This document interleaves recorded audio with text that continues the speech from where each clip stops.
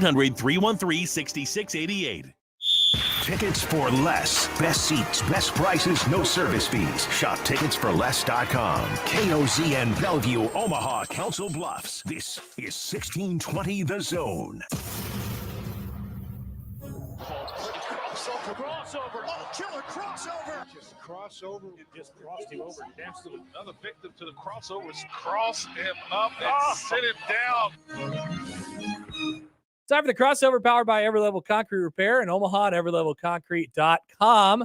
Josh and Nick are here. Yeah. Hi. They have an impending Sense of co-host. doom? Oh. Yes.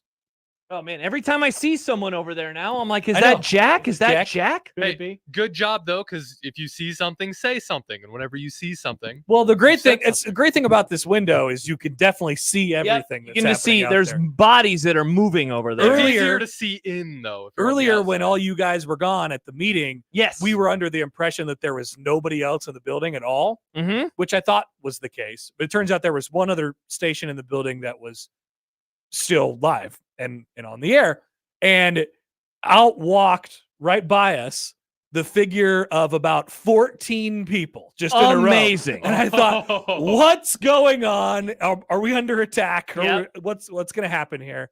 And It was just people yeah, leaving. it's just people leaving. Yeah. Was that La Nueva? It was. Yes. Yeah. When we left to go to the restaurant, I saw about 14 people just in the lobby. Must have been those same people. I wonder if Miss Cynthia only said the doors open, come in once, or if she said it 14 different times. Doors open. Doors open. Just Classic full. story of NRG Media Omaha. The Doors funny part is that at this moment in time, John Bishop is actually in the building. He is. What? His flight, he's over here. Get to work, John. John, get in here. Yeah. How about John just do the crossover with us? See now Jack is probably listening because I was gonna say, like, how funny would it have been if like John would have been in here and Jack would arrive and he's like, wait, what? I came here and it's like, Yeah. oh, I'm doing the show today. What are you doing here? You That want me to would go be get really John funny. in here What quick? are you doing in Omaha? He's got time to kill. I can just get John. Yeah, quick. he was editing promos. It's fine. No. Let him do whatever he wants to do. Yeah, he can do whatever. I mostly just want it for the content. I think it'd be funny. Maybe he can call in. Some Call comments, by John, the call way. in. There's nothing 951-1620. 402. The comments right now on the YouTube. Baseball, writes Jordan. Hell And yeah. baseball! Have you writes seen the Tony. baseball? I saw Nebraska won. Have you seen I Creighton? saw Creighton is up 15-0 in the second No, inning. not nil, Josh, soccer boy. That means nothing. You're stuck Hey, on there he is. soccer. 15-0. 15-0! Jays win! Jays win! Look at John. Yes. Look, John's here. I put on your baseball song, John. Hi. Hi, John. He's got nothing to say. I just heard Connor scream baseball, and I thought that was my cue. We Yeah. were talking about you a Yeah. moment ago. We were. I couldn't hear because they turned the speaker down in the control. Mm. We were suggesting that you should just call into the show while sitting out there. I probably It'd be should. fun. Or just I mean, I got the extra time. Say you got time to How kill. much time do you have now? I don't think we leave until after 4. Hey, quick, go watch My Nick's God. movie, and then you can join us for the movie Oh, club. good one. No, you Movie have- club on the plane. Yeah, you have an no. hour and 45 minutes, John. You have plenty of time to kill. I have a question for you, John. Yeah. Question. Will you be taking in any of the events this weekend from NBA All-Star Weekend? No, Because you 'cause know we you'll be are- in the same town. Yeah, we're staying because of that. We're not staying downtown. We're staying north, Mm. closer to campus, because we figured downtown was just going to be a zoo. So, yeah. it will. and maybe that's the reason why our flight's been pushed back. So I have don't know. something to admit. I didn't realize it was All-Star Weekend until I heard Odson mention it earlier today. Yeah, I didn't either until this morning. I thought The it was only reason next weekend. Yeah. Yeah, the only reason I knew about it because I knew that we were going there the same weekend. So that's the only reason I would. So Wow. when you get off the plane in Indianapolis in a couple hours, there'll be a basketball court in the airport. Have you seen this? Have you heard about well, this? we're going to be landing in the private terminal, Oh, the look at private this side. guy. They Yeah. don't put Mr. basketball Private. ports over there. Mr. Private. Well, we might be. I mean, Private. LeBron might be landing over there, James. Whoa, Great that's call. true. Yeah. He's an all-star, Nick. or maybe Taylor now. Swift. Now that she needs to find another boyfriend for another sport. Did they break up? I mean, I assume so. Sports Flash? If she wants Oh. to stay relevant, she's got to stay with the sport Oh, that's in John. season. I don't think that the NBA would keep her that relevant. People aren't That's watching true. it very much Oh, anymore. that's right. Remember? Nick, what are you doing? Putting you on camera. Why are you doing that? Yeah, why are you? Because doing you're that? talking. Because it's sideways. I don't want to confuse people. We It's have art. this. Now We I have this. to turn this way. It's he's- art, yeah, you John. can see him up there. No, I know, but It's more funny. like Thought it'd be fart, a bit- not art. Yeah, that's a pretty bad Dutch tilt there, Nick. Yeah, it's a Is that what that is, John? Yeah, Dutch tilt. 'Cause That's- you're of TV. I This is am. a I took Danish broadcasting classes. Hmm. Dutch well, I tilt. mean, I took those too, but you were in Husker Vision. I I was. I did Husker Vision for a year in college. You were at Cam Op? Mm-hmm. I hated it. No offense. Yeah, I hated Husker it. Vision back in my day, the cameras, you'd had to do this thing. Yeah. Oh, It sucked, man. Like, because I got tapped to do the Bo Pelini show on Sunday mornings. And as a college kid, you know what I don't want to do on Sunday mornings? hang out with Bo Pelini. Well, but wake up at 5 a.m. Mm. That's Well, not plus what when he would walk in the room and take off his glasses, Bo thought he was looking in a mirror. Hey, what big space you have between your nose and your mouth. that upper lip of yours is massive. Are you my long are lost we child? related? Were you born in Columbus in 93? Then he'd call you the C word. And Yeah. leave or something like that. The best part was, so Bo, this will surprise nobody. Bo did not want someone else to put the lapel mic on him. So he would just put it on his sweatshirt. And it looked like crap. Oh, yeah, he Tiago wouldn't tuck it style? under the sweatshirt and do He all went, that. yeah, you're supposed to put it and then, have it Yeah, right you go, here. Yeah. you thread it through the It shirt. would just be like this, all crumpled up on his. Yeah. It's just. Let's And nobody- let's go so well. Put a Yeah. lapel And nobody mic was on. ballsy enough to be like, hey, Bo, can you just put it underneath your No. shirt? I don't think anybody will. I think they were like, you could do that. And he's like, no. He's a nice guy. He would have done it. And then, so I had to do a particular role on those Sunday mornings. So I wasn't able to eat breakfast when everybody else did. So by the time I had eggs and bacon, it was cold. Oh. Wow. Horrible. So What disappointed. a memory. Yeah. 20-year-old me. Very See, sad. Josh's job was to edit all the swear words out of Bo's commentary. Basically, so yeah. True. It took a long time. Oh yeah, a lot of F words. I watched him and Keith Mann fill out his coach's ballot one time. I was like, hey, look, Oh, they're filling out the top two. He was like, did that team win? And he was like, yeah. And he's like, okay. Did that team lose? And he was like, yeah. He's like, okay. It was awesome. I literally watched them do it. I assume that was a painstaking process. It took a long time. Yep. Couple minutes and they were that done. was it. It was Yep, done. couple minutes and they were done. I doubt that there's any coach in America right now who takes even that much effort anymore. They're just like, SID, you go ahead. Yeah, Just take exactly. it. You do it. You know what happened better than me. By the way, Jack Mitchell is close. He has, of course, decided to rip on the lights of Omaha because, how people make fun of Lincoln Street system. And so he has to be the defender of the street system. The red lights in Omaha are ridiculous. Okay, well, says Jack Mitchell. no, compared to Lincoln, No. I am of You are- both you are towns. Lincoln. you are of Lincoln. I know. Yeah. Lincoln is worse. They're purposefully timed to trigger you. Yeah. In Lincoln, Yes. you will. Yeah.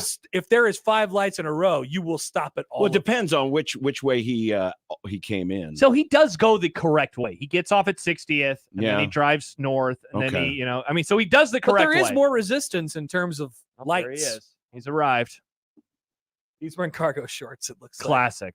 Mustache Adam It says snowed last night. John is waiting on a flight. This isn't Biggie's protocol. Yeah! Is that Biggie's protocol? We have a flight to catch, John Mhm. Bishop. Yeah. So what's going to happen here when he comes in the room? About damn time. I had Hey. to come all the way Hey, from Jack, Lincoln you to wanna save come- your ass. Jack, you can go home. John's here. Yep, I'm here. I'm here. Look at the I'm cargo here. shorts. It's 30-something degrees He is. outside. He You was wanna- wearing cargo You want to shorts. sit at the board, Jack? No. Oh, cool. It's 31. Nick's out of here. Get him out. Bye, Nick. Here you go. Wow, this is awesome. You know, This is great. Jack still, in all these years, has never learned how to run the board. Really? I mean, this was something when we were doing the show together. It's like, I really should learn how to do this. I don't really think should learn how to do this. And he never learned how to if do I it. said that, I was not being honest. If I said that I really should learn how to do this. You, I mean, you said it all the time. I made an art out of Not not doing it. learning how to do things. That's That is one Nice. that's a key career skill That in the Wow. world Selective of radio. learning. very smart. Very smart. Interesting. If you don't know how to do stuff, people don't want to ask you Don't to rely do on it it, yeah. because you're terrible. Because You're you the didn't, worst. so you never had to I- worry about Jane Monick coming to your office saying, "Can you get me back on the air?" Because I couldn't figure it out. Exactly. People would just walk Exactly. right by Just Jack's go right- office and right. say, "He doesn't know Jack." The only thing they come to me and they can somebody do a morning show for me, and that was pretty much it. Other than that, not That is much. true. If you don't know how to do it, there's nothing you could do. Not much. There's nothing you could do. I like how confidently you did sit down and touch all the buttons. Though. That would be fun. We do like good bits on this show. I don't know why they sound like robot buttons. Bing bong, boop, bop, boop, bop. Ooh, you got buttons up here. Blah, blah, blah, blah. Were you playing Cubert before you got here today? I don't know, but sorry, I'm not here for the beginning. But every light in Here your we town go. is red. It's just Jack, When do I get the Jack, experience? this has to be a bit. You When have to do know. I get the experience? You have to know that Lincoln is a garbage When town of lights. I'm not even arguing that point. That point is off the table now. I just want this experience that I hear about. It sounds so nice. Like, and I keep thinking as I exit off the interstate onto 60th Street, I was like, this is gonna be the time. This is gonna be what I hear from all my Omaha friends, and this is gonna be a pew, right in there, right into the parking lot. And no, I stopped at no fewer than 12 stoplights between the exit off the interstate and this here. Okay, office. there's not 12 There is 12. There's the light at Grover. There's the light at Center Pacific. Yeah. And then there's 2 lights, 3, 4. There's at like 7. least okay. It's basically the Be same. honest, John. Yeah, Who, 7, 12. margin of It's all the error. same. John, who do you think is more annoying, Jack or me? You've worked with both of us. Actually, that would be a good game. The co-host most likely to X, right? Actually, you know For, what this would for John? be good? It'd be like a newlywed game for the Oh, co-host. classic. The problem is, I think I know both of these guys way too well. Yeah. And they both have the same phobias. Oh, warm fruit! I'm so scared. Great take, Jack. By the way, did Ian ever come for the ice cream? If he has not texted me yet. Jack, we have the Valentino's ice cream. Dude, it sucks. Oh, We tried it yesterday on the horrible. show. There goes Nick's Nick. gonna go get it. there I'm you go. I'm telling you, Yeah, they did a legit job making this here we taste and go. smell like Food Val's. elitism again. It's no, it's just out of principle. You hate it. That's out of. I'm sure. you don't have to that's defend ice this, cream. Jack. That's out of Pizza principle. flavored You ice don't cream. have to defend this. It's ice cream. It's Valentino's ice cream. It's I don't supposed to be trust it. bad. No, I don't trust them. I don't trust them. He doesn't hate Val's. Yeah, he does. No, I don't hate it. Okay. I'm just You not. must have some I kind just of don't. a I just sales don't. thing going on there. I 'cause just don't that's go not the gaga truth there. over it. That's all. Yeah. Whenever I make fun of Val's, John comes to its defense. That's a different thing than I've heard off the mic. Wow. I didn't realize he was defending Val's. Yeah, see? Interesting. Shocking. Jack just has to defend Val's at He just every. has to- I Or guarantee if Lincoln. this was Zio's pizza flavored ice cream, you'd be like, "Oh, it's trash," and I had to wait behind 17 red lights to eat it. Be the best New York slice. Drive all the way to New York for this ice cream. Omaha's newest pop-up pizza place, that's might have an expiration date on it. Made an ice cream. Jack's like, I hate it. It's the worst. It's the worst thing ever. Yeah, he was in town. Was that last weekend, Jack, or 2 weekends ago? And I found out the pizza place that he went to in Omaha. Okay. And I got so I don't disappointed. want to do I this. got so disappointed. I'd wanna like do to know. this. I did, because I have takes on Jack, you've got to try this. I wanna First of all, try it too. I First of haven't all, tried it. smell it. Yeah, smell it. Does it smell like pizza? Oh, Mhm, I like pizza. Nick, can you grab me a spoon? I Can you would grab have me a liked, I spoon? wish I I haven't tried would it. could have gotten a hamburger version of this with little chunks of hamburger, but yeah, this of is a course, bit. in Nebraska, it's got to be hamburger. It can't be sausage. exactly. Can't be Oh, something flavorful. can we microwave this for a while? I Oh, like is to it- is- microwave my ice cream a little bit. Is it a little stiff? Yep, A little stiff? it's a little stiff. Just dig in there. I actually barely can. Yeah. This is See, it's a so- plastic spoon. This is That's, so hard. Just keep that's what she said. Mm. just keep holding it for a while with your Yeah, you know vice what? Your death hands- It's like- grip you know there. what it's Yeah. like? Yeah. It's like the frozen The malts frozen malt at the cups. Devaney Center. You had to. How much are those, by the You had way? to warm those. They were $1 for 40 years, and then I haven't been tracking them And since Joe they finally Biden came out. I think they're- and Biden. they're up right, over $5 exactly. Damn now, I Biden They were inflation. $1 in like 2011. Jeez, It was a long time. $5. See, they were $1 in 1994 when everything else was 50 cents. So you thought, you're buying a premium product. What am I looking? What am I looking at ingredient wise in here? Because the Well, whole it's thing. okay. Well, read the side there. Let me show the camera. It's kind of pink. The Well, lighting okay, but isn't very read the good. front there. Read the front. All right, so mozzarella cheese ice cream. What? So the ice cream is mozzarella cheese, but Yes. the ice cream is kind of pink. So that's tomato sauce swirl. Yeah. It's not so much a swirl. It's just Let kind Happer of. smell it. It's just kind of like it's been like it looks like tomato has been mixed in. Yeah, dude. Does it Josh had it right does away. Smell like Josh had it pizza. right away. smells like pizza? It does it, and it tastes like See pizza. if you can not break that plastic spoon and get it in Yeah, there. you don't want to do that. Oh, here we go. Oh, that's such a big bite. Oh, Oh, what's so bad? It can't be that bad. I Yeah, thought it how was. bad could it be? I didn't like it. Like seriously, how bad could it be? Oh, I don't like it. I do not like it at all. Yeah, and I don't have any pretzels today. I forgot to bring Connor, should I pretzels. go for this white? Yeah, I think I got a Well, piece of okay, the yeah, white- there's shortbread pieces that are supposed to Oh, that's a emulate the crust. But it's amazing that it really does taste like yes, pizza. It does. They freaking nailed it. Yeah. The only thing missing is the little pools of grease on top. It's Ooh, not that'd be a Jack. nice- that'd be Yes, nice. it would. Nice It's not the touch. Valentino's part that makes it bad. It's It's just the pizza pizza. ice cream. Yeah. It's ice cream. That's the bad part. There goes Jack. No. Oh, he's going to defend it. This is I mean, wild. It's This not, is wild. This is so gross. It's not unlike. Now, I wouldn't eat this regularly, Or ever. but it's a little like if you, instead of putting your pizza in the fridge after you brought home the leftovers, Put it in the if freezer, you threw it in the freezer but blended it first. and blend, yeah, probably a little blended, but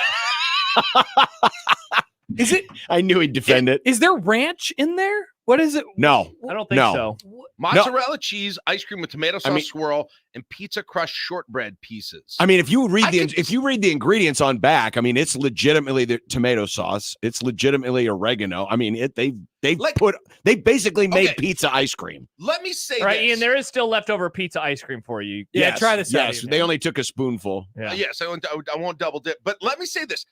I don't hate it. I just don't know when I would have it. Right? There would be zero good times. Hey, honey, I'm craving some ice cream. All right, what do we have? But Well, we how got some Oreo, we have some cookie dough, we You have mentioned- pizza. You mentioned ranch. How about a little topping on a Sunday? You know, right? Put a little dish. Now, did Or you have maybe like a breadstick split, you know, that kind of a thing. Oh my God. Breadstick split. Yeah, Jack, did you have the Runza? Did you have that I ice never cream? got that. Oh, you didn't? I'm actually glad. I'm glad you guys let me try this because I never got to try the runs. Did you get and to I was try that always happen? I curious. never heard of that. It was good. It was cinnamon rolls and chili. It had I just didn't like the chili part. The cinnamon roll part of the ice cream was Well, awesome. of course, cinnamon roll ice cream on its own. That obviously should be a is thing. good. Is that a thing? Well, I'm sure there's cinnamon. Oh, ice yeah. cream. I I Somewhere. want think some that's a thing. cinnamon roll ice cream. Somewhere they probably do. There's all kinds of dessert, like other The dessert. with Runza ice one cream. was much better because it was just a hint of the chili spices.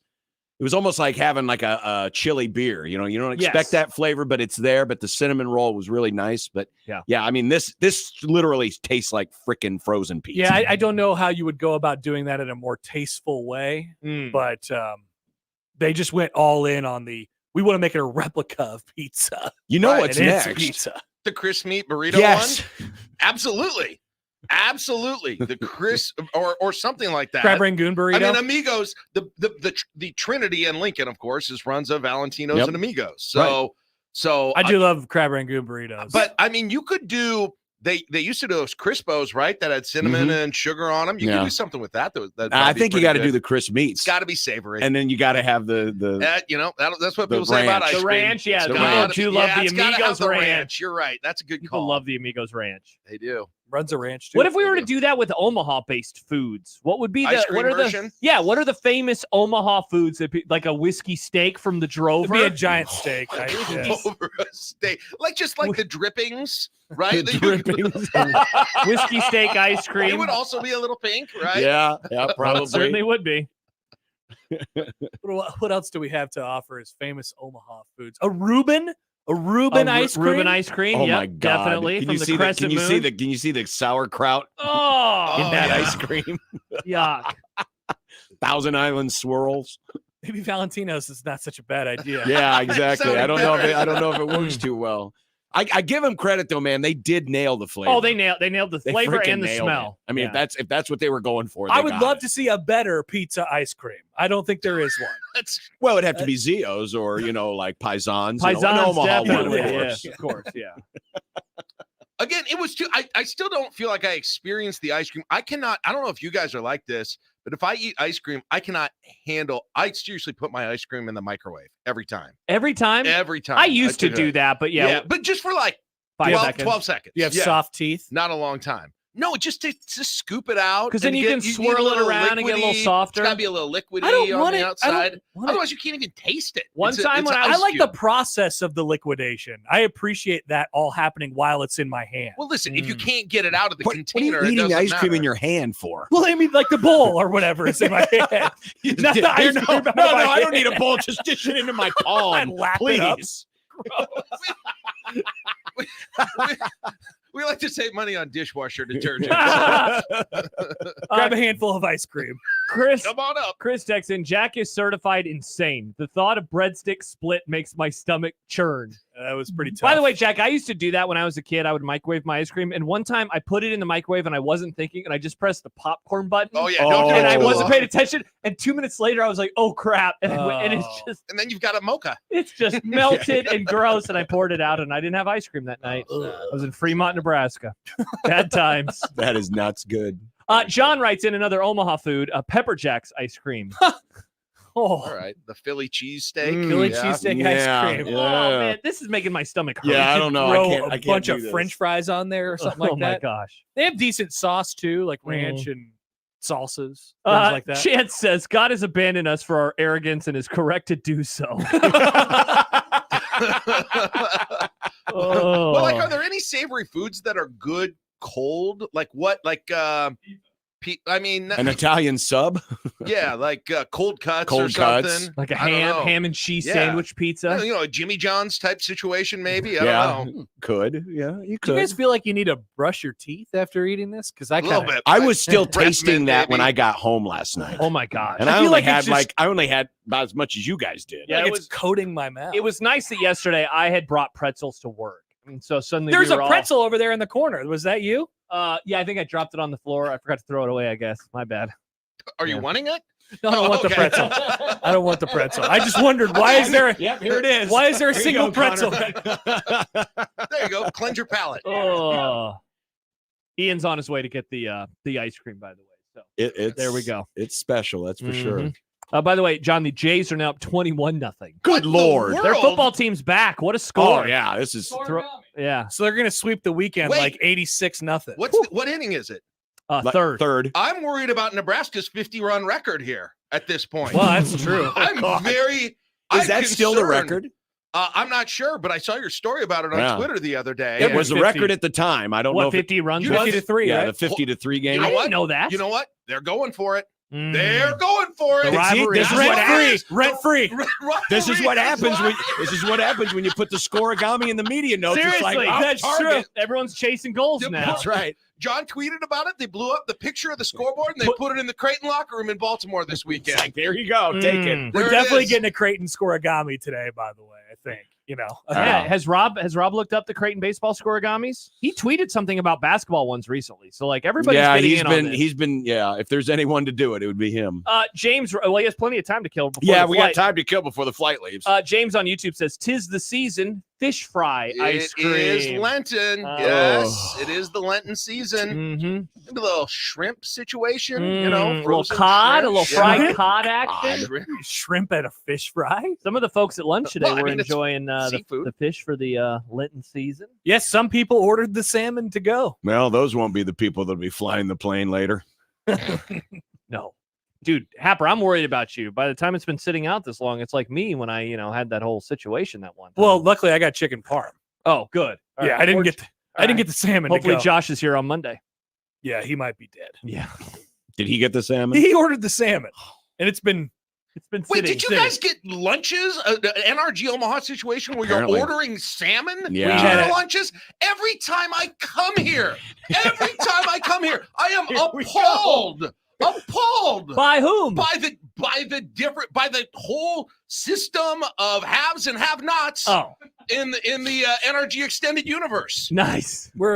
we require a certain amount of luxury, Jack. Jeez, Yeah, we order- really do. Oh, I've never got an email in my life. Do you want the salmon during lunch I- today, I during had our this- lunch meeting today? I had the steak for the record, Oh, Jack. great. Yeah, I had Sure. the steak. Is Yeah. this how you guys Surf do and this turf? every time? Yeah, Josh? Unbelievable. Yeah, but the price you pay is you have to do like weird, party games in the middle of your meetings. that's true. Yeah, how do you feel about party games? I don't know.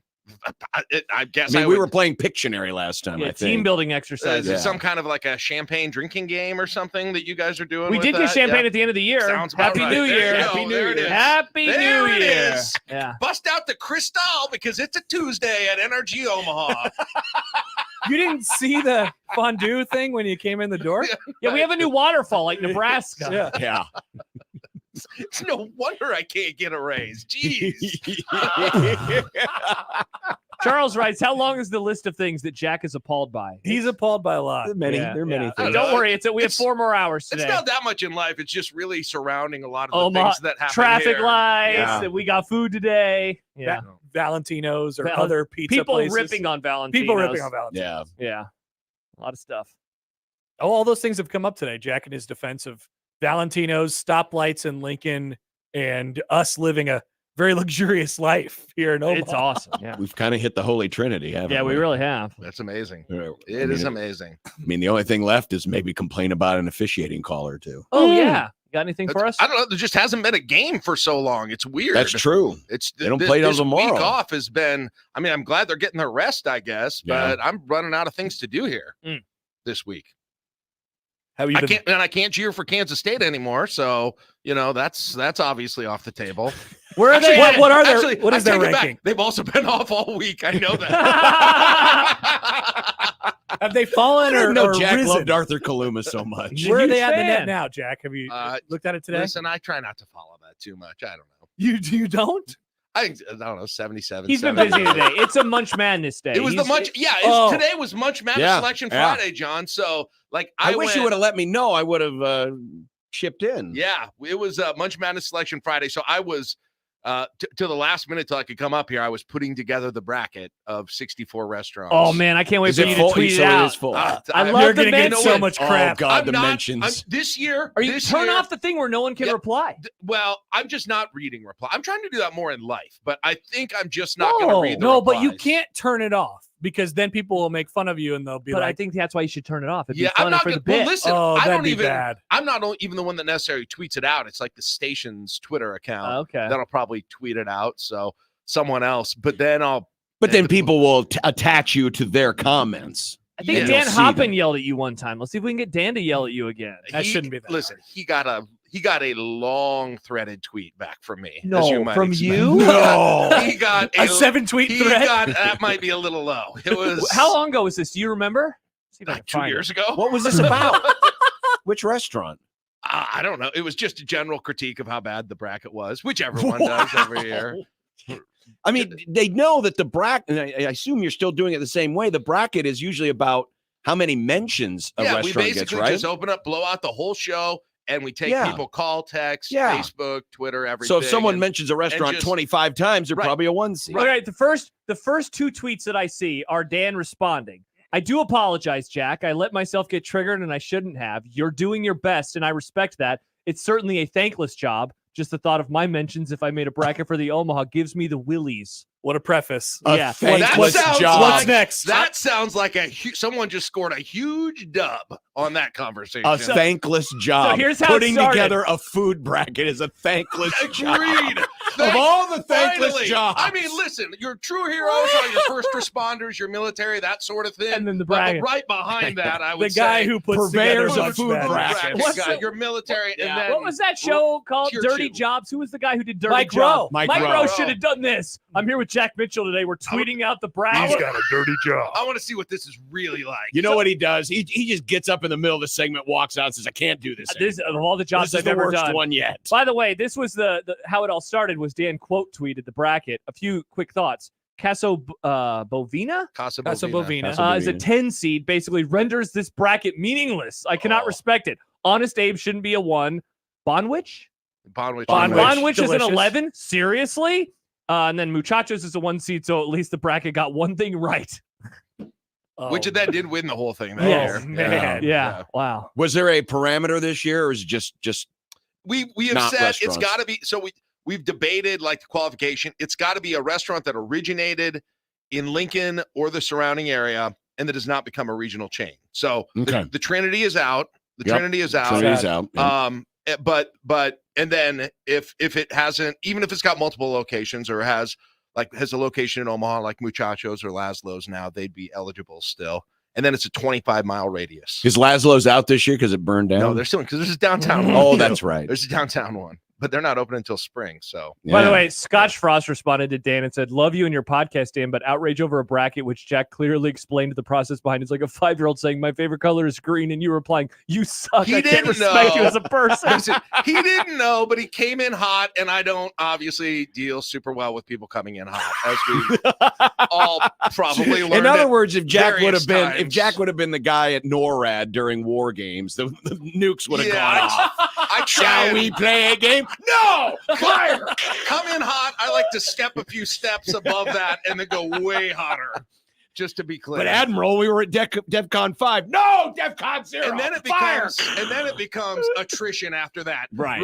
Over and over and Yes. point after point until you regret ever getting involved in it. Has the body been powderized yet? No, Yes. fire! More.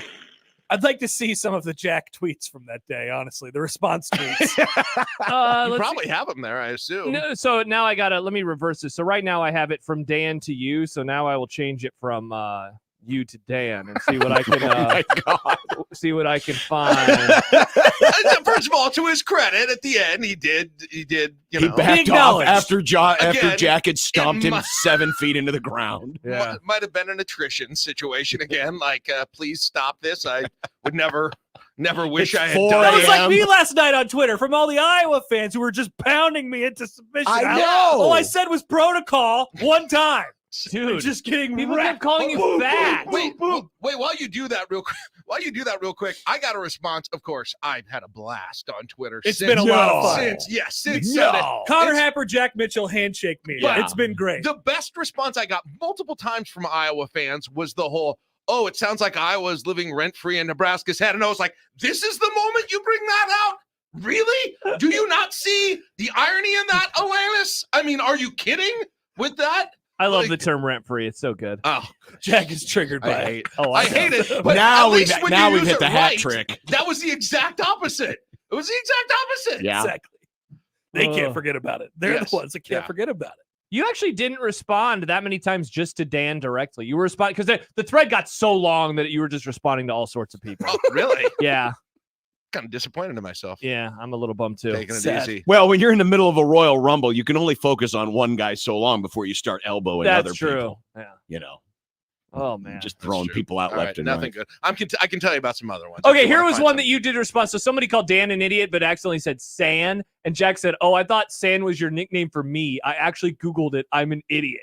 Oh my. That's what you said. You were trying to.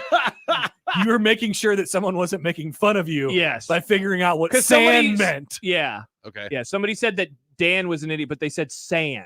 Oh, okay. So you thought that was making fun of That's- you. that's- So you okay. Googled You were San. a little bit on edge. Yeah. Yeah, but probably so. Oh, Probably that's funny. so. Oh man. All right. Happy New Year. Happy New Happy Year! New Year. Yeah.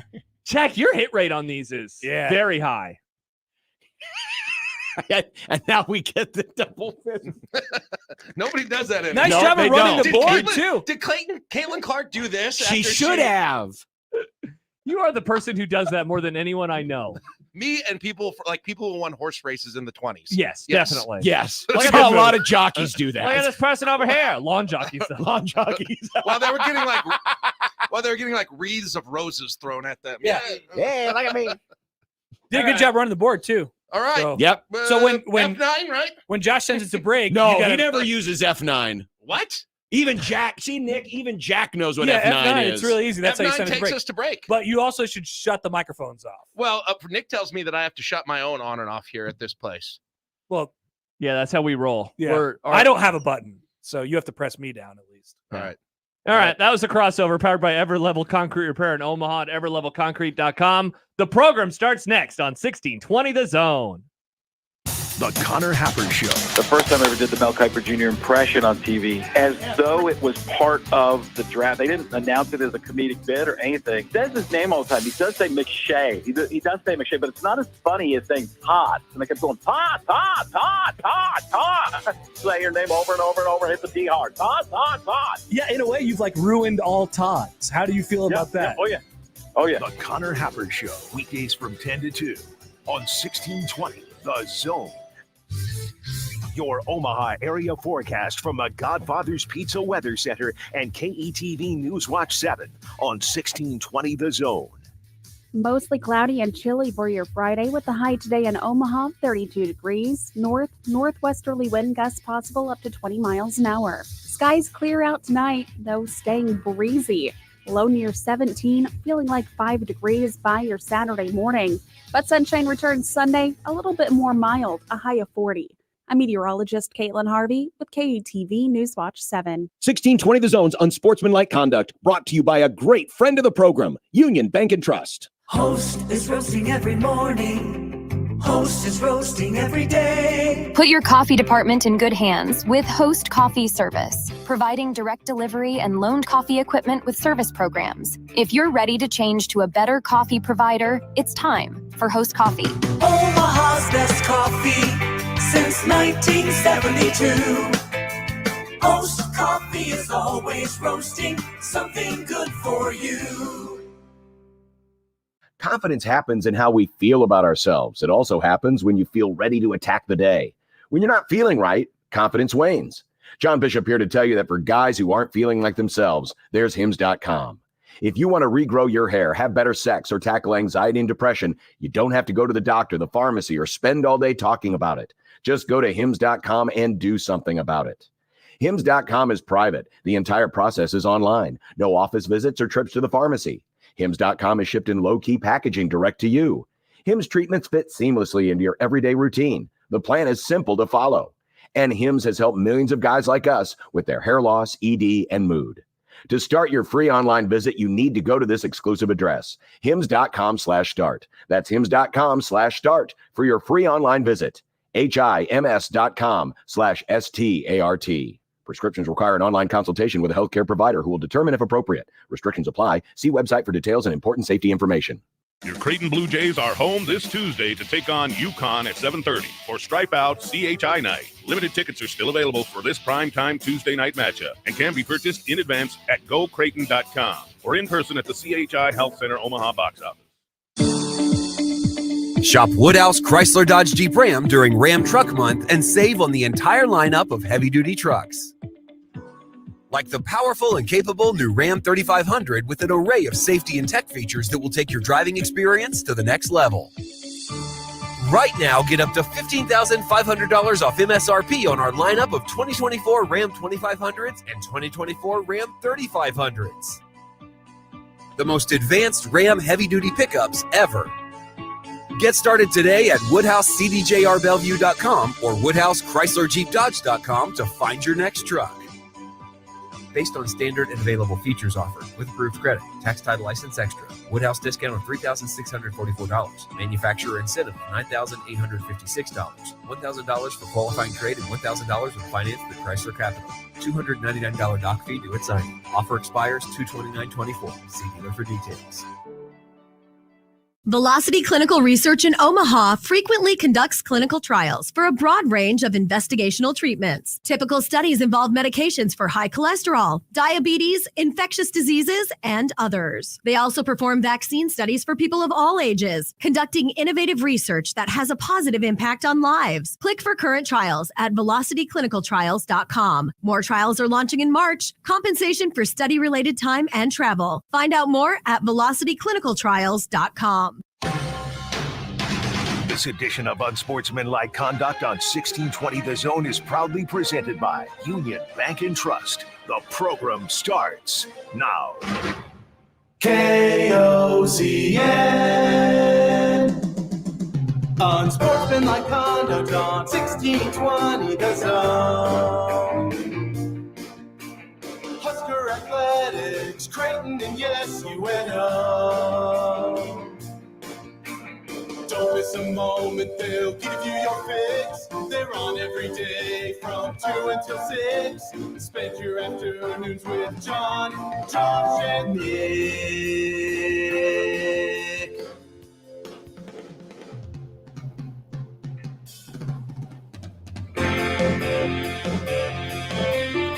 John, Josh, and Nick. They'll show you what sports talk really is. Coming up on the program today, Jack Mitchell is in for John Bishop. Glad to be here. What a guy. We'll talk some hoops. Yeah. We'll talk food. Good. Maybe have a little beer. Great. Unsportsmanlike conduct on 1620 The Zone. Husker Athletics, Creighton, and yes, UNO.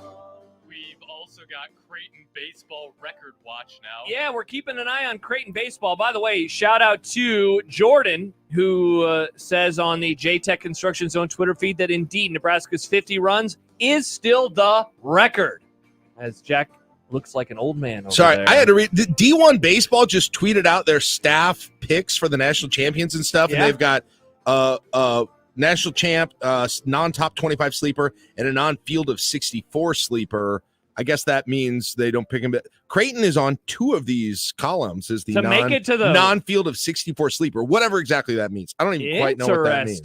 Interesting. Well, they're whooping ass right now. I wonder if that was in response to them whooping Yep. ass right Yep. now. Prisoner of the moment. Yeah. Prisoner of the moment, that D1 baseball. They're through 4, and the Jays are up 21-0 right now. Nice. That's a lot of runs, I'm Jack. really worried about that 50. Dude.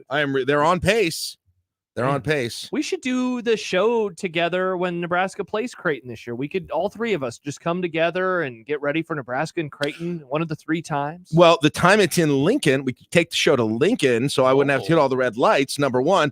Also, of course, that is, if the Regents so give the thumbs up, that'll be the first game with beer at Haymarket that's Park. true. April 16th, I believe. I don't know the date, but That's it like is 2 months from today, Nick. The That could first, be fun. the Yeah. Creighton game in Lincoln, yes, is on the calendar if the Regents approve it, which I assume they will. Yeah, why will wouldn't be they, will right? be the first one for big. Yeah, I think they enjoy the money. We do like money and we do like beer here. We also like the Grum Down. And let's Grum get Down. to the lineup today, powered by the Rooferees at John Higgins Weather Guard. Caitlin Clark breaks the record. What's next for her? Go Hawks! Jack and I have had sometimes silly and fun discussions about Caitlin Clark and flopping and her coach yelling things. We've also had some serious ones that we've thrown up on YouTube. Maybe a little bit of both today, but I'd like to ask a serious question to Jack. This goes to something we have talked about off the air at various points lately, given his daughter and her love of sports and how that has kind of affected how Jack watches sports. Yeah. We could do that a little bit later. Yeah, absolutely. A Gen Xer, a millennial, and a Zoomer walk into a bar. What will the EA Sports video game mean for our generation? Oh, it'll be for my generation. I ain't working much. I ain't doing much around the house. Look at you. I ain't hanging out with my kids. Look at you. This isn't Tecmo Bowl, Oh, Jack. it's Will we gonna be be waiting in great. line to get the game? I guess we don't have to wait in line to get video games No, anymore. you just download them. Yeah. I might do it for old time's sake. Yeah. Go out Go to the Best Buy. Yeah, go out to Yeah. the old video game, the old audio visual or whatever the old video game stores. Last time we I used did to that have. was for Call of Duty Gamers. Modern Warfare 2. Oh, that was a back good in one. 2009. That was a good one. And then I played it until like 3 a.m. and then I went to sleep. Mhm. Good time. Yeah, I did for the 02 or 03 college football game. Holy crap. The place in Lincoln called Gamers. 02 Yeah. or 03, like Joey Harrington on the cover? I want to say it was.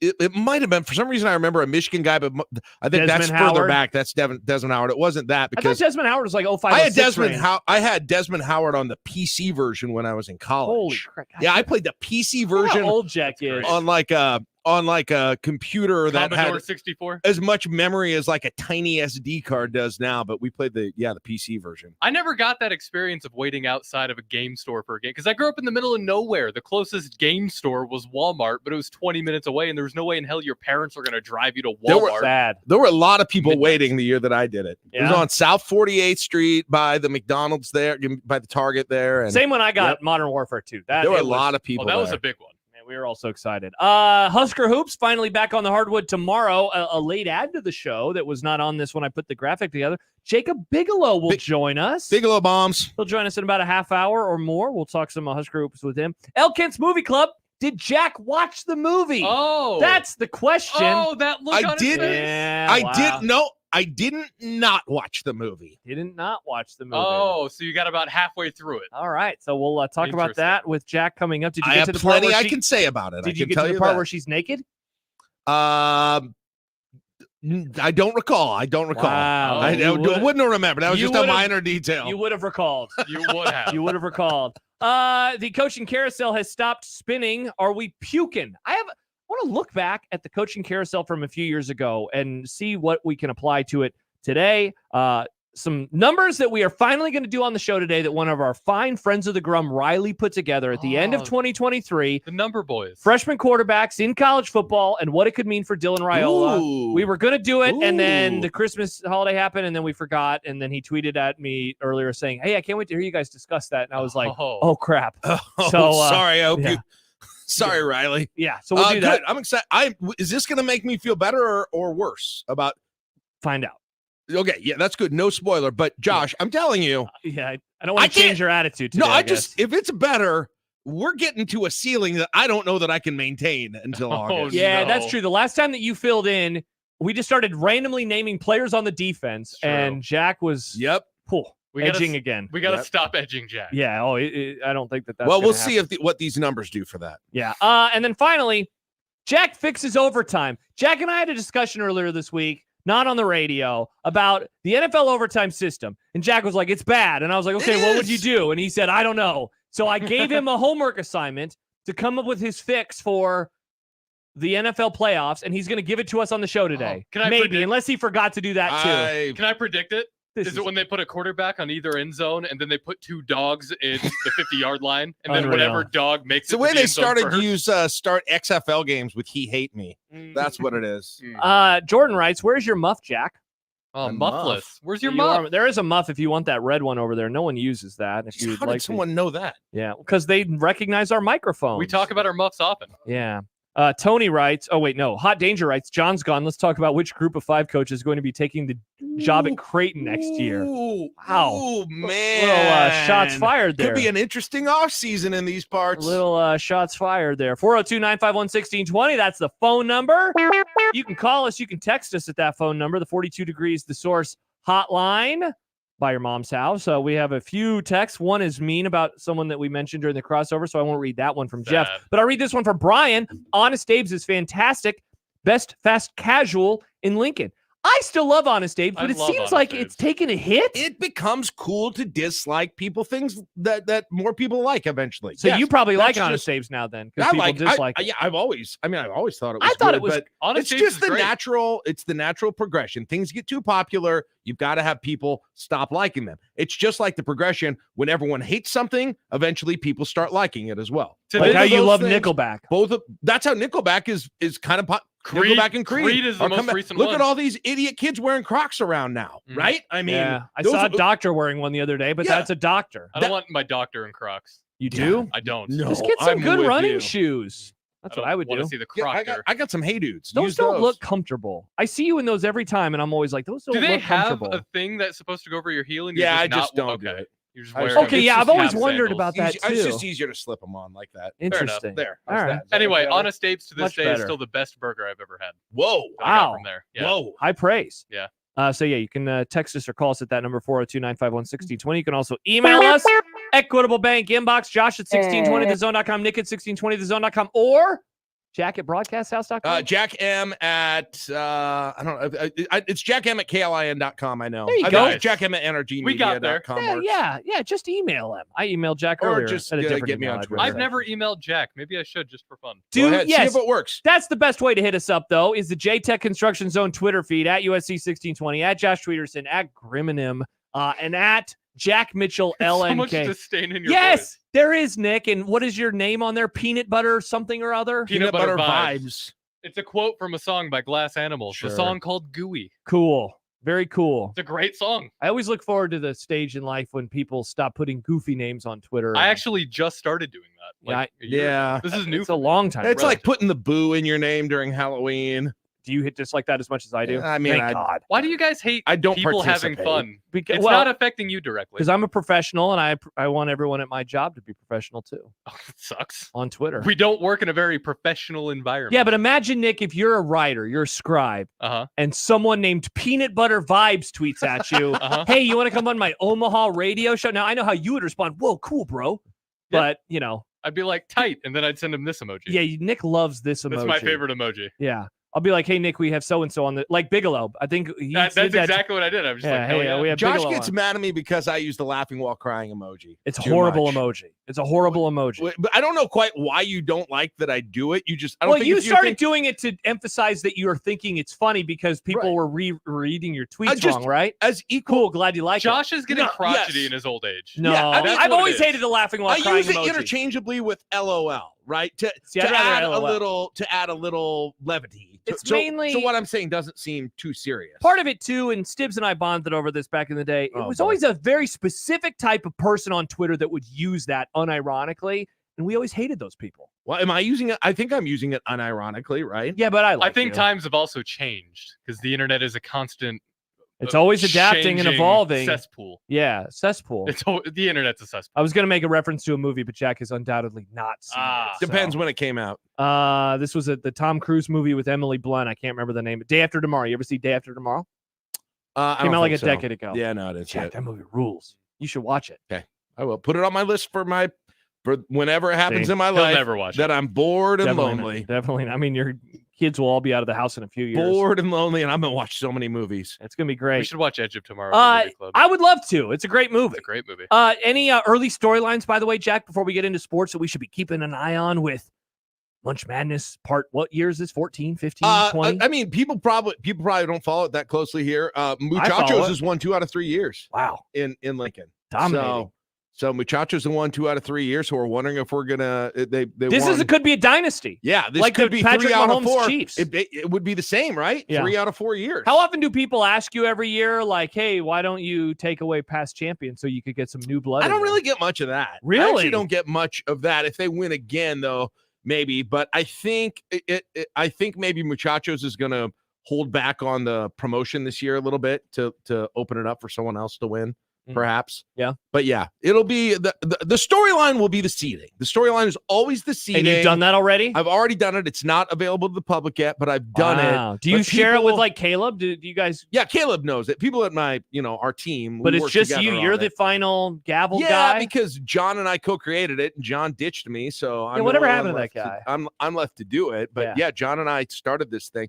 So I do the seeding because I've got kind of the secret sauce formula that I use for it, which isn't really a formula. But people in any bracket, and we're The food czar is what people call Jack. Let me just encourage Even though his food takes are horrible. anybody, because every radio station, every newspaper, everyone's going to do a bracket of something. Nick, let's make our statement now. We are not doing Okay, a we are. bracket. You are not.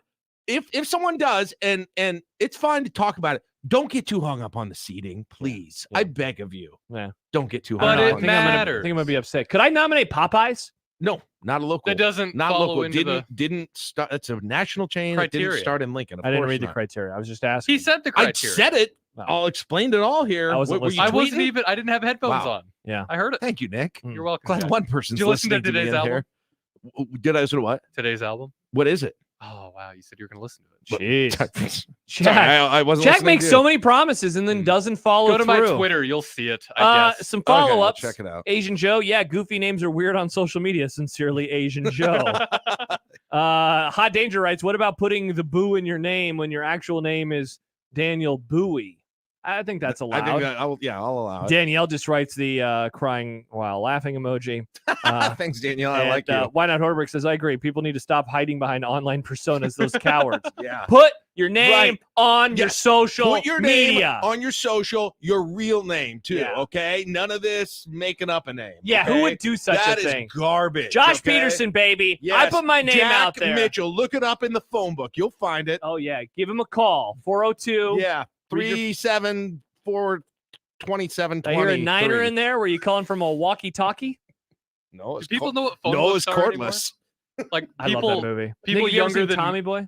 No, people What? younger than me. Yeah, I've never seen Tommy. The guy Boy. who never watches movies has even seen that What? movie, Nick. Well, I imagine that's about the time Jack's movie watching cut off. It probably did. Yeah, 1994. Is that when you I kind of bet stopped?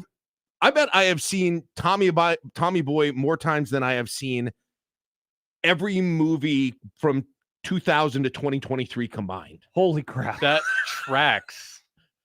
I'm unsurprised. I don't. Neither am I. I'm not There surprised. was either. one time in my life where I kid you not, I could give me a pen and a notebook. You could write. I could write the script and have, maybe a few Yeah. words here or there that Yeah. were wrong, but only probably 5 to 10. Last time I watched it was near the beginning of the pandemic because they did it on the rewatchables, and I was like, "Oh, I haven't seen this movie in a few I years." should listen to that. Yeah, and so that's So that's 2020. We're coming upon about 4 years since the pandemic got going. People That's forget a about the long pandemic. time. Dude, it's a long time. I know we were like talking these. about that on my show today. We were like, I was going to reference something. Well, it's not like it was, I had to look at the calendar. How many years? Like 4 years ago. 4 years ago. Jeez. Man, thank Is it just the normal now? Is it not the new It's gotta normal be. anymore? They Oh, just it's- changed the CDC guidance. You don't even have to isolate anymore for Yeah, I like get 5 COVID, days. I can just go to work. The Well, CDC says not quite. screw them. No, 24 hours without a fever, you're good. Wow. Instead of like 5 days or Because whatever. they want Damn, people to work, Jack. we've kicked COVID's ass, or do they just want us to I work? think they just want us to work. Hmm, I'm not interesting. sure. Yeah. All right. So that's what we have coming up on the show. We have Jacob Bigelow in a half hour. When we return, I want to ask you about Caitlin Clark. Ah, See if we can talk about her without any snark for the Go next couple of minutes. Oh, Nick's getting nervous. record holder. Wow. Look at Nick. He comes and works at the Zone, and now he won't shut up about the Iowa Hawkeyes. Hey, you did this to me. Kevin writes, did you eat paint chips when you were a kid? God, what a movie. Nick, No, why? watch that movie this weekend with your Yeah. new girlfriend. Let's just stop. Put it on Movie Club. See, we try to do new movies, but Nick, when it's your turn again, maybe you pick Wait, Tommy Boy. when I was in here, we did The Jerk. We Yeah. do movies that we haven't. I picked it because I hadn't seen it. And then before. John picked Groundhog Day. Or no. No. Somebody picked Groundhog Day. And then, yeah, All right. Groundhog Day was in there once, and Caddyshack was in there once. Oh yeah, Groundhog Day we did near the beginning of the pandemic. Yeah. Yeah, I picked that because I hadn't seen it before. But then I I meant loved to it. say Caddyshack, but I there's forgot. also a groundhog in Caddyshack. John picked. Either way, then they get mad at me for picking things. because Nick always picks movies that he loves Listen, and just wants to have a dialogue. He sounds like a mom or dad Not who's mad at their always. kid. You know what? I'll give Nick one little bit of credit here, though. Tiny I was bit afraid it was going to be some sort of dark, weird. Oh, it was definitely like- one of those it was- things. Yeah. I mean, it was weird, but not like, I don't know. All right, For- spoiler Okay, alert. don't spoil For it. what I saw, I enjoyed it. This is unreal. It's an hour and 45 minutes of your time. We'll talk about that movie in an hour. So stay tuned. It's Unsportsmanlike Conduct. Jack Mitchell in today for John Bishop. I'm Josh Peterson. Nick Grimm producing. It's Unsportsmanlike Conduct here on 1620 The Zone. Omaha's most listened to all sports radio station. Again and again and again. 1620 The Zone. Hi, this is Doug Nodgard with Equitable Bank. Great service never goes out of style. When the digital age dawned, many said computers would be able to handle many of the interactions that used to take a person. Boy, were they wrong. How many times have you called your bank and gotten a recording to press 1 or 2? Not at Equitable. Not only does Equitable answer your call on the first ring, it's answered by a human being. That's because Equitable Bank values its customers. Equitable Bank, we take banking personally. Member FDIC. Hello, America. It's Ted from Consumer Cellular, the guy in the orange sweater, and this is your wake-up call. If you don't have Consumer Cellular yet, now is the perfect time to switch and save. For a limited time, new customers can get wireless service for as low as $15 a month for your first year. Yep, the same exact nationwide coverage as the leading carriers for $15 a month for an entire year. What are you waiting for? Call 1-888-FREEDOM or visit consumercellular.com and use code RADIO15. See consumercellular.com/firstyear15 for promotional details. The Serve Nebraska Volunteer Service Commission was created to ensure that community service would always be a priority in our state. I'm Governor Jim Pillen, and this year I'm inviting you to help celebrate Serve Nebraska's 30th year by becoming a volunteer.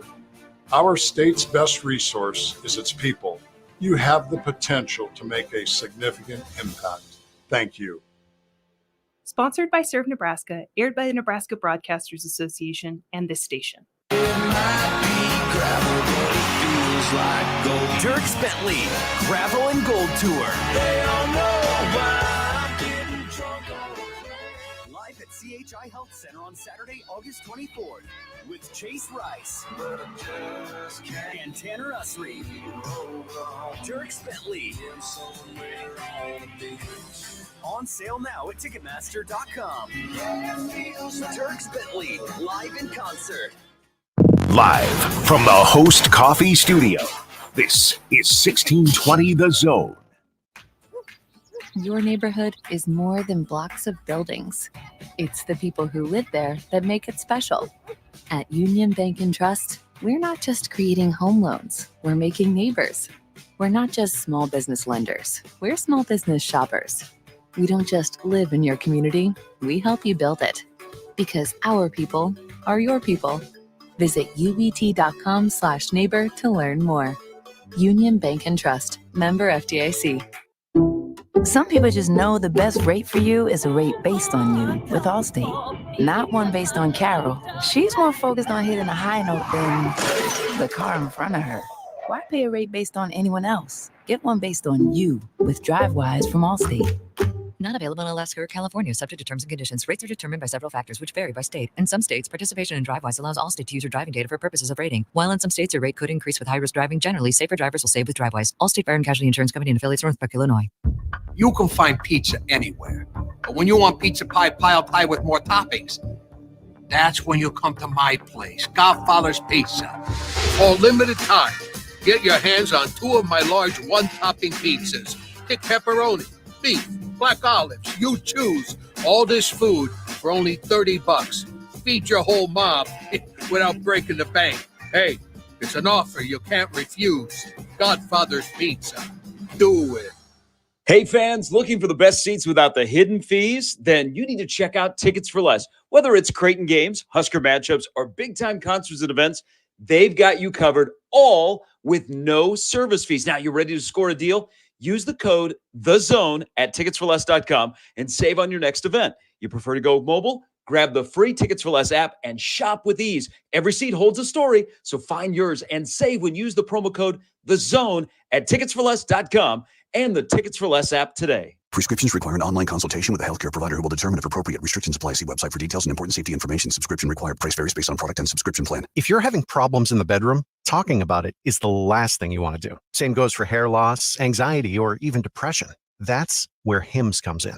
Through HIMS, you don't have to talk about it. You can do something about it. Just go to hims.com/start, where you can find a variety of potential solutions for the problems men face every day and save up to 95% on generic alternatives. The entire process is 100% online, making it incredibly simple, straightforward, and above all, private. If prescribed, treatments made using clinically proven ingredients are shipped directly to your door in low-key packaging. So if you're experiencing ED, hair loss, anxiety, or problems with your general health, you don't have to go to the doctor, the pharmacy, or spend all day talking about it. Just go to hims.com/start and do something about it. Get started today at hims.com/start. That's HIMS.com/START.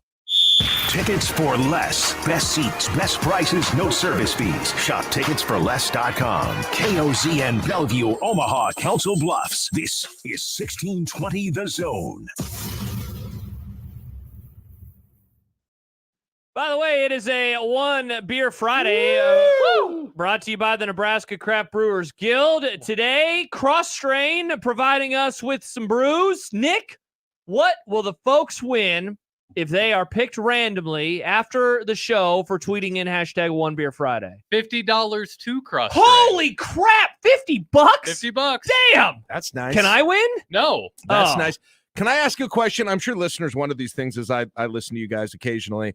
What's the earliest you've ever received a One Beer Friday tweet on a Friday? Oh, honestly, on a Thursday, because we have some folks that listen overseas. So it's like Friday for them. But like, if you're like truly, I mean, especially on like March Madness, like we've gotten ones like 11 a.m. That's what I want. Because sometimes you'll retweet them pretty early and I'll look at my watch and be like, wow, is it time already? Yeah, it's it'll be time for us in about 2 hours in the happy hour. But go ahead and send us yours now if you started partaking. We have a few folks that have started partaking, Nick, as I we scroll have? over. Okay. Derek is enjoying let's see, what is this?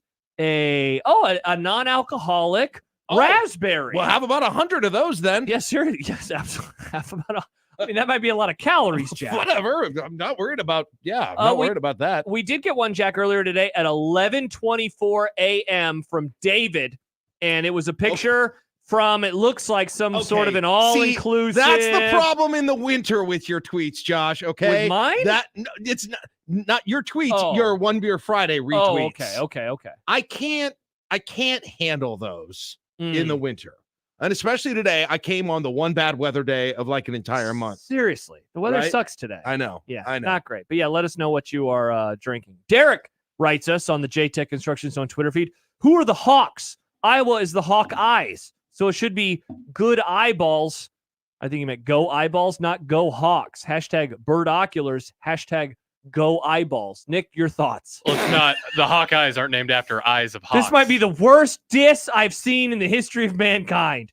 Again, go eyes. I'm pretty sure Jack- they're named after Last of the Mohicans. I'm so glad you went to Nick with that question. Yeah, your instead of thoughts, me. Jack? Do you want to start saying go eyes? No. Do you want to I start don't. making fun I of them? don't. I Look don't. at the I don't. eyeballs out there on the field today. No, I don't. Speaking No, of the I'm- eyeballs, Caitlin Clark last night set the record for right over there. How do I Jack. turn this thing on? It's on the. My it's complexion right doesn't here. look very good. How do I It's turn on the- this thing on? It's on the. Nope, it's on the. Sorry, I didn't mean. I Okay, got it. I got it. I there got we it. Thank go. you. Thank you. Man, Sorry. Jack shows up and he just doesn't he feel like such an old Nick?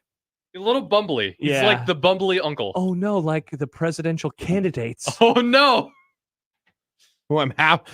Donald Trump and That's Jack today. Don't Where's the- mess with the women in America unless you want to. Where's the People light? would be dying for someone my age. Dude, yeah, right is now. Gen X ever going to Everybody get would be elected? like, "Look at this young whipper." Yeah, that's a concern. That's a concern Gen for X me is and my gonna get generation. skipped over. Creighton beating the Nebraska record, and Gen X getting skipped over are my two the concerns. two today. biggest concerns for Gen X today are those two So, concerns. you know, some millennial that knows everything is swooping in after we get through whatever Let's happens in the go. fall. At least you have a house. That's true. Shout out to you, Jack. Nothing like buying it during the huge economic downturn of 2008, 2009. Yeah. Great time to be a house Nick buyer. over there, fingers crossed, hoping for it again. Whenever I say the phrase, when I I can't say it without laughing. Yeah. When I buy a house? Yeah, I know. Speaking of the eyeballs, so Caitlin Clark knocked down a deep three, ends up with almost 50 points last night, and sets the record. Oh, I hadn't seen the highlight. Really? Huh? No kidding. Guess I missed that. Yeah. Wow. Immediate snark. Immediate snark. Why does everyone have to tweet the highlight? That's all I'm asking. Everyone. Like quote tweeting it? Yes, everyone. And when she made It is that, like when Nebraska scores a touchdown and it's just like, hey, it's 7-0 now. right, but it's everyone. But it's like that's it's true. every non Okay. Nebraska I fan. will let me acquiesce to you. Wow. When the Super Big Bowl leap. ended on Sunday, people weren't just quoting the final touchdown pass and saying, there's the season, Chiefs win. People weren't just like, quote, people didn't do that. You're right. But Yeah. everyone did it last night. Yes. I mean, Like, I saw the Caitlin Clark 3 on Twitter How 50 many times?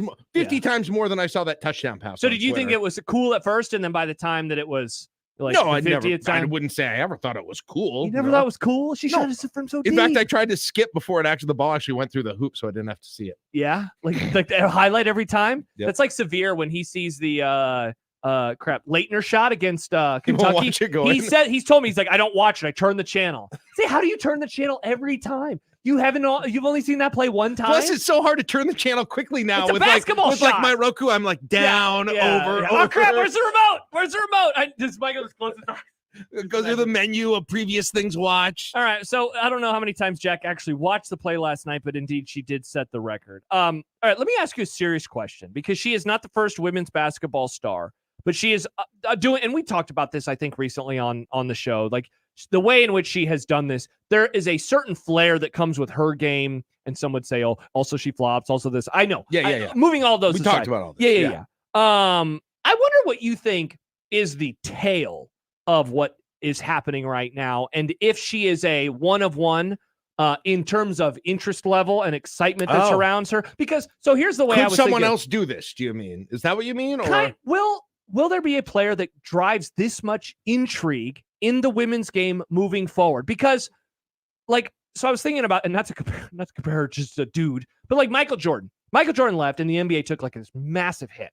Whereas, in popularity, I've been thinking about that lately, where TV ratings have gone up. All sorts of honestly, softball. It's happened in softball, volleyball. Of course, set a bunch of records throughout the season as well. And so there's, of course, this large interest in women's sports in general that we're finally seeing. And you and I talked again a little bit about this off the air earlier this week, given that, so many young girls now are getting to see themselves on the court, on the field, and saying, like, that's what I can be someday. And so this is, I guess I'm throwing a lot at you right now. No, but I the question, which I think you're asking, which is an interesting one, is what would it take to duplicate anything like this again? Yeah. Like, again, is she a one of one? Because I heard, I think it was Happer Otson said it earlier today. She is not the biggest women's basketball star. She is the biggest college basketball star in the sport right now. Yeah. Period. Now, part of that is that the men's game continues to be in a very weird spot. Like People don't stay. Who's Right. the last big men's star? Zion Williamson? Man. Like 5 years ago now? And was he only there a year? He was there for one season. Like that sport has found itself That's in such a good question. interesting spot. She has surpassed any basketball player in college that I can remember in terms of raw popularity and raw interest from people who, like you, everyone has an opinion on Caitlin Clark Jimmer right now. Fredette or something. Like, seriously. Man, that's over a decade ago now. I don't Everyone had know. an opinion on Jimmer Fredette. Everyone had an opinion on Zion. Everyone right now has an opinion on Caitlin Clark. Yeah, it's a great and why, right? Well, I mean, listen, obviously the numbers are there. She's going to break the scoring record. Yeah, but there's more to it than that, right? I think so. Like, you could imagine another college player doing it with the numbers and not getting that attention. Yes, because we've actually seen it. We've seen it in the she's men's breaking game. someone's record, Great point. That's you could start with that, and we've seen other players But break could you records. Could you name who? No. Yeah. No, I can't remember. Exactly. And even though her name probably was said last night. Right. So I would say so. Why is that? What is it about her that is so interesting? And again, the question, the big picture question that I'm kind of asking is this going to be, is there another version of her that exists for things moving forward? It's Kelsey Plum, by the way, from Washington is who it is. So number one, comparing her to the past, first of all, Josh, that answer is kind of easy because it's pretty obviously that there's more exposure for that game right now. Yes. In all kinds of ways. I would agree with that So wholeheartedly. that it's hard to go backwards and be like, and not include that in the analysis. 100%. More games on TV, social media makes it bigger. Which is obviously going to elevate it. More ways to see all these things as well. What's interesting, like number 5 on this list, I know you've heard, well, everybody's heard of, I think, is Brittany Griner in terms of points. Yep. What's the comparison there? In terms of just how close was she to breaking through to what this is? Well, Brittany Griner played in an era. I'm trying to figure out the best way I want to describe this because people are still mean today. But do you remember some of the discourses surrounded Brittany Griner and how she looked? Like, that was the conversation with her? And I know that in her voice, and I know honestly some of that crap exists with Caitlin Clark too. So I'm not going to pretend like no one's being an a-hole on the internet about her and what she looks like. But Brittany Griner, from what I remember, it was less about her game and it was more about how she looked. That I remember. And when did she play college ball? Is that a decade ago? Yeah, it would a have been little over around, a decade ago. And I'm looking up Kelsey Plum right now. She was, let's see, she was getting to her college year. It wasn't that long ago, actually. How old is she? That was she was born in 1994. So it would have been about a decade ago. Then 2012 would have been when she was 18. Yeah. So that's when she would have been in college. Like the stars that I remember when I was growing up were like a Rebecca Lobo is kind of the first name that I always think of. And again, yet Rebecca Lobo did not seem to move the needle anywhere near this. UConn did. Like that was, I don't know if that was the beginning of the UConn run, but I feel like that's when I became her and aware. Diana Taurasi. Correct. That UConn was like this entity that was because that was the tail end of Tennessee. And that, like, this is the team. Because this they were is doing the program. Like John Wooden UCLA type Correct. stuff. Undefeated for years at a time. But even after that, even after they tailed off, if you will, like UConn is not as dominant as they once were. Of course, they lose multiple regular season games a year now. And even as like Notre Dame came along, and even as a South Carolina came along, they still never had a player like Caitlin Clark. And that's, again, where what I kind of find interesting is what is it about Mike, by the way, says for Jack and I, Cheryl Swoops. Yeah, way back. Lisa Leslie. Lisa Cheryl Leslie Swoops. for sure. Yeah. Yeah, Cheryl Swoops and Lisa Leslie were the big, and that was right the first year of when the WNBA actually started. Those were two of the stars that they were playing. They were promoting more than anything at that point. I do think that there is a style in which she plays with that I think is more unique. And part of this is the game of basketball changing. Like, how did she set the record last night? On a 3. Okay. Tell me more. Well, she was also way behind the arc. That's a good point. And I know That's a lot of people do the easy Steph Curry comparison, but the comparison I think is there because she has a quick release. She loves shooting from deep. And again, she made the shot. And Did you have something? Oh, well, no, I was just I totally. Sorry, I didn't mean to stop you there. I was good. just thinking moving my hand while I thought agreeing with you. All I was going to say is because in the women's games, you're just not going to have the high flying dunks. Correct. That you do. And what are the things people want to watch in basketball? The dunks or the crazy threes? Yep. Right. Yep. 100%. And so she's got, since you didn't have the dunks for the most part before frequently. Yeah. She's doing it, but she's doing it with the most popular way. And Steph, I remember even having these conversations with the NBA, maybe even with you, right? Probably, yeah. About long threes versus dunks. Yeah. Old heads like me would be like, man, I miss it when the dunk was the best shot in basketball. And young heads like you were like, oh, Steph, they're bombing these threes. 100%. Threes are the new dunks. Yeah, right? I remember for years the criticism of like the NBA or highlights was they only want to do the highlight dunk. They only want to do the highlight dunk. And then about a decade ago, that morphed into deep threes, highlight threes. And the thing that I always say, and I would say this about Clark, I would say this about Curry, I would say this about other players. The thing that always kind of surprises or stuns me about the evolution is not that they're shooting deep threes, but that the shot looks natural. Like when I feel like when I was watching basketball as a youngster, like if Paul Pierce shot from where Caitlin Clark did last night, there would have been like this extra I'm far away. Whereas Steph Curry does it, Caitlin Clark does it, and it looks like a normal shooting motion. Right. And that's the thing that I think always jumps. And we see it with Casey as well. It's like, wow, he's shooting a normal three, but he is 5 feet beyond the 3-point line. Do you think it has anything to do with where she plays? Like, what if she played for UConn or South Carolina? It's a great question. It probably does that change it? I don't know. You wonder if it helps because she is not the typical cog in the machine. Like the fact that Iowa is ranked as high as they are is still kind of baffling to me. It's her, yes, right? 100%. I mean, no offense to the rest of that team. I watched him play on Sunday. Yeah. Look what happened when she wasn't scoring, right? She won't be there next year, and we will, we will see an entirely different. Nebraska maybe is favored against Iowa when they play next year. Exactly. Yeah. So I think that's a good point. Like if she was on UConn, would she be the star of the sport that she is, or would it just be another good player at UConn? She probably wouldn't be putting up as many points, and she wouldn't be passing this record right now. Interesting. I think that you're probably right there. I think that's part of it, and I think it probably also enhances. While I obviously acknowledge that she is a national figure right now, the interest here locally is even heightened more because she's quasi-local. See, and that's the thing that I've also been thinking about a lot lately. By the way, Aaron in Pavilion says Paige Beckers may have if she didn't get hurt. I got to call a Creighton-UConn game this year. Paige Beckers, because I've never seen Caitlin Clark in person. Beckers, easily the best player I've ever watched in person. She was, I mean, just the way in which she had controlled the basketball was pretty crazy. But and now I feel bad. I kind of blew past what you were I was just saying local. See, I wonder how much of that is playing a part in not even our appreciation or disdain, but just our general interest in her. Like, I definitely think there's interest around the sport. I mean, the ratings, again, would match that. But everyone around here seems to have an opinion on Caitlin Clark. And I can't, again, remember that ever with a women's basketball player. Right. Again, if she played for South Carolina, I would have very few opinions. Yeah, I wonder what it would be like if she played for South Carolina. Would you like her more? I would. I don't know if I would be.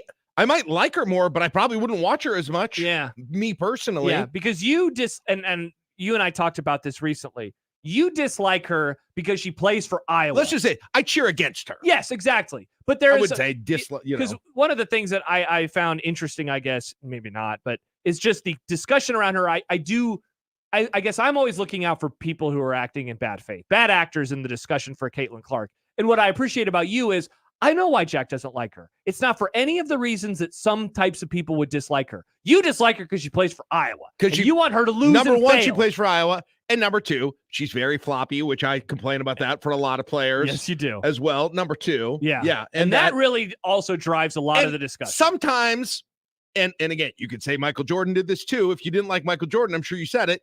You whined about everything. Yeah. On like every call, every single time. Yeah. Right. So those are the reasons.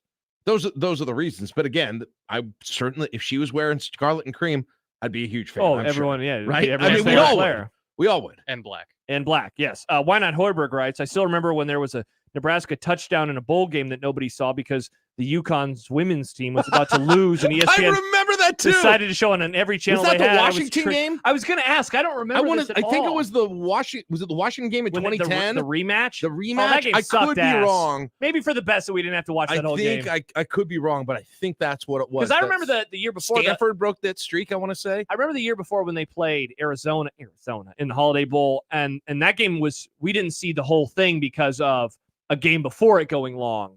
But okay, Which always happens. Yeah. He also adds, "I'm sorry, but if I cared about UConn women's basketball, I would have turned that game on instead of a Nebraska bowl game." I'm sure this I sounds was exactly mad, too. like the complaint about Aaron Judge and how they were interrupting college football games to show the so AL home run record. Oh my gosh, remember that a couple of seasons ago? that was so ridiculous. Ultimately, I know we got to go to break to talk to Bigelow, but in the end, we didn't really answer this question. No, I still don't. I think she's going to be one of one. I think the sport will continue to grow in popularity, but she is such a lightning rod of an athlete for the best reasons, I think. The other thing, and it might, if she was, she's not a big. Let me say that too. Yeah.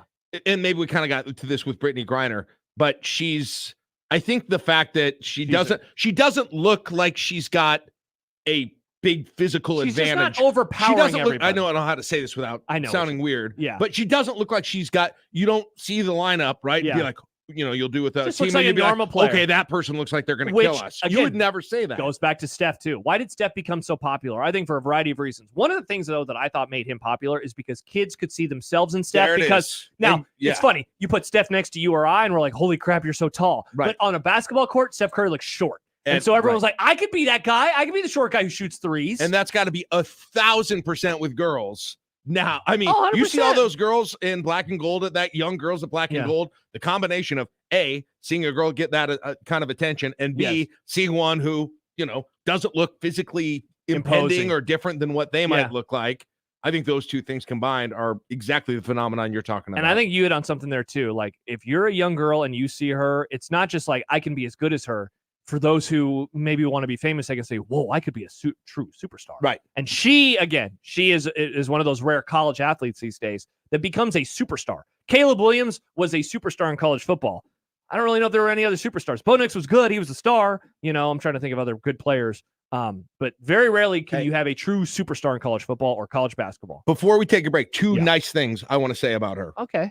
Number one, I appreciate how she handles post-game situations and comments. She's not like her coach. Her coach could stand to use some media training from Caitlin Clark because whether it was the end of that LSU, she could get. It's interesting given how she acts on the court. She is not at all what you would expect when she talks about it afterwards. She lets stuff. She almost knows like there's some kind of code that you don't whine about stuff after the fact. And whether it was what LSU did.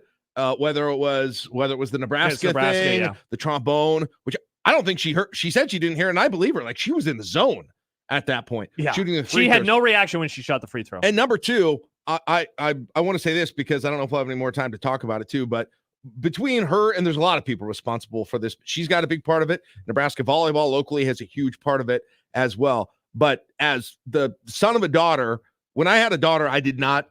You mean as the father of a daughter? The son of a daughter, yes, and the son of a daughter as well. That's true. Yes, you do have a mom. But thank you, the father of a daughter. Like this was a very sort of gender biased thing to think. But I assumed I'd watch a lot of sports with my son and not necessarily with my daughter. Yeah. The pace my daughter is on in watching sports, it's like you and Tommy Boy versus movies from 2020 and passion with sports. She is a little me, which is probably scary to people. Oh boy. She is a little me with sports way more than my son ever was. And he's a big sports fan. We watch him together, but man, and it would not be, I don't think it goes back to what you said originally. It's people seeing themselves or someone that looks like them 100% in these games. And she'll not watch men's basketball with me. She would have never done that if she wasn't watching Nebraska volleyball to start, if she wasn't watching women's basketball to start with this whole thing. And now she's a super fan, but don't ask her about Caitlin Clark because you might have to get the delay on. All right. We'll have to bleep a few curse words. All right. When we return, we'll have the delay on. Hopefully we don't have to use it though for our friend Jacob Bigelow. We'll talk some Husker hoops as they come off the not the schneid. It's just they haven't played basketball in a week. So we'll talk to Jacob about that. We can certainly have some conversations as well. Did want to ask about the NCAA football video game, which will be coming out this year, much to the chagrin of Jimmy Allen. Also, Kent Walgamont. We'll talk about Asteroid City and how much of the movie Jack actually watched. Lots. That's coming up in a half Big hour. chunk. Big chunk. Here on 1620 The Zone. Nick Grimm for Circus Sports Iowa. There's still plenty of time left to enjoy college basketball and to enhance your enjoyment of college basketball anywhere in the state of Iowa with the Circus Sports Iowa app. They offer tight money line splits, which means they strive to keep their lines at a minus 110 split. They don't keep as much money on large market bets as other places do, and they won't limit you or your account if you keep winning and winning and winning, because they're all about making you money, because the more money you make, the more money everybody makes, and everybody's just happy. Also, and this is a really underrated feature that I feel like a lot of people take for granted, their customer support. There's no robots, there's no AI, it's just full of real people who want to help you with your real problems as soon as they possibly can. It's like having all the hospitality of a Las Vegas sportsbook right in the palm of your hand. No crappy bots, no AI. Again, real people. You can email them or just directly tweet at them. They will get you sorted. So go ahead and level up your sportsbook. Try it now anywhere in the state of Iowa. Download Circus Sports Iowa today. If you or someone you know may have a problem with gambling, call 1-800-238-7633. Previously on The Crossover. We create a podcast. Yes. That where we get two people together who have divorced each other. Yes. And they talk about when they realized they wanted to divorce each other. And how much they hate the other person. That's the key. And just generally how it all fell apart. Dude, I mean, It's a great idea. it's really funny. I don't think a podcast like this exists anywhere. Mornings with Sharp and Hanley. The Connor Happer Show. Unsportsmanlike Conduct. 6A to 6P. 1620. The Zone. Your Omaha area forecast from the Godfather's Pizza Weather Center and KETV Newswatch 7 on 1620 The Zone. The clouds will clear up for your Friday night, but it's going to feel chilly outside with a northwest wind and temperatures in the 20s. By tomorrow, we see a lot more sunshine, a high temperature near 40 degrees, and then only warmer thereafter. I'm meteorologist Luke Vickery, KETV Newswatch 7. Email Unsportsmanlike Conduct on the Equitable Bank Zone inbox with whatever is on your mind, from your hot takes to what you think is one. The Zone inbox is brought to you by Equitable Bank. We take banking personally. We want to hear from you on the Equitable Bank Zone inbox. Hair loss, ED, loss of libido, or lack of energy altogether. These are things that can happen to many of us guys as we age. But you don't have to shy away from the problem or resign yourself to it. John Bishop here to tell you that Hims.com is here to help. If you want to regrow your hair, have better sex, or tackle anxiety and depression, you don't have to go to the doctor, the pharmacy, or spend all day talking about it. Just go to Hims.com and do something about it. Hims is made for guys like us. Even if your problems aren't all the time, Hims can help. The whole process is online. With Hims, there's no doctor's office visits or trips to the pharmacy. Hims provides solutions that work with proven ingredients like minoxidil. Plus, Hims fits into your lifestyle. Once you start, the process is surprisingly simple. To start your free online visit, you need to go to this exclusive address, hims.com/start. That's hims.com/start for your free online visit. HIMS.com/START. Prescriptions require an online consultation with a healthcare provider who will determine if appropriate. Restrictions apply. See website for details and important safety information. Your Creighton Blue Jays are home this Tuesday to take on UConn at 7:30 for Stripe Out CHI Night. Limited tickets are still available for this primetime Tuesday night matchup and can be purchased in advance at gocreighton.com or in person at the CHI Health Center Omaha box office. Your neighborhood is more than blocks of buildings. It's the people who live there that make it special. At Union Bank and Trust, we're not just creating home loans, we're making neighbors. We're not just small business lenders, we're small business shoppers. We don't just live in your community, we help you build it. Because our people are your people. Visit ubt.com/neighbor to learn more. Union Bank and Trust, member FDIC. Can I get a weight reading on the cat in exam 3? Zuri needs a new vet tech after their current one literally moved to a farm. But finding an ideal replacement takes some training. This is like herding cats. Indeed can help them hire great people fast. I need Indeed. Indeed, you do. Schedule virtual interviews and talk to candidates right from your employer dashboard. Visit Indeed.com/credit and get $75 towards your first sponsored job.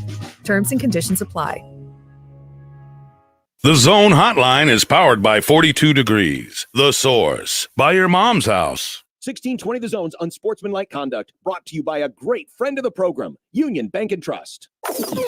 This is Unsportsmanlike Conduct with John Bishop and Josh Peterson. Part of it is that he is just so wrong. On 1620 The Zone.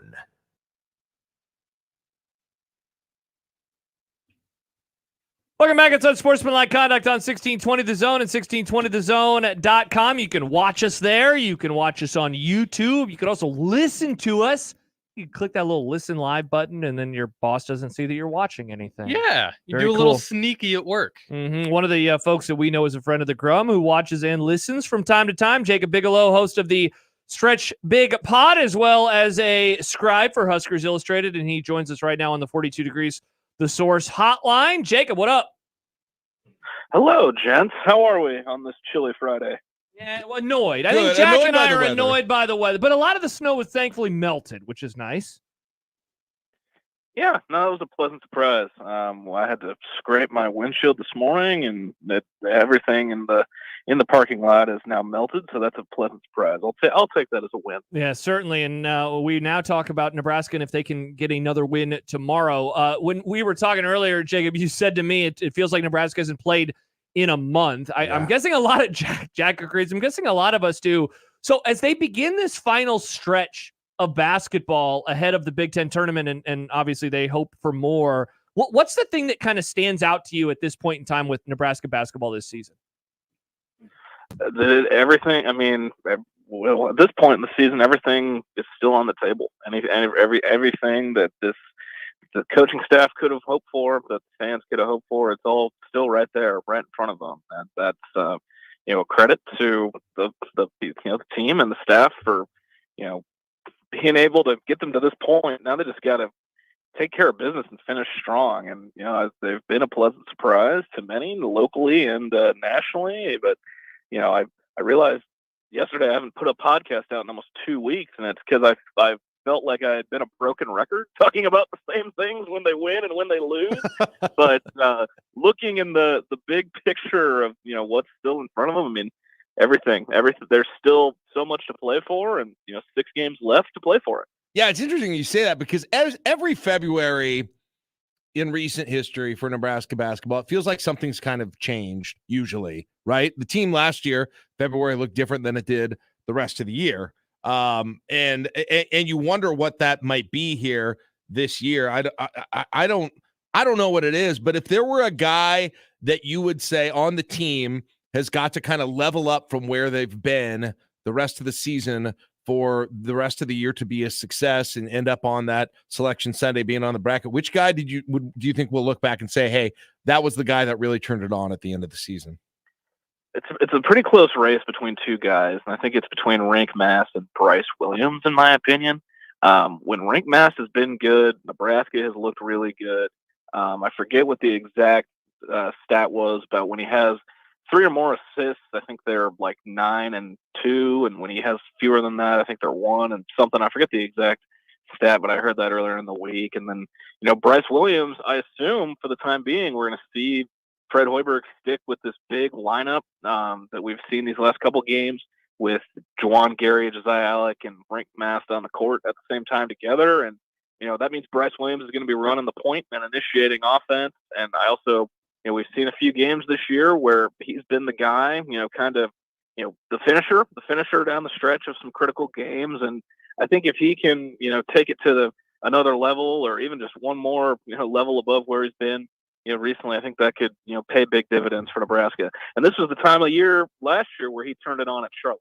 So who knows? Maybe he's a February guy. Jacob Bigelow joining us right now as we talk some Husker hoops. What Jacob, kind of tightrope do you think that they are walking right now? I know we're all trying to figure out that number that they need to get to in terms of number of wins, whether it's with or without anything in the Big Ten tournament up north. What would you say is the answer to that question? I'd say it's quite the tightrope. I don't know if it's like that Joseph Gordon-Levitt movie, that was where he tried to walk across the tightrope from the Empire State Building. I don't know if it's quite like that yet, but I mean, it's still a pretty, tight walk. And, we heard Fred Hoiberg talk about it today about how, this time off for them was about, getting rest, much needed rest, but maintaining, an edge and knowing what's in front of them and knowing that there is very little, room for error, especially in the home games where they've been so good this year.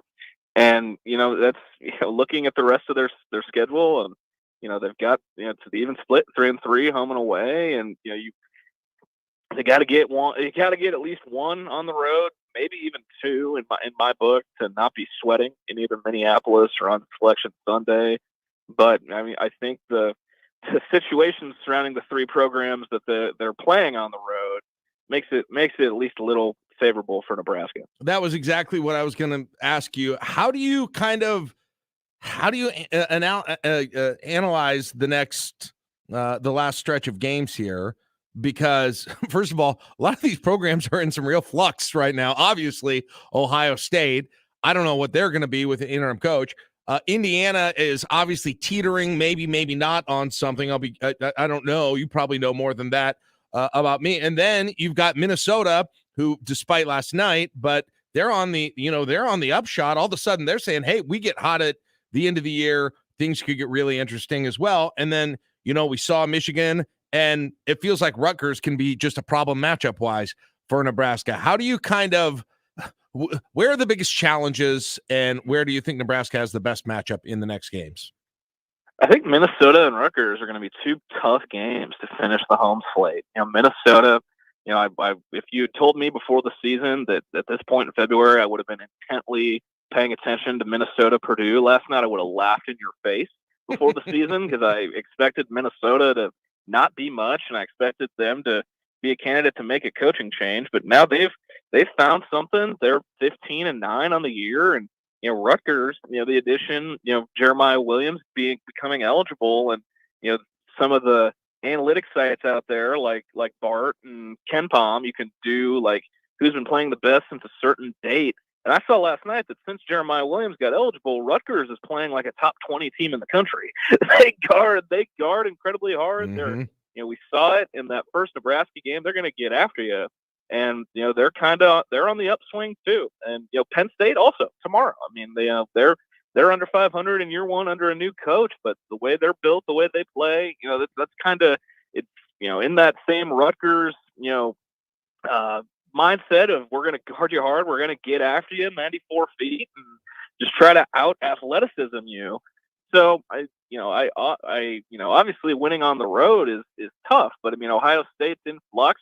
I'm sure they'll have a interim coach bump for a game or two. Like, just I feel like that's commonplace in any sport. Coach gets fired and it's like, oh, where's this been? Mm-hmm. Michigan, I mean, that Michigan game could feel like a wake service on their senior day, yeah, in Ann Arbor.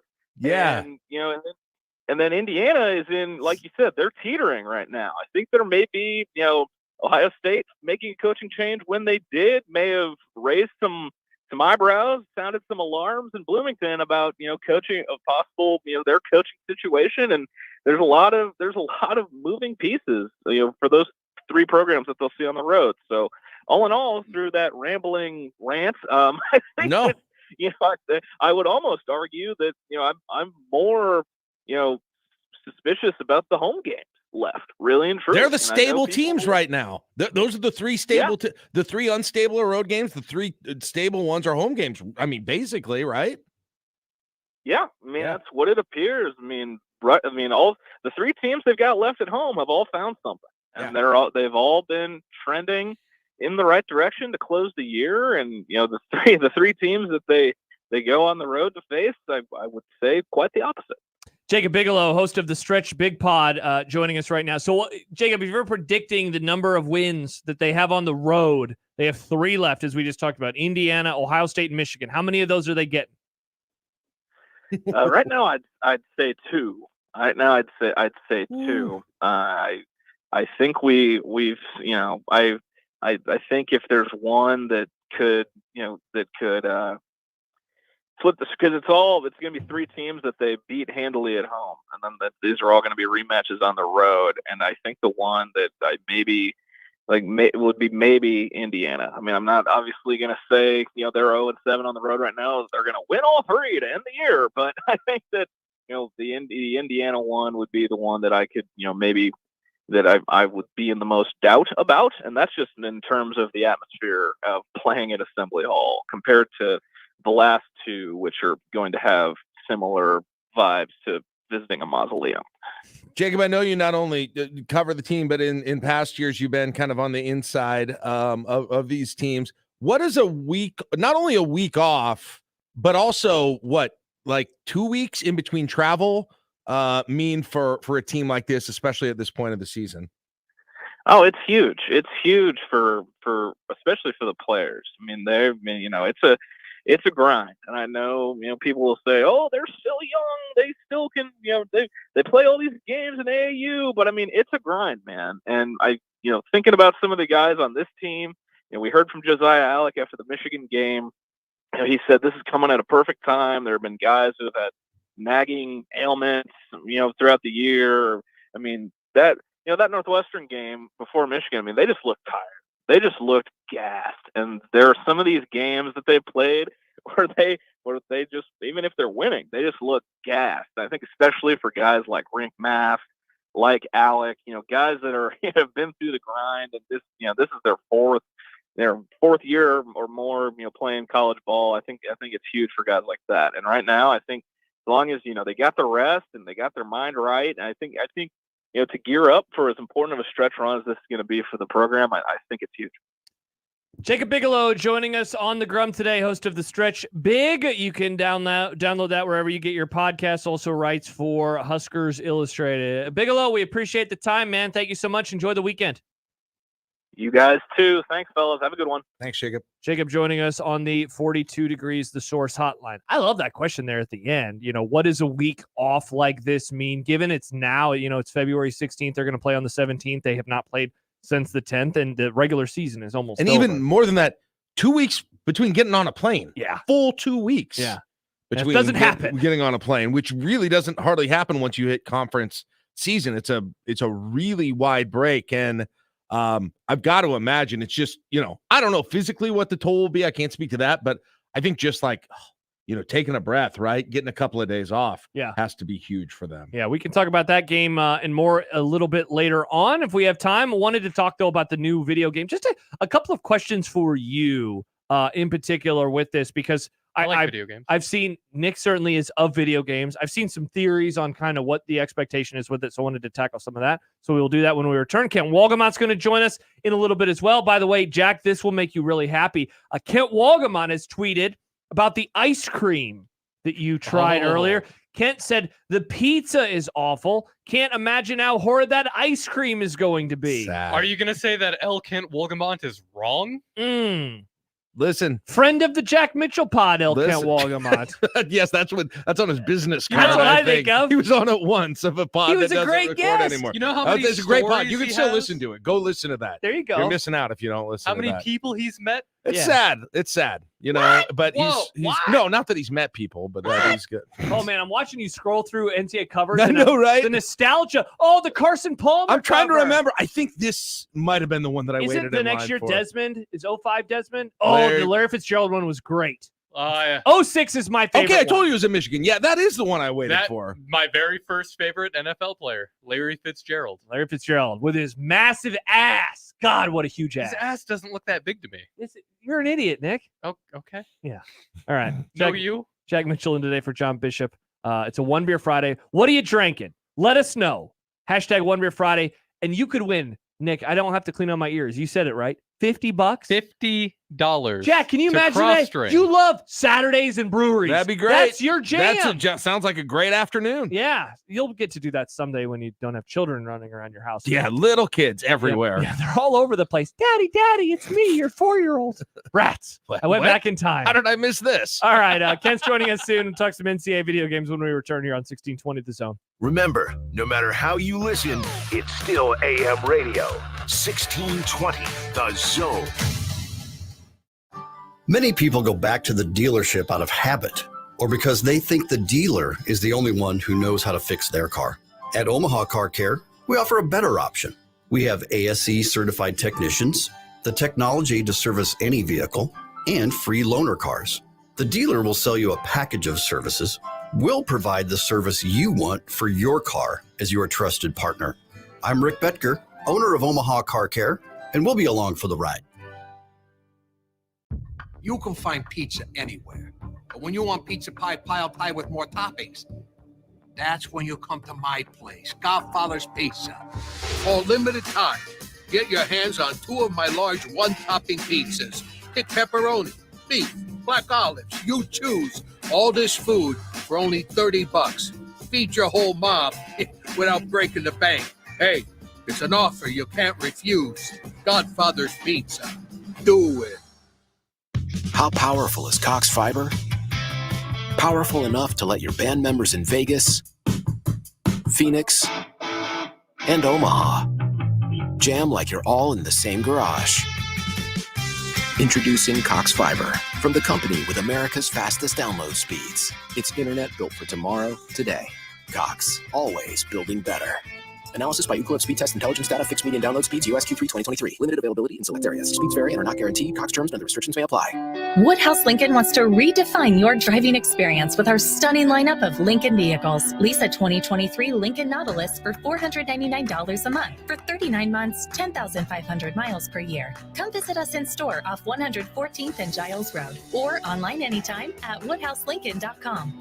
With approved credit, security deposit waived, $1,500 down payment plus first payment, and $299 doc fee due at signing. Offer expires 2/29/2024. See dealer for details. Getting your biggest tax refund from Jackson Hewitt can lead to some spirited reactions. Jackson Hewitt, yeah! Jackson Hewitt is so sure they'll get you your biggest refund that if they don't, you get your money back plus $100. Jackson Hewitt, yeah! Switch to Jackson Hewitt and we'll beat what you paid last year, even if you filed online. Yeah! Ain't nothing to it. Switch to Jackson Hewitt and pay less for tax prep, guaranteed. Proof of prior year payment required when filing. New clients only at participating locations through April 7th. Terms at jacksonhewitt.com.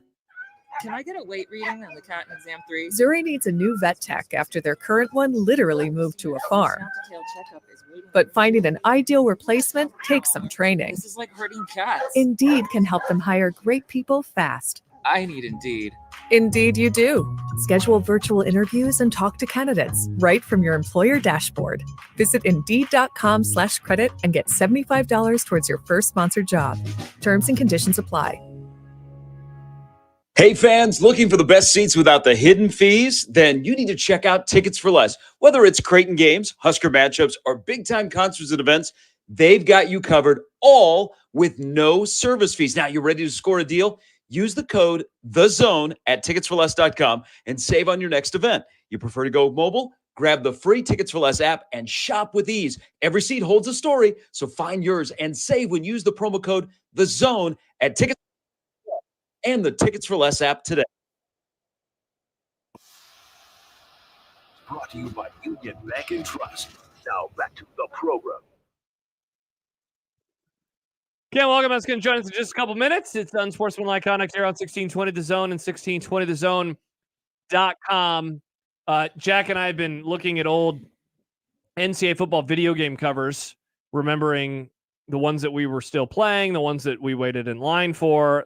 The Desmond Howard cover that Jack remembered waiting in line for was 06. Yeah, NC 06. So it would have been in the fall of August or July of 05. Of 05, yeah. And we were going back in time. By the way, the early 2000s ones, just the look of the cover gives me such nostalgia. The Joey Harrington one especially. Oh, man, yeah. Just like the way the EA Sports logo looks. So, okay, I was thinking about this. What this game is going to mean for the generations of like fans that will play it, because I'm guessing, Jack, first of all, let me ask you, are you going to play this game? I probably, well, Do you first of have all, a PS5? I have an Xbox. Well, my son has an Xbox One that But he left does at he my have it house. with? Oh, okay. Oh, so the Xbox One won't run it. You need a Is Series that X. for sure? Yes, you need a Series X. Okay, well then I'm gonna have to get a next generation. So are you going to do console. that? Are you going to buy a next generation console? I'll want to. Yeah. Okay. I'll say I'll want to. So, because You can get the Series S. It's cheaper. ultimately my question is like, your generation, Gen X, my generation, millennials, we are the last generation that truly like remembers the video games, coming out as they were. I guess maybe someone who is, I guess someone's Nick's age People my age would have remembered it. My 'cause, friends played these games all the I time. so we remember the games coming out. I'm very interested to see what this is going to mean for the variety of generations that have like all sorts of nostalgia for this, because someone Nick's age, and he's 26, like they could have played multiple iterations, but someone like you, someone like me, we had like decade-long runs with these games being like a cultural touchstone for us every summer. Well, like seriously, I have all the covers all the way back to the original. The original was Bill Walsh's College Football 94. I played that on Sega Genesis. Yeah. All the time. So think about that. You had two decades worth of this video I played game. this one, and the last time that I played as like the main consumer of it was probably the last time I bought it was probably this one, Summer of 06. 05. So that's 11 years of playing the video game. And then about 2 years later, 2 or 3 years later, as my son got older, we had an old PS2. And so I bought the old games. Yeah. So I went back and bought the Ricky Williams version. And isn't there a Ricky? There's a Texas one, right? Yeah, it was a little later, actually. Okay. Yeah, we had the one that had Texas on it. Yeah. So the game was old by that point, but we played it. So yeah, I pretty much played it with only small stops from 1995 to 20 until my son was too old to care to do that, or till PS2 broke. Yeah. Like 2014, Because maybe. I'm kind of almost bummed, 20 years. Because I will not be participating in this discourse. I will not be playing it. I will not be buying a system. First of all, I don't have the system. I'm not Me going to neither. spend hundreds of dollars I know, that's on something that I would barely play. Right. You know, and especially not for one video game. So like I stopped playing it long before it disappeared, for lack of a better word. I stopped playing it in like the 07, 08 range, early college. Essentially, once it got onto PS3 and beyond, I had a PS3. I never liked the gameplay on the PS3, so I stopped playing it. I liked it better on the PS2. Such an old thing to say, but for the record, I was like 21 when I stopped doing that. Yeah. And so I wonder, though, like the current iteration of the sport, like I saw this joking tweet from Stuart Mandel yesterday, dripping with sarcasm, where the dynasty mode should have like your best player gets a better NIL deal and leaves, your conference fails to get a new TV deal and implodes, et cetera, et cetera. But it did make me wonder what they will include from current college football and what they will decide to leave on the cutting room floor. Like someone asked me yesterday, do you think they'll have the 12-team playoff? Like, of course they will. That's like oh, sure. You have to have it. It's the postseason structure. Yeah. You know, you have to have the basics of the sport, and that is a basic of the sport. I think part of the reason it did take so long and kept getting delayed was because the climate of college football in general just kept changing so quickly that they had to figure out how to implement these changes into the game. Yeah. Yeah, sure. Of course. I bet, I mean, all that stuff that he asks rhetorically, I think they will have. In fact, didn't they like have conferences won't implode on the video game, but they'll have to have. I think with they had recruiting. stuff in some of the versions you could switch around some of that stuff anyway. So I did. You could do realignment. I went to one of my things one year was I wanted to make Utah good because I liked the Alex Smith Utah team. I made them so good that they kicked Kansas out of the Big 12 and added Utah into the Big 12. Yes, so that you could do. So they'll definitely have it now if they had it. Yeah, then. yeah. They'll, and you remember like at the mid-aughts as recruiting got massive, they incorporated that into the game because and I loved recruiting. My favorite. Oh, I still remember my best class ever, Nick. 18 players, 14 5-stars. Wow. I was whooping ass at Nebraska. My buddy and I, when I was in law school, we were roommates and we didn't have a lot of money. But right when the one came out, when it was on both PS1 and PS2, like one of the last years it came out on PS1, we didn't have any video game system, but we wanted to play the game. So we went to one of those used video game places and we bought an old PS1 because the game still was coming out for PS1. And so we had that and we would play. And this is so dorky, but we would make sure everyone's games were played up to a season about once every, right when it hit on the weekend, we would get to recruiting night. Right. And we would have recruiting night where you would do the off. It took a while. It would take. It did. If there you were could simulate. I never simulated. If there were two people, you could take. You would take hours. You could take like 4 hours to do it. So I got to a point where I liked recruiting more than the season. We would be like Friday night, 9:00 recruiting night starts. We're getting some drinks. We're getting some pizza. That's amazing. And we're staying up all night and doing recruiting. And then we have our recruiting night. Team. Yeah. I want to have these experiences. Just from growing up, we had these games. I had friends that played these games. I've played these games. But I had such football blindness as a child because I was more into NASCAR. Mr. Casey. Not because of Mr. Casey, but I played the NASCAR games. So whenever I'd play Madden or NCAA at a friend's house, I didn't know the difference. Yeah. I didn't know if I was playing Madden or I was just playing a football game, and I enjoyed it. But I never got the chance to dive deep into it. Right. I plan on doing that with this game. And I don't know which schools are going to be included, but I love the idea of... Isn't it all of them, right?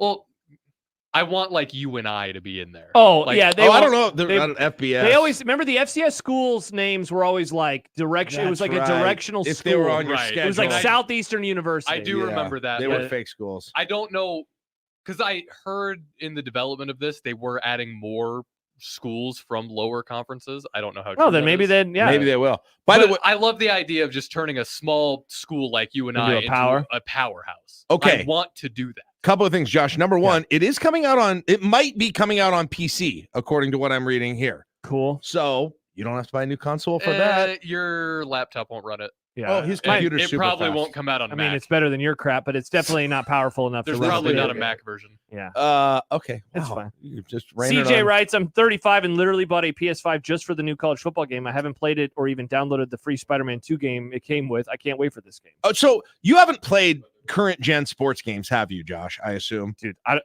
remember the last video game Okay, I played. It that's probably fine. was Modern Warfare 2. And I probably wouldn't have either if I didn't have a son who was a teenager, right? Yeah. Well, I guess we have a Switch, so I'll play Mario Kart. Okay, but you haven't played a modern gen like Madden or anything like that. I'd probably suck now. Here's the thing, and this is going to be me sounding like an old, but I think you might be with me on this. If you saw all of the game modes now, like they are, Nick might be better to talk a little about this. I was being an old here. You've played like modern generation Madden. Oh yeah, right? I play Madden frequently.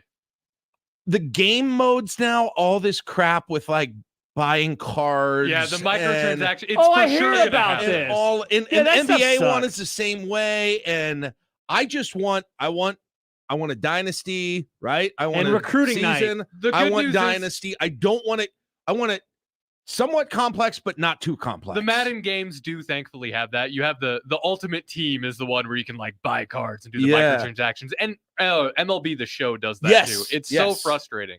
But then they just do have the classic Capitalism. franchise modes where Right. you can go in, you can do owner modes, you can do coach modes. There's so whatever. many modes. I don't even know if I'm on the right one. Yeah. All right. We Yeah. can maybe pick this up in a little bit because we do have to go to Kent. Okay. But I'm out on the microtrends. or Oh, not micro- microtransactions are dumb, Yeah, but I'm out it on is those. just kind of where we are. Yeah. I just want. It's They're- just they're like remember stupid. Heisman mode. I hated Heisman mode. I never participated. Nope. Dynasty mode for your boy. Dynasty. 'Cause then you that's can have all- recruiting All I night. want is single game, online mode, dynasty mode. I Hell want, yeah. Those are the three things I want. Oh, Online. mascot mode, of course. Of course. I want to. Yes. I want Pop-Tart Bowl mode where it's just the Pop-Tarts. I want just like you and I, just a small dinky school that I can make big, and I want to be able to create my own school and franchise. I think that would be fun too. I enjoyed creating schools. Yeah, you as can well. do that. Yep. All right, when we return, it's time to talk about Asteroid City. Jack watched some of it. How much? We have no idea. Lots. Most. He didn't see the naked lady, so we know that part. We'll talk about this movie. Nick will do his best to explain it. I sure will. All right, we'll do that when we return with Kent Walgamon of the Lincoln Journal-Star and another edition of El Kent's Movie Club next on 1620 The Zone. Live from the Host Coffee Studio, this is 1620 The Zone. 1620 The Zone. Traffic. From the Zoom Drain Time-Saving Traffic Center, no wrecks to avoid this afternoon as you make your way across the metro. We are getting reports, though, of delays on eastbound L Street from 36th to the JFK, on eastbound Industrial Road between 156th and 144th, on westbound Dodge between 680 and 108th. Then it looks like there's some delays at the intersection of 90th and Maple for all directions. I'm Mike Neville. This time-saving traffic is brought to you by IBEW Local 22. The electrical market requires your company to adjust to an ever-changing field. IBEW Local 22 gives you flexibility with access to journeymen, apprentices, and proven training programs. Call Bob at IBEW Local 22 for details at 402-980-7596. Email any of our shows anytime into the Equitable Bank inbox. At Equitable, we take banking personally. For me, John at 1620thezone.com. The Equitable Bank inbox from 1620 The Zone. I'm Taylor Bisciotti with NFL Network Now on the Westwood One Radio Network. The 49ers have parted ways with defensive coordinator Steve Wilks after their Super Bowl 58 loss to the Chiefs. Wilks had been in San Francisco for just one season. Head coach Kyle Shanahan said, quote, It was a really tough decision, but I felt pretty strongly that this was a decision that was best for the organization. The Chiefs announced defensive coordinator Steve Spagnuolo has signed a contract extension following the team's third Super Bowl victory in 5 seasons. The Chiefs defense ranked second in points allowed and yards allowed during the 2023 regular season. The Bears released offensive lineman Cody Whitehair and safety Eddie Jackson Thursday, 2 of the longest tenured and high-profile players on the roster. Jackson was limited to 12 games due to a foot injury for the second straight year, and Whitehair, who spent his entire 8-year career in Chicago, played in all 17 games last season with 11 starts. This has been NFL Network Now on the Westwood One Radio Network. Retired or retiring soon? How much money do you need to live comfortably? Retirement Planners of America is here for you. Would you like to have financial peace of mind? Here's how. Step 1. Find out the amount of money you'll need to retire. Step 2, have a plan to get there. Step 3, make sure that plan can take advantage of market gains but protect you from market losses. Discover how to do all 3 with a free consultation at 800-508-6108. That's 800-508-6108. All investments involve risk, including losses. Past performance does not guarantee future results. Retired or retiring soon? How much money do you need to live comfortably? Retirement Planners of America is here for you. Would you like to have financial peace of mind? Here's how. Step 1. Find out the amount of money you'll need to retire. Step 2, have a plan to get there. Step 3, make sure that plan can take advantage of market gains but protect you from market losses. Do all 3 with a free consultation at 800-508-6108. That's 800-508-6108. All investments involve risk, including losses. Past performance does not guarantee future results. Cards issued by Sutton Bank and Celtic Bank, members of FDIC. Terms and conditions apply. Are you the decision maker in your company? Consider this. For the first time in decades, there's a better option for a corporate card and spend management platform. Meet Ramp, the only corporate card and spend management system designed to help you spend less money so you can make more. Most corporate credit cards offer points as incentives, but those points amount to less than their worth in real cash value. Ramp's corporate cards offer you cash back, real money in your pocket. Plus, you control who spends what with each vendor. And Ramp's software collects and verifies receipts automatically, which means you'll stop wasteful spending and close your books in hours instead of days. Businesses that use Ramp add up to 5% to their bottom line the first year. If you're a decision maker, adding Ramp could be one of the best decisions you've ever made. And now get $250 when you join Ramp. Just go to ramp.com/sports. ramp.com/sports. ramp.com/sports. Tickets for less. Best seats, best prices, no service fees. Shop ticketsforless.com. KOZN Bellevue, Omaha, Council Bluffs. This is 1620 The Zone.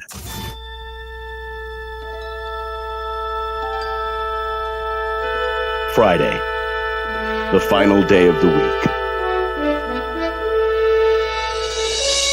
These are the voyages of the program Unsportsmanlike Conduct.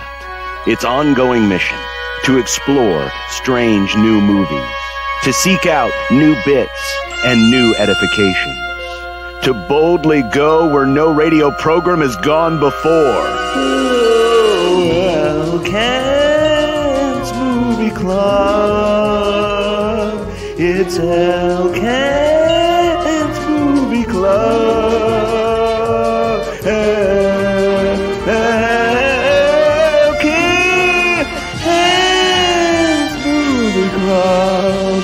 It's Elkent's Movie Club. Look at that. John making the open, even though he's not here. Jack Mitchell starring the guy who didn't even watch the movie. And as always, I did watch the movie. Well, we'll find out how much of the movie he watched. But did first, watch it. we say hello to our good friend, El Kent. Welcome on. Hello, Kent. Hello. That last segment, you guys Yeah? have just been speaking Chinese. I saw you sitting in the green room. I've never played one of those games ever. I was wondering the whole time as I saw you, I'm like, I wonder what Kent thinks about our long discussion about a video game that will be coming out No this summer. video game reviews from Kent. We could have added that. They need people to do more different types of reviews now. We could try it, Kent. That'd be a good thing to add to your plate. Kent, that'd be a great bit. Kent Walgamot reviews the NCAA football video game. That would be great content. Yeah, it'd be good stuff. I love it. All right, this week is Asteroid City. Nick was the one who picked this. Before we find out how much of it Jack actually watched, Nick, what is this movie about? Great question. Yeah. Not even going to attempt? No answer. So it's a movie about a play that might be real life, and the play might be a metaphor for grief. Mm. And there's an alien. And there is an alien. Spoiler alert. That's what I got. Ken, would you describe this as a Russian nesting doll kind of movie?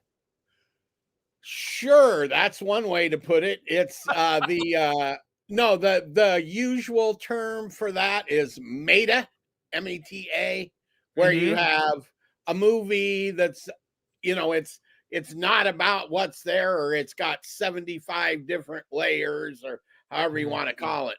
And the interesting thing to me, when just on that level, is the movie is framed by this play, right? And and it shows the playwright and the director and all, the actors as themselves, as opposed to being the character that they play. And in those scenes, looks artificial like a play. Yes. And when it moves to the scenes that are supposed to be the play, it looks like a movie. Because it was like play recreations of the events that actually happened. Yes. The black and white bit. It was really weird. Well, welcome to Wes Anderson. Uh-huh. Yeah, Ken, I think this is the first of his movies that I've ever watched in full. Me too. And my takeaway was, are all of his movies like this? The answer to that question is, to some degree, yes. They are all based off of this constructed artificial worlds that he makes, right?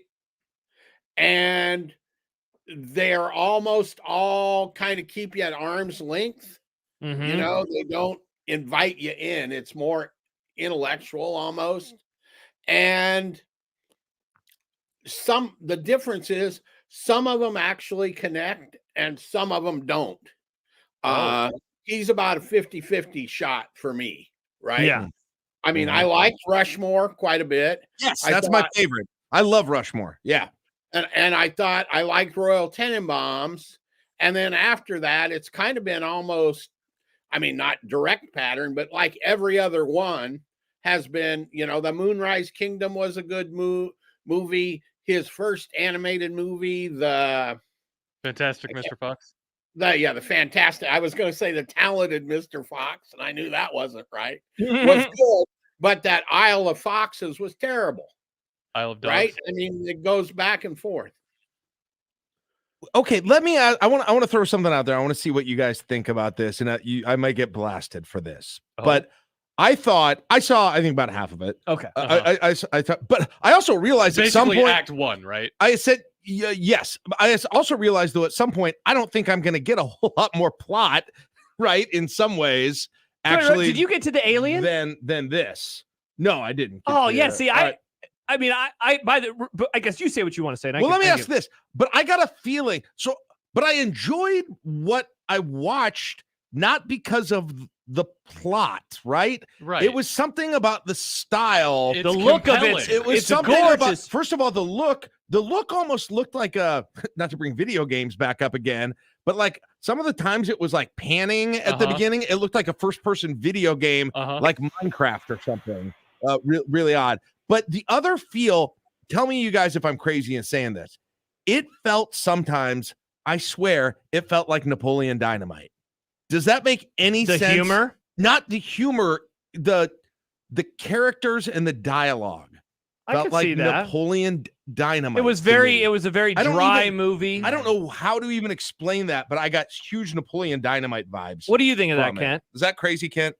I buy that in a sense. I think probably the influence actually worked the other way around.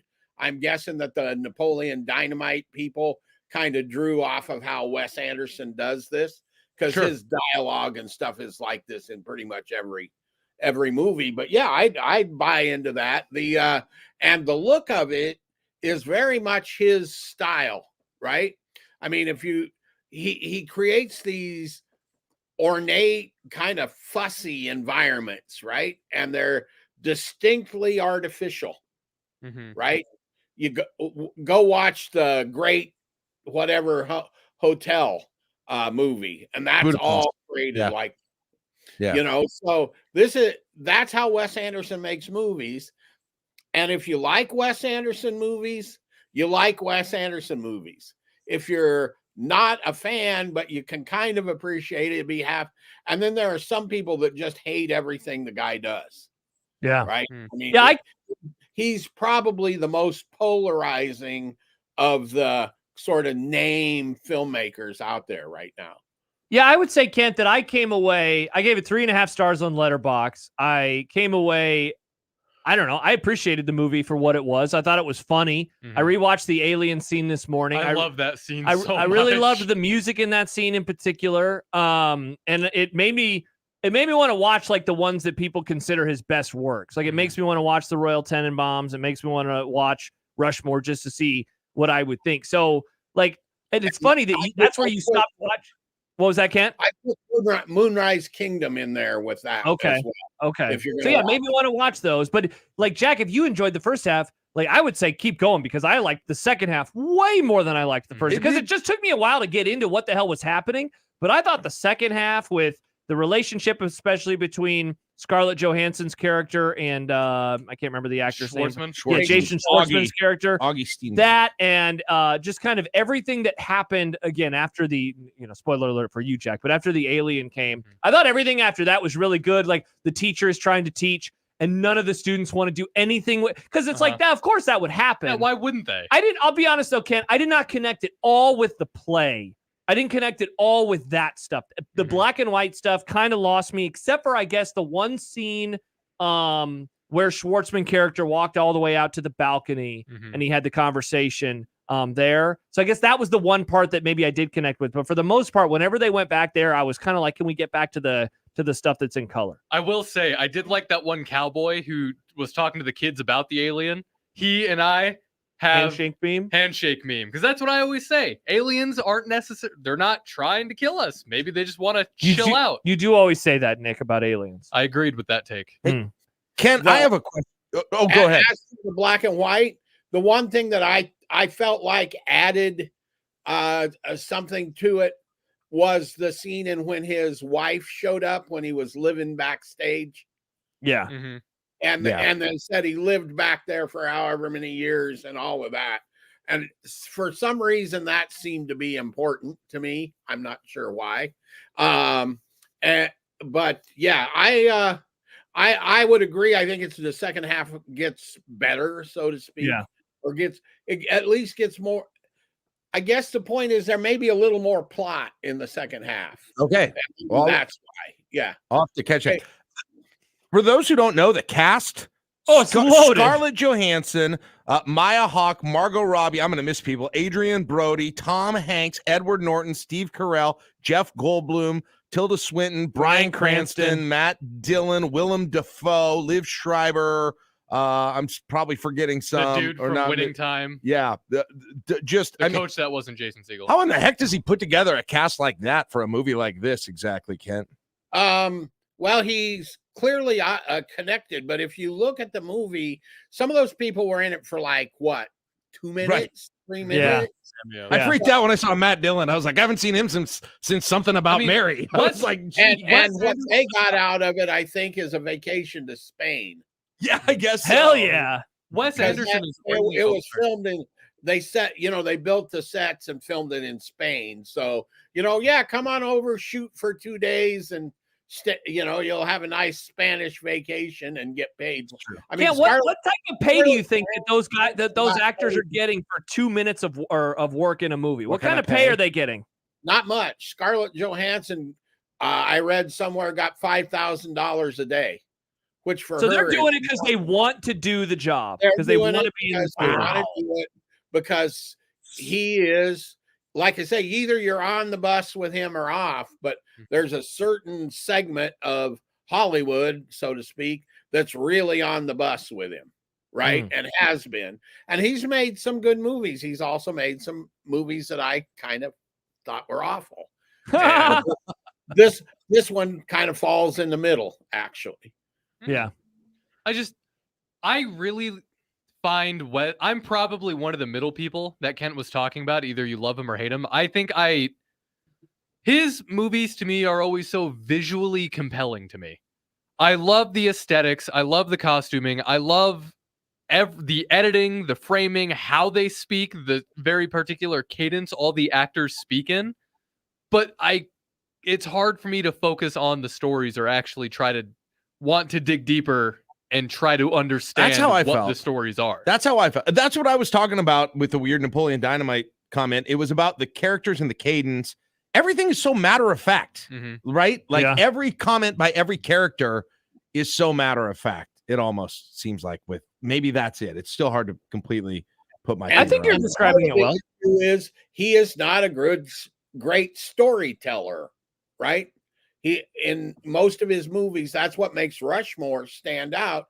Is it has more of a conventional, how we say, story than these other movies do, like Grand Budapest Hotel or the one that first made me jump off the Wes Anderson bus was The Life Aquatic with Steve Zissou or whatever it's called. And that thing, I remember watching that going, this is horrible. See, and I've heard a lot of people say they love that movie. I think I started that and didn't finish it. I think I'm with Kent on that one. The Royal Tenenbaums was okay. It was weird like that too, but he's right. Rushmore has I think, Kent, and it's probably because of what you said, because the plot is better constructed or more clearly constructed, feels very different from either of the other ones that I've seen of his. Yes. And going back to the cast, this is also, there's to some degree, this is the Wes Anderson players, like Schwartzman's in pretty much every one of his movies. You know, Bill Murray's been in a lot of his movies. And it was actually Steve Carell's character. Yeah, but he got the COVID. Oh, that's why he wasn't in it? Yeah. Hey, and speaking of actors in this one, Kent, I wanted to give a shout. I mean, not that they're listening, but shout out to Jake Ryan and Grace Edwards. They played the main two kids, and I thought their little romance was fun to kind of pay attention to, because again, they were very awkward together, and it reminded me of being an awkward teenager. I liked those characters though. I thought that they played off each other kind of as well as their parents did. Well, and I was going to say, that was the parallel in the movie, was the two kids and the parents. Yeah. I really liked Maya Hawke's character too. Yeah. Just as the teacher, like just thrust in this situation. Like, Hurt and Husker fan writes, Jack doesn't sound nearly disappointed enough for me to believe he watched any of this movie. I love movies, never stopped short, saw the cast and watched, and I made it less than halfway. Awful. You probably made about as far as I did. Hurt and Husker fan, I would say, give it. I mean, look, if you hated the movie, the second half's probably not going to turn your feelings around. But if you were like me, I'm going to keep watching. The second half I thought was much better, and I genuinely started enjoying. I still can't put my finger on it though. The plot was weird. I didn't understand the plot, and maybe it got clearer or different better as it went on. But there was it's what you were talking about with the cadence. You know, when those kids sat around in the circle and they did the memory game. Yes. Well, I couldn't stop watching that. Right. I couldn't stop watching that. Well, then later when they're doing it and I realized they're still doing some of the early names. Yes, and I have no idea. I was like, I can't stop watching this. I have no idea why. It's just compelling. That's just what it is. Also, I also liked Kent. I thought Jeffrey Wright's character, again, who didn't really have a whole lot of speaking moments in this movie, but I thought his delivery of his lines was very, very funny, especially as the alien plot moves forward, if you will. I thought that his was reading those protocols. That was great. Yeah, that was good stuff. I also my favorite. We've already revealed the alien. After the alien shows up, there becomes more you can grab onto plot wise. Yeah, right. And that's part of it, because you're not left in this sort of what's going on floating about thing in this desert and blah blah blah. So and what this shows, what we're talking about, and the stuff we're getting messages and all of that, shows everything about Wes Anderson's movies, right? I mean, I'm so at one. If we hung on long enough, we'd get somebody coming in saying that's a great movie, right? Yeah, I mean, that's just how every one of them works. And you know, from the quote critic perspective, you can't go in as a fanboy, right? In my view, you got to look at each of them individually. But then I look around and see some critics that give him, 5 stars every movie. If his name's on it, it's going to get 5 stars. So he does have that kind of following even within the critical community. Interesting. I don't know how much the two of you guys have you guys seen a lot of Ed Norton before? Mm-hmm. Okay, I didn't know if there was a lot. I love but Ed Norton. man, his voice. Mm-hmm. That was probably my favorite part of the performances, which wasn't much, but plus it's just crazy to see him looking and sounding older. But like just the little Southern thing with that was great. We've done a couple of movies with Ed Norton over the years in Movie Club. They're all older. That's why I wonder. Well, no, they're not. See, there are movies that are after 2000 that he has been in. He has also recently. I don't know how. We did. Birdman was the one that I remember. Very much enjoyed him in Birdman that we watched sometime last year. So. Jack talked about liking to hear Ed Norton's voice. Who is the actor, Kent? Do you remember who played the general? Oh, that's Jeffrey Wright. Yeah, that's who we were talking about. Okay. Yeah. I loved his delivery of things, and my favorite quote of the movie came from him, where he said, if you wanted to live a nice, quiet, and peaceful life, you picked the wrong time to get born. Yeah, that was a good line. I loved that line. Yeah. Just that whole speech was fantastic. Yeah, Jeffrey Wright's awesome. Have you seen the new movie with him that came out at the end of last year? Yeah. Is it any good? It's a good movie. It's a good movie. He's very good in it. And it's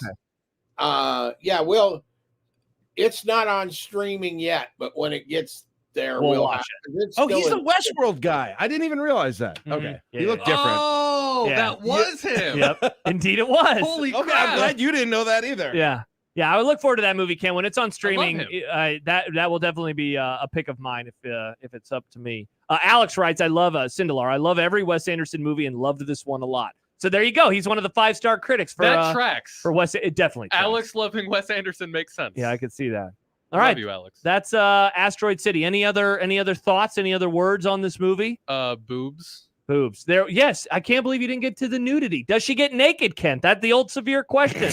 The answer is yes, and that almost got the movie an R rating. I saw that when I was reading about the movie afterward. It didn't? Yeah, Was it because it was presented in an artful way? And it only lasted short 7 seconds or whatever. A lot of kids are hitting pause on that part of the movie. Yeah. I hate to admit that, but I can tell you some movies of other eras that were PG-13 for that very reason. Titanic? Because they were rentable. Doc Hollywood with Michael J. Fox. Don't ask me why. Breakfast Club was rated PG and that had boobs. What's the timestamp, Jack? Pretty wild. Doc Hollywood. All right, it's about 2 seconds. Club might have been before PG-13, actually. That's true. It was in the middle ground. What a time to be alive. All right, that's Asteroid City. I'd say watch it. It's an hour and 45. Yeah, why not? It's weird as hell. I would too. Go for it. It's an experience. It looks beautiful. It's weird as hell, but it's enjoyable. Totally didn't hate it. Two All right. thumbs up.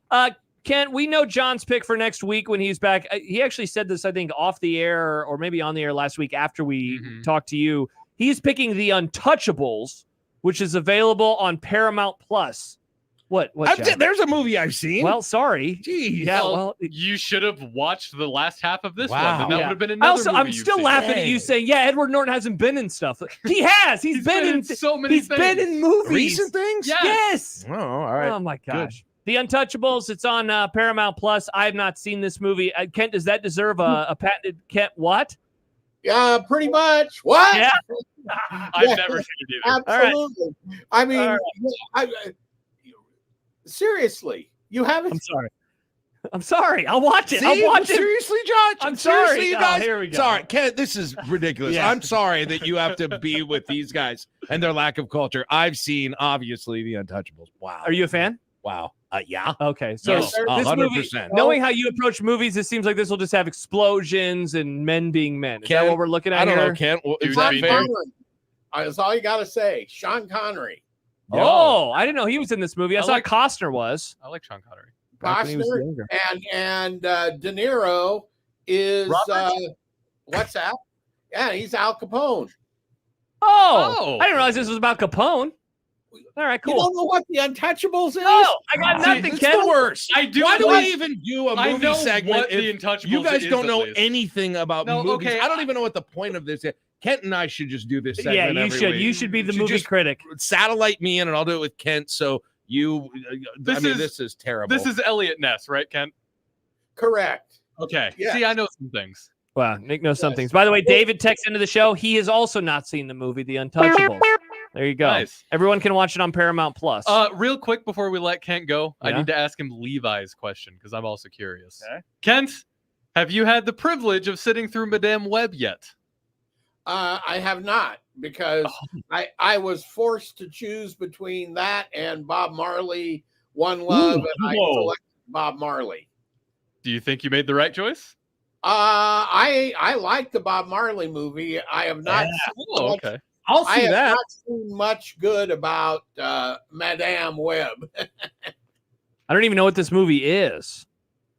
It's a Marvel movie. Sort Yeah, of I'm out. a movie Sydney made Sweeney. by Sony, which is I'm in on Sydney Oh, I Sweeney. bet you are now. You know, I've dabbled in Sydney Sweeney Yeah, before. that'll Interesting you work. knew Yeah, her, Josh Jack. is like, yeah, I think that'll do. Yeah. That'll work. Yeah, she's pretty good at just being a human. Yeah. All right, there you go. Untouchables. We haven't seen Madame Web. That's El Kent's movie club. Kent, got any plans for the weekend? I'm going up to the waiting room tomorrow night to see Matthew Sweet. Oh, I like the waiting room. okay. Now it's handshake meme. That excites me. That excites me. Lincoln native Matthew Sweet, we should point out, Correct. right? Absolutely. Lincoln Southeast High School. Went to Southeast High School, which is all of about 10 blocks that way from my house. Yep. And he also has never won a state boys basketball championship. Wow, look at you, you jerk. All right, Kent, well, enjoy the show, and we will reconvene in a week's time to talk about the Untouchables. But in that time, we would have touched it because we would have watched it. So All then right. they are untouchable. All right. Okay. Bye, Kent. Have a great weekend. See ya. Bye, Kent. That is Kent Walgamont of the Lincoln Journal-Star. Let's do a segment on Matthew Sweet. I don't even know who that is. Wow. Josh, you do, right? All right. Sorry, Wow. Nick, you do, Don't right? you dare call Sorry. him. You my don't know name. who Matthew... No, I said ooh to the I thought waiting you were room. of music. Apparently Darren I'm says not. Matthew Sweet now lives in Omaha, probably because he was sick of the Also- traffic lights in Lincoln. Sick of all the I bet crime. he's disappointed as hell. By the way, it's extremely interesting to me that you singled out Sydney Sweeney before Dakota Johnson, the star of the movie. That's who's because Sydney been in Sweeney's the more one in the meme looking up that everybody talks about The right Hot now, Ones and she's meme. also the one who's in Great more. meme. She's in Euphoria, where Dakota Johnson's. You got to go back to 50 Shades of Grey, right? You're a Euphoria guy? Look at that. Are you? No, I'm not. You're I just of know Euphoria. I have an encyclopedic Wow. mind. Do we need to talk about Horny Jack instead Yeah, of Horny I've seriously. John? never seen it's HBO. I've never seen it. That's I right. know Jack of it. doesn't have HBO. Hmm. I was like, dang, I didn't realize Jack watched a show I know about young stuff. kids doing Even drugs if all I'm the not time. into it, I know stuff. It's That's what just, my dad used to say to me all the time. How do you know about this person, Dad? He goes, I'm your dad. I know things. I know. Yep, that's Your me. dad I was got the dad. hip pastor? That's what it is. Oh, yeah. Dad knowledge. I Yeah. got it. Dad strength. Dad knowledge. Check. All right, when we return, who knows where we'll go. It's a Friday. It's a One Beer Friday. Let us know what you're drinking. Hashtag One Beer Friday, brought to you by the Nebraska Craft Brewers Guild. We'll be popping the beverages open within a half hour. Jack Mitchell is in today for John Bishop, and he got to talk about Asteroid City instead of the Untouchables. More Grum next on 1620 The Zone. Mornings with Sharp and Handley. If you're Iowa women's basketball, you got Caitlin Clark, gives you hope. Over the weekend, Nebraska softball had their fan day. And lines everywhere. Yes. Jordy Ball gives you hope. All you need is somebody that gives you hope. Maybe Nebraska football has found that guy that gives you hope every time you show up to play a game. Michael Jordan gives you hope. You know that you got a chance, even if you have your worst night, you're going to have a chance to win a game. Mornings with Sharp and Handley. Weekdays 6 to 10 on 1620 The Zone. Your Omaha area forecast from the Godfather's Pizza Weather Center and KETV News Watch 7 on 1620 The Zone. The clouds will clear up for your Friday night, but it's going to feel chilly outside with a northwest wind and temperatures in the 20s. By tomorrow, we see a lot more sunshine, a high temperature near 40 degrees, and then only warmer thereafter. I'm meteorologist Luke Vickery, KETV News Watch 7. 1620 The Zone's Unsportsmanlike Conduct, brought to you by a great friend of the program, Union Bank and Trust. 1620 The Zone. Traffic. From the Zoom Drain Time-Saving Traffic Center, looks like we're getting reports of some stop-and-go traffic on westbound I-80 between 42nd and 60th. Delays on eastbound L Street around 90th. Also on eastbound L Street at 42nd. If you're east on 370, delays between 84th and 72nd. And the same goes out on westbound Dodge with delays between 680 and 114th. I'm Mike Neville. This time-saving traffic is brought to you by IBEW Local 22. The electrical market requires your company to adjust to an ever-changing field. IBEW Local 22 gives you flexibility with access to journeymen, apprentices, and proven training programs. Call Bob at IBEW Local 22 for details at 402-980-7596. It's pro time, Nebraska. The Omaha Supernovas, your Major League Volleyball team, have exploded onto the scene with record crowds and a fan experience that is second to none. Witness world-class talent downtown at the CHI Health Center, Omaha. Be there as the Supernovas take on Orlando on Sunday, February 18th at 5 p.m. Don't wait to be a part of history. Secure your tickets today at supernovas.com. That's supernovas.com. You can find pizza anywhere.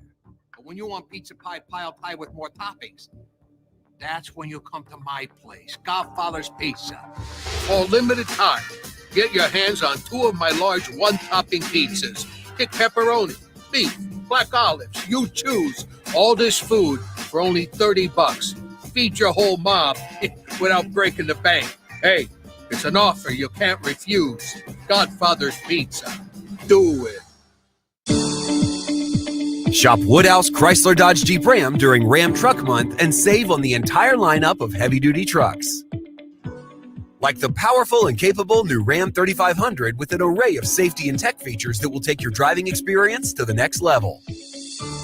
Right now, get up to $15,500 off MSRP on our lineup of 2024 Ram 2500s and 2024 Ram 3500s. The most advanced Ram heavy-duty pickups ever. Get started today at WoodhouseCDJRBellevue.com or WoodhouseChryslerJeepDodge.com to find your next truck. Based on standard and available features offered with approved credit, tax title license extra. Woodhouse discount of $3,644. Manufacturer incentive of $9,856. $1,000 for qualifying trade and $1,000 with finance through Chrysler Capital. $299 dock fee due at signing. Offer expires 2/29/24. See dealer for details. Progressive covers pets in our auto policy at no extra charge. Now, let's see what your dog has to say. As a dog, I think Progressive's auto pet policy is... Oh, what is that? That's just my tail. Weird. Anyway, Progressive protects... There it is again. See? This is why I need protection. I'm so distracted. Nope, that is still my tail. Progressive Auto Insurance covers pets for up to $1,000 in a car accident at no extra charge. And we think your dog would say that's great, too. Progressive Casualty Insurance Company and Affiliates. Coverage for cats and dogs included with the purchase of collision coverage and subject to policy terms. Not available in all states. A lot can happen between falling in love with a house online and owning it. Between imagining living there and breathing in your new home for the first time. Having an advocate who can help you navigate the complex world of financing, inspections, negotiating, analyzing the market, and talking through any anxieties that may pop up, that can make all the difference. That's what the expertise of a Realtor can do for you. Realtors are members of the National Association of Realtors and bound by a code of ethics, because that's who we are. News Talk 1290 Coil is your home for Omaha Maverick hockey all season long. Don't miss a single puck drop, power play, barn burner, or any of the action this season. Your home for Maverick hockey, both home and away, is News Talk 1290 Coil. Roofing, siding, and gutters. Make the right call with the rooferees at John Higgins Weather Guard. This is Unsportsmanlike Conduct. I'm a Big Red fan, man, so go Big Red. The 1620. The Zone. Josh Peterson, Jack Mitchell, Nick Grimm with you on this One Beer Friday. We basically spent the whole whole commercial break talking about Edward Norton and how he is indeed in movies. There's so many good movies that neither of you have seen. I think I made some serious headway in my movie reputation during that segment. I don't think. I made some serious headway. There was one comment from a moron named Steve who writes, Jack has seen more movies than Josh and Nick. Steve, I would bet, even though Jack is how many years older than you or me? I'm 46. Older than me are you? All right, so 46. you're 11 years older than me. There's no way that you have seen more movies than I have. Josh is more I've seen movies than just the movie Tommy Boy more times than you've seen every movie combined, probably. That is definitely not the case. I think that so. is definitely not Actually, the I case. do kind of believe that. No, that is definitely not. He just doesn't. When's the last time you watched Tommy Boy? Within a year. Okay, see, that's just one time. I've watched many more movies the last year than one Yeah, movie. but I watched it four times a day for about a month, so you got to count Cumulatively, that I think out. there's more. Yeah, I've watched more movies than Jack. You should does. try to figure that out. Get a spreadsheet. Movie Jack the movie boy. Is that how this works? I don't think it is. I am movies are me or whatever Nick says. So I am of movies. We have gotten to a point now in the show where we're running out of time. We have so many topics that I wanted to get to, which is a good problem to have. We want to talk more NCAA football? I do kind of want to do that. Let me ask Jack real fast. So did you even try to come up with an idea to fix NFL overtime, Mr. Complainer? I still think you had one job. You had two jobs. Watch Asteroid City. You watched half of it, incomplete grade, and fix overtime. What if you did a version of the college overtime, but but you start backing up the team every overtime. So you start. Why do you want to remove kickoff? Why do you want to remove kickoff? Who likes kickoffs? It's a football game. The most boring part of a football game. Are you kidding me? This is wild. I can't believe. Why do you want to remove kickoff? Because 90% of them are touchbacks. I don't know, Josh. I was going to say if you missed it, and you did, because we talked about this away from the radio the other day. But Jack and I were having a conversation about NFL overtime, and Jack thought that he was like one of the millions of people that thought the NFL Super Bowl overtime was confusing. And I said, well, what would you do? And he said, I have no idea. I have no idea how to fix this, which is such a bummer because I loved the overtime. No. I think the NFL overtime in the playoffs is perfect. I would change no notes. It makes sense. 10 out of 10, no notes. Not at all. Why doesn't it? Why not complicated? Why is it complicated? And how does it make it any more fair that they both get they right? So they both go do the same thing in the first overtime, and then on the third possession, the team then it's sudden death. It's sudden death. It's the same advantage. It's basically the same advantage Not if you go as for having two. it. As having it, no, it's the same thing. It's likely going to end up the same thing. I don't want that thing where one team just simply has the advantage by getting an extra possession. But okay, I don't like that. This is a bad complaint because Sunday literally ended off of two possessions where the team who had the ball it worked second. this time, sure. So what would you? But how do you fix that? You know what? Maybe I would just do. I know the players union probably wouldn't go for this. Just doing a whole extra game. Just give me not a whole extra game. Just give me 15 minutes. They almost made it 15 minutes regardless. So basically, that doesn't change my argument. So Fine. no, I'm asking you. So you're saying what are you doing? Double overtime? No. At the end of the 15 minutes, if it's tied, then is it sudden death at that point? Then that's. How is that any better than the third team? First of all, it's probably not going to be tied. It almost was. Jack was. As good of an arguer as Jack is, and I would say very rarely do I have a discussion with someone and think, dang, he makes better points than me sometimes. Wow. This is among your most shameful showings. This is among your most shameful showings. Okay, number one. This is like me making an argument. It really is. Yes, I know, but quarter. if you feel like you are so strong that this sucks, I would have an easy fix. I gave for years, I said, both teams need to get the ball. I could always make an argument about it. You'll hate this. You'll hate it. Okay. Sorry. I'd rather have the college overtime than what we saw. That's trash. That is garbage. Sorry. That is garbage. Even though I don't love it, it would be better than that sort of. Oh my gosh! Actual possessions. You need a freaking flow chart to understand overtime. You really don't. You have to have a flow chart. Okay, so what confused you? You said it's confusing. What confused you? Let me. I'll tell you not a what's lawyer. Help you, the lawyer. I'll tell you what confused me. Smarter First time than there hasn't Jack, been an Josh. overtime since they changed in the playoffs. That I watched, at least, since they There is changed not. This the was rules. Because they changed the rules before last year. But I didn't like it. Listen, I didn't like the sudden death as it was for my whole life. I agree. Overtime. Sudden death in overtime is stupid. I didn't let that seemed unfair. But the way they changed it, where like, well, if they get a touchdown, it's over. But if they get a field goal, it's not over. That was also bad. I hate it. I hated that too. So I we're hate, not. So I now hate all of these if thens. So I don't want any if thens. There is no if then. I don't know. Oh yeah, there is. No, there's not. It's both teams get a possession, and if it's still tied after that, then you keep going. That's not an if then. It's just after the second possession, the game is either over or it continues. I'll say this much, Josh. It's the best they've had so far. Yeah, okay, again, but what you're all you're doing is talking in circles, and you're not really giving us anything that you dislike about it, except that it's confusing. What's confusing? Let me help you out. I can help you out. I have one diploma, you have more, but I think I can help you out here. I don't like it. I'm not telling you. It is. It feels like there are just so many arbitrary lines in this whole thing. So the third, and again, what I don't like about it, I like it better than the other two. I said that, okay? Yeah. I said it. Yeah. But that third possession, then, if it is important that we give possessions to each team the first time, why is it not important on the second time around? Because they don't want the game to last forever. Oh, okay. I mean, that's the answer. Okay, I mean, well, then, if you really want an answer, it's because they don't want to just go on for infinity, because then I would ask you, okay, so what's the stopping point then?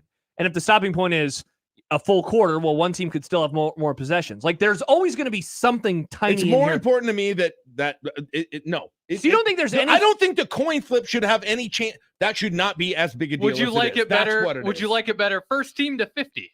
See, but again, the part that I'm, I guess, confused by, Jack, is that you have this complaint coming off of a game where there was not a third possession. Josh, this is not the only game that is ever going to be played. You're taking it. It worked once, great. But so here's what I would say then. So if you're the second team who gets the ball and you're down by 7, and you worry about giving them the ball back, go for 2. Go for 2. That was what John's idea was for years. He said both teams should get the ball, and if the first team scores a touchdown and kicks an extra point, the second team should have to go for 2. And then the game is over. No matter what. Correct. Yeah. Now, some would say, well, that still gives benefit to one of the teams versus the other. And it does a little less. I love the new system. I think it's perfect. Again, 10 out of 10. I will like it better when I'm not in the middle of a game and having to, of the sport that I love watching. So is this where the frustration is you just forgot? If you knew I everything. didn't know.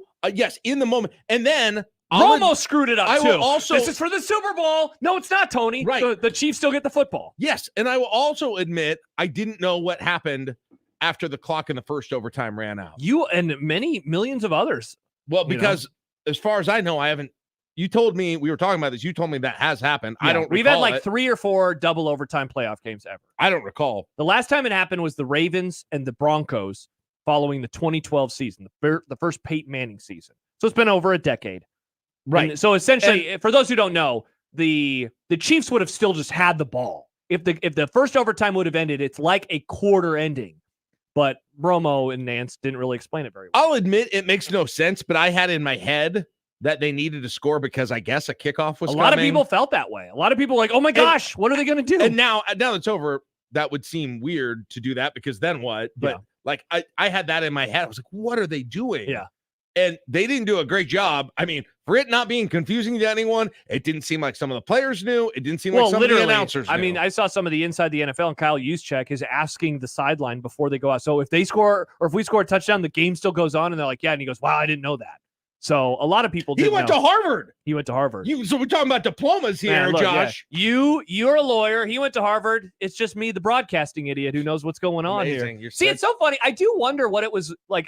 I'm now having to put myself in the shoes of you and so many others, because as I watched the end of overtime, I knew exactly what was going on. I knew the stakes. How?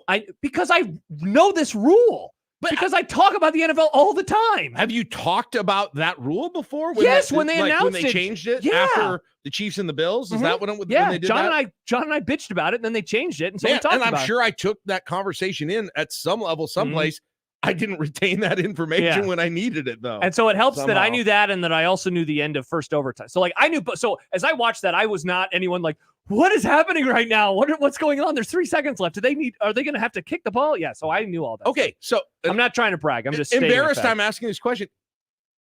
That's a different rule than the regular season? Correct. Well, first of all, regular season overtime is only 10 minutes. That's another problem. That's stupid. I'm with you wholeheartedly. That's another problem. Regular season should be 15-minute overtimes. They changed that rule a few years ago. I hate it.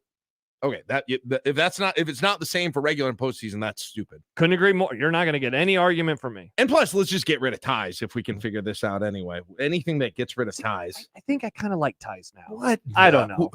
Why are you is this you because just of said soccer? a phrase no one in America has ever said. This is because of soccer. No, you're right. He just said a phrase no one in the United States of America, flag waving people has ever. I like, you know what I like? 1776. Someone's like under their list of likes and the likes and dislikes. USA. Someone's like, I like when sports teams draw. I love that. I don't know why. I kind of like it. Text from the dumbest thing 402. I've ever heard. Joshua said there's no if then. Each team gets a possession, and if it's still tied, then. That is literally an if then. Yeah, I guess it is. It's just not that confusing. But lawyer. Hashtag lawyer. Yeah. You still never gave us a good answer. Riley says, Jack must know that his misunderstanding of the rules isn't a cognate argument against the entire overtime rules, LMAO. He is also of law. It's not that funny. It really is coming back to you were confused, and so you got mad. You are making me have to be a little more passionate about this than I actually was. That's true. That's true. I was not. I'm way more passionate than you are. I was not going on a crusade about this like I do on many things. You didn't have a 12. I didn't say it. I didn't have a tweet about it. I didn't rant about it. You just heard me say once that I didn't love the system, and now you're getting me people saying I'm not making I think what he meant to say was cogent Oh, argument. my bad. I read it wrong. That's my fault. But with your degrees, making a cogent argument for something that I barely believe. Yeah. You want me to make a cogent argument? Let's talk about something I care about. Let's go. Bring it. Let's All right. go. What do you got? I don't know. What do you got? Talk. Valentinos. I don't know. I already did that. That's done. Caitlin Clark. Oh, wait. We already did that too. We will get to some. Jordan stuff. says NHL and soccer overtime rules are different between regular season games and playoff cup Great games. point. Great. Well, that makes me not want to do it even more. So you want quadruple overtime hockey games in the regular season? That would be hilarious. The Red Wings and Rangers played. First of all, I've always said more football is greater than less football. Just keep play 2 quarters. It's like the U.S. Open. The U.S. Open used to. I don't think they do anymore. They do a full round of golf. You love golf. And you got to go for 2 after every touchdown. I don't know about that. There you go. All right. Wow. What a topic. We have so many things that we have to get to. Yeah. We barely even covered the video game stuff. I know that there was a little bit more that we wanted to talk about. Quarterbacks, freshman quarterbacks. I got to hear these numbers for the freshman quarterbacks. We're getting to those in the happy hour. When we crack open those cross-strain beers. That's when we do it? Yeah, we'll talk about that. Good, because that'll make it even better. There we go. When we return, I want to ask you a couple of questions about the coaching cycle now that it's probably, hopefully, maybe done. Maybe. And compare it to 2017. We'll do that when we return. Jack Mitchell with his many degrees in today for John Bishop of Josh Peterson. More to come on 1620 The Zone. The best way to catch all the action is on 1620 The Zone. And no line for the bathroom. 42 Degrees is showing you even more love by extending our Valentine specials through this Sunday. Kratom and Delta products, buy one, get one half off. 25% off CBD melatonin products. 30% off premium pre-rolls from Top Shelf, Buds Burn, and Tyson. Cube disposables, 4 for $20. And 42 Degrees gummies, 20% off. These deals end Sunday. 42 Degrees, your destination for top-tier cannabis, second-to-none product selection, and exceptional service. By your mom's house. Hi, this is Doug Nodgard with Equitable Bank. Great service never goes out of style. When the digital age dawned, many said computers would be able to handle many of the interactions that used to take a person. Boy, were they wrong. How many times have you called your bank and gotten a recording to press 1 or 2? Not at Equitable. Not only does Equitable answer your call on the first ring, it's answered by a human being. That's because Equitable Bank values its customers. Equitable Bank, we take banking personally. Member FDIC. Oscar's Pizza and Sports Grill is your home for the big game. We're in the middle of the best time of the year of basketball season, with meaningful games every night, with 40 TVs and massive dual projectors. The games have never looked better. Pair that with their award-winning char-buffed wings and $7.99 Monday through Friday lunch specials. Oscar's Pizza and Sports Grill has everything you need. 173rd and West Center Road, and for takeout, 162nd and Maple. Jordan B. Peterson, We Who Wrestle with God Tour. If you say the truth and nothing else, you'll have an immense adventure as a consequence. You won't know what's going to happen to you, but the truth will reveal the world the way it's intended to be revealed, and the consequence for you will be that you'll have the adventure of your life. Jordan B. Peterson, live at CHI Health Center, February 22nd. Get tickets now at Ticketmaster.com. The GOAT is coming to Kansas City. Sporting KC will host Inter Miami and Lionel Messi, the greatest of all time, at the loudest stadium in the world. See Johnny Russell, Alan Pulido, and the rest of your hometown team take on Messi, Luis Suarez, and more at GEHA Field at Arrowhead Stadium on Saturday, April 13th. It's the soccer capital of America versus the greatest of all time. Get your tickets while you still can at sportingkc.com. Woodhouse Hyundai offers a streamlined car buying experience tailored to you. With the most versatile lineup of sedans and SUVs like the Hyundai Elantra or Santa Fe. Plus, your choice of standard engines, plug-in hybrid, or fully electric vehicles. And when you shop Woodhouse Hyundai, you can rest easy with Hyundai Shopper Assurance, America's best 10-year, 100,000-mile powertrain limited warranty. Start your deal online at woodhousehyundai.com today. Browse our inventory, personalize your payments, apply for financing, and more. Convenience delivered every time. This is Woodhouse Hyundai. Right now, lease the 2024 Hyundai Kona SE for $199 per month for 36 months and 10,000 miles per year. With approved credit, tax, title, license extra, First payment $2,999 down plus $299 doc fee due at signing. Offer expires 2/29/24. See dealer for details. Tell us how you feel on the J-Tech Construction and Solar Zone Twitter feed. Reach Gary, Nick, Connor, Josh, and John anytime on the J-Tech Construction and Solar Zone Twitter feed. Contact the official exterior and solar experts of the Huskers. J-Tech Construction at yourexteriorexperts.com. Your neighborhood is more than blocks of buildings. It's the people who live there that make it special. At Union Bank and Trust, we're not just creating home loans, we're making neighbors. We're not just small business lenders, we're small business shoppers. We don't just live in your community, we help you build it. Because our people are your people. Visit ubt.com/neighbor to learn more. Union Bank and Trust, member FDIC.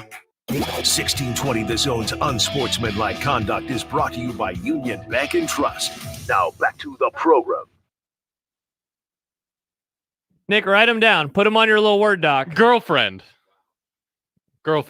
Josh Peterson, Jack Mitchell with you. Turn on your mic. Jack Mitchell, the oldest person I know that still listens to music that's new.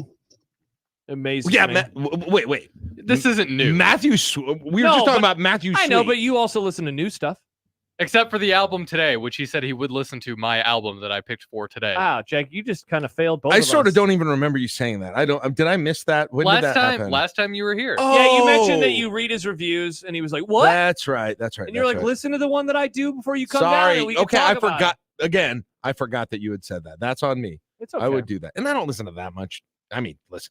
If I'm choosing what I'm listening to, I'm Are you listening going to- old school? But again, there's people, parents of kids who are in the car with you. You end up listening to it, and you find most stuff you don't like, but maybe some stuff that you can tolerate or you like because of it. For sure. And I'm aware because of conversations Because you talk of to your what children. stuff is because I talk to my children. Hello, and stuff. child. Keeps me young. Speaking of young, Chip Kelly, young no more, moved to Ohio State. So, Sam McEwen wrote about it earlier this week, but the 2018 class of coaches, most of them got hired in 2017, if not all of them got hired in 2017. Frost, Jimbo, Chip Kelly, Dan Mullen, etc. They are now gone. They're gone from their schools, which is pretty wild because that was a very memorable year of coaches. And imagine 6 years ago saying, hey, like none of them are going to succeed. And they're going to either leave on their own volition or get fired. You would have been stunned by it. To that point, I just had a random memory pop up right after this, before the season started. You were on vacation. I subbed in with John in the summer of 2018.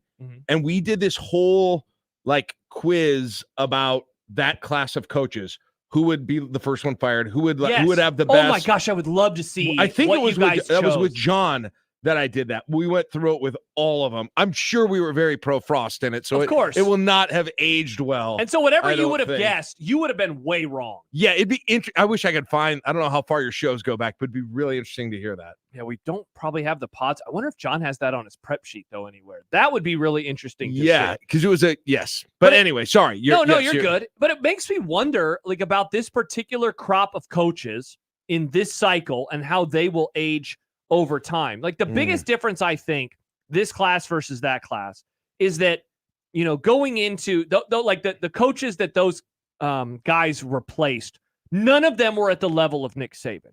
Nick Saban retiring from Alabama, literally the best coach of his generation. Right. The best coach, in my opinion, of all time. Well, except for Mike Riley, but yeah. Except for other Mike than Riley. that, The yes. national championship winning head coach from this past class is now off to the NFL. So Harbaugh leaves. So the best coach ever is gone and being replaced. The most recent national championship coach is gone. Texas A&M is also gone. And I was looking at the list because Alex Kirshner of Split Zone Duo, he put together, he just kind of threw some thoughts together of every coach that has been replaced and by whom, and kind of gave some thoughts about them. And Okay. it made me realize once again, whereas the one 6 years ago, I was very high on them. I thought a lot of those coaches were going to succeed. I definitely thought Frost would. I thought Chip Kelly would. I thought Dan Mullen would. I don't know how I felt about Jimbo, but I probably thought he was going to be good. Every coach from that one stunk. I don't think that any of these coaches from this cycle are going to turn into great coaches. I don't think any of them are going to have super memorable tenures for the right reasons. That's interesting. And so looking back, I wonder if I'm just going to be wrong again because I don't I think Kalen DeBoer is really, really good. I think he is following the greatest ever, and that's going to make his situation darn near untenable at times. So, it depends how you define that, because it's going to be really hard for Alabama, number one, but even Michigan to feel like they're taking a step in the right direction. 100%. Sharon Moore would have to match Harbaugh in terms of winning an edge. The only one last year makes it hard, but the one I'm curious about would be Fish at Washington. Yeah. Again, I don't know, because the standards aren't way. Of course, there was last year, yeah, but people aren't like this is what they're going to be every year now. Right. Last year seemed like an outlier. I don't. If I had to buy stock in one of them, he's probably the one that I'm buying stock. What do you think about Elko at Texas A&M? Do you think that can be is it just hard to say A&M can have a good coach because it's Texas A&M? It feels like it just feels like that program is so big and so riddled with issues that I can't define. Yeah. Yeah. But that's what the Jimbo tenure was, right? Yeah. It was. Just, of all the guys, it just doesn't feel like they're going to get like above that, kind of ceiling that they're hitting. They seem again, and I don't have a reason for that. No, you know what? They seem like one of those programs that are like pro franchises. You know how there are a lot of people, sadly myself included at times, that are like, yeah, the Cowboys are just never going to be able to do anything. And it's just like, well, why? And it's like, well, just because they stink. Right. That's what Texas A&M is to me. Yeah. Think of the coaches that they have had. And I don't know who they had before Slocum, but the first coach that I remember them having was R.C. Slocum. Yep. And they had Dennis Franchione in there. They had Mike Sherman in there. Yep. They had Kevin Sumlin, obviously then Jimbo, and now they'll have Mike Elko. And of all of the guys that they hired and the ones that we just mentioned, there's no reason that Jimbo shouldn't have been a success. He had won a national championship. Right. He was recruiting at a very high level. He has an NFL type offense, and yet he completely flamed out. And it's just wild to think. And it's like, if that guy can't do it, yeah, that's how it feels. Why am I supposed to believe that anybody else can? And it's not like Elko. It's not like Elko was so. Right? He was solid. Yeah, he was good. He was good. That's the way I describe it.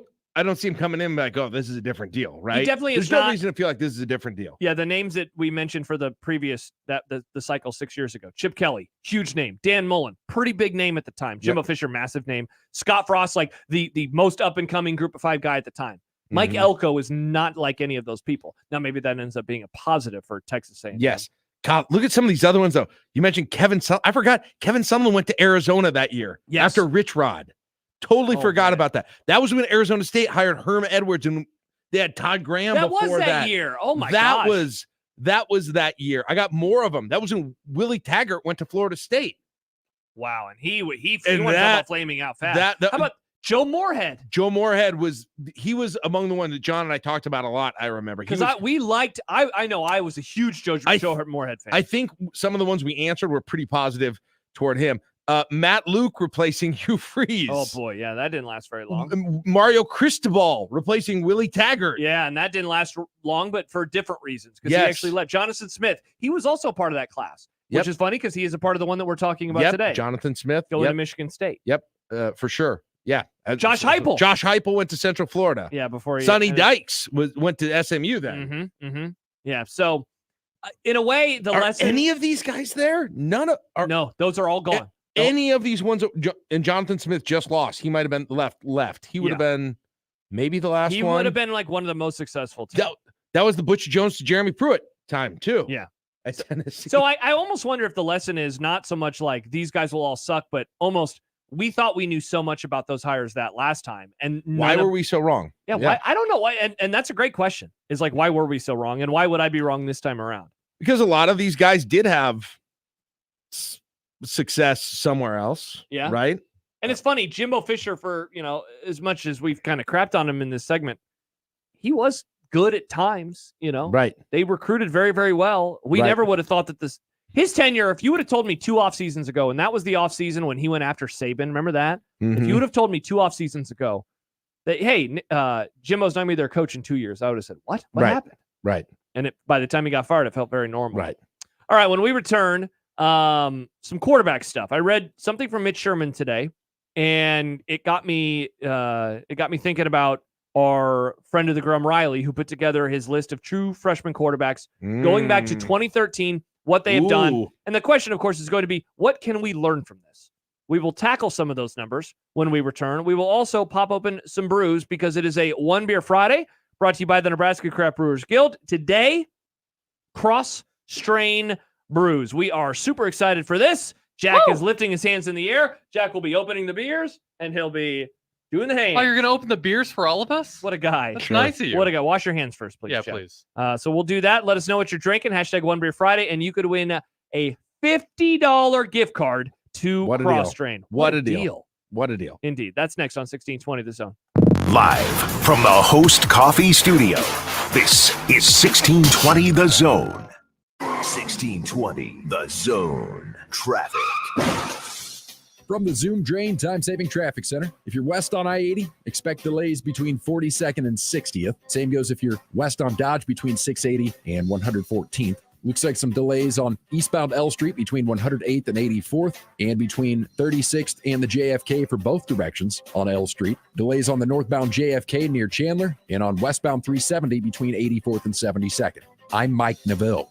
This time-saving traffic is brought to you by Saul's Jewelry and Loan. What does Saul's loan on? Almost everything, like jewelry, gold chains, bracelets, earrings, wedding rings, and high-end watches, guns, electronics, $10 to $50,000, super fast and easy with no credit check. Saul's loans on almost everything.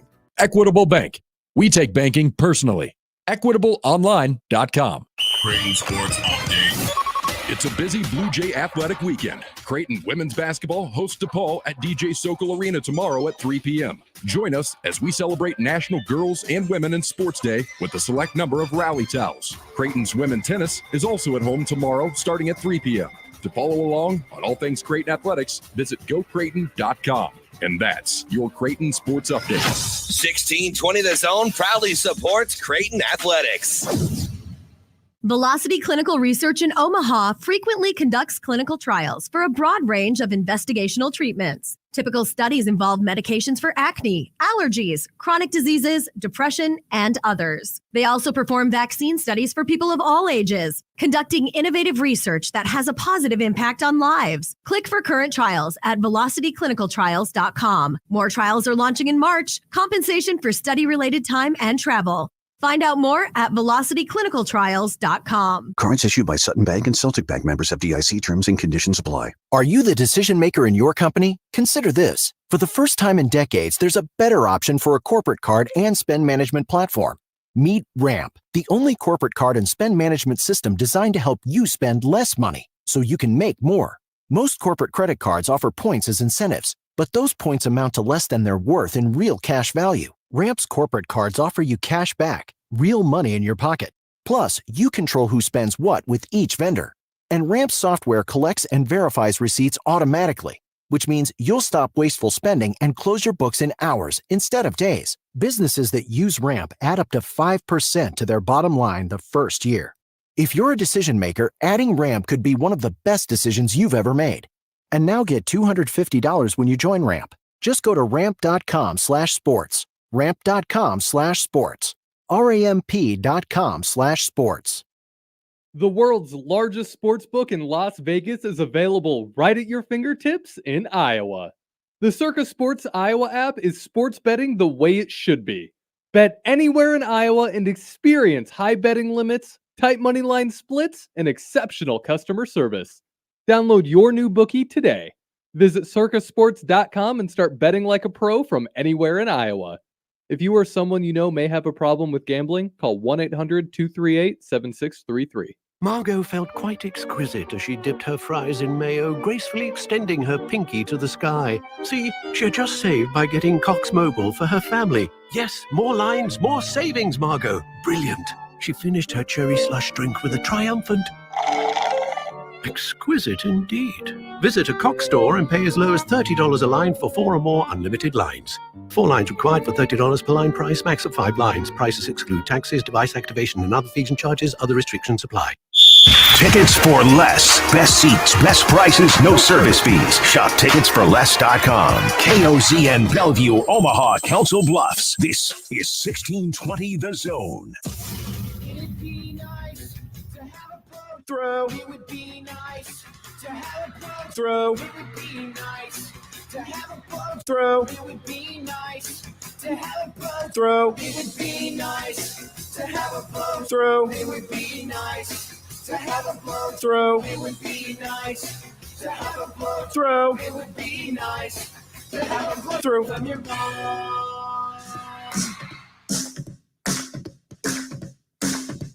I drank beer with my friends. Sometimes I had too many beers. I liked beer. I still like beer. Had beers, have some beers. One beer, drink beer, drinks beer, drank beer, and drinking beer. Upstairs, downstairs, where was it? I don't know, but I had one beer. Friday!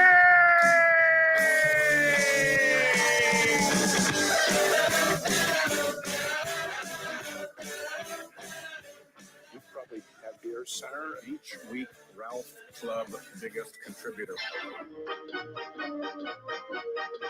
Yeah, for that. I like beer. I don't know if you like Beer Center or not. Um, What do you like to drink? Next week. I had one beer. Friday. Hanging out and having some beers with friends, which I gladly do and which I fully embrace. Well, you think it was... Nope, there was one beer. Friday.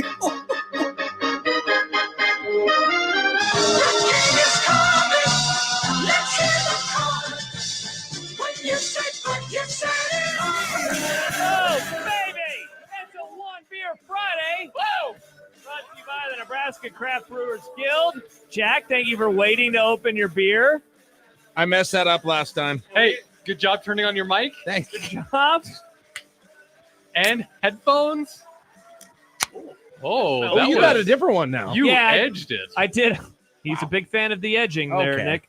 Yeah, I did an audible. I was going to have the lager, which is what you had, but I decided, I said, you know what? A sour sounds great right now. So I went with the koala tier. Sour ale with strawberries and cheesecake mixed, contains lactose. Oh, I hope you're tolerant. John. I am indeed. Isn't it interesting? Huh. Yeah. I've got the Cornhead Lager by 1890. I am supporting paying some bags of cash. Let's go to those Husker players and get them in here. So did you just You're technically- welcome, Dylan. Did you just technically become a booster? I did. Oh, I am Booster now Jack. can put pressure on the athletic department when I'm unhappy with the coaching. Nick? I've also got a sour. I'm going with the grapefruit crush a lot. Yeah, It's he a golden sour. He I called this right the away. other day. He was like, "This is going to be mine." I saw this and I claimed dibs. This Yeah. is mine. He was like, "It's like calling shotgun in the car." You wouldn't have to fight me for that one, but I bet it's good. This is delicious. I'm happy with my decision to call an audible at the last second. I love a good crack. It is indeed a One Beer Friday. Let us know what you are drinking as another weekend arrives. The snow was here earlier. But it's wow. It's really good. Christmas there, Nick.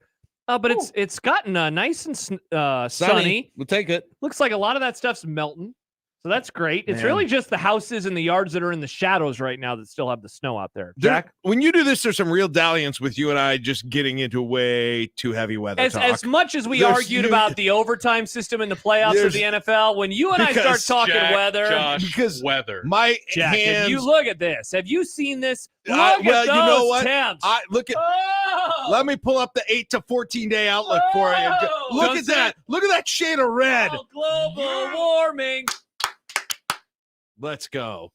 Nick, yes. Listen. We should have stopped Wow. it, but at least it's going to be nice. Yes, right? is We should- it a net negative for the planet? Yes. Do I enjoy it in February? 100%. Yes. Will it be bad in July? Yes. Of course. Do I wish it hadn't happened? Of course. Yes, but will I take but- advantage of it? Yes. Will I wear shorts? Definitely. Right. Nick?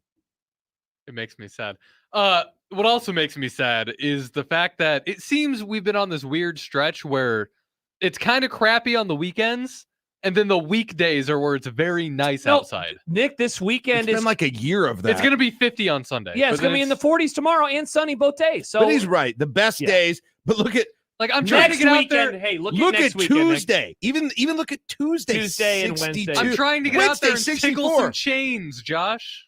Yeah. We're Let's hitting. tickle the You know what? chains. I think they'll change Like, this. it's I hard think to we'll do. hit a 7. I think we'll hit a 70. What? I think I'm just going to say it now. Holy Get the God. eggs. I think we'll hit a 70 plus next Get week. the eggs. Absolutely. All right, I'm going to add this. Then we'll have to look it up. If What it are the hit- odds on that? Is that a plus? what not is- too bad. I would say about a plus 450. What does the weather book say for Got this to be one? more than a plus 450 to hit 70. It's a high of 64. That's not that far. It'll You hit get the 70 plus- temperature in the sun. That's got to be All at right. least 1,000. I have written it on the list. Jack says it will hit. It'll hit 70 plus next week. What, 750? Plus I can't. 750. 400 seems. You said 400, right? Yeah, that's what I said. That Plus seems- 450 is what I said. It doesn't seem By right. the way, Nick, next weekend 54 and 60 degrees. So maybe that's a little bit more what you're looking for. Maybe. It's still going to be February, It's just man. honestly, it's got to be sunny and not windy. That's more important than Sunny, anything. yes, not cloudy, and I am pretty fine. I'm for sure going And out not on windy. Sunday to play, but it's just Where will you be tickling? I will be tickling at Seymour. Seymour? No more Seymour's butts and you, Uncle Tony. By the way, Jack, before we get into freshman quarterbacks, I did want to read this tweet that we received from Travis, who writes, FYI, Mullen was 34 and 15 at Florida with 6, 7, and 13th ranked finishes in his first 3 seasons. The Florida Brass had unrealistic expectations. I'd give my left nut for a Nebraska coach Hockey to fail team? like that. Yeah, seriously. True. Take the nuts, put them in the thing, and throw them out on the ice.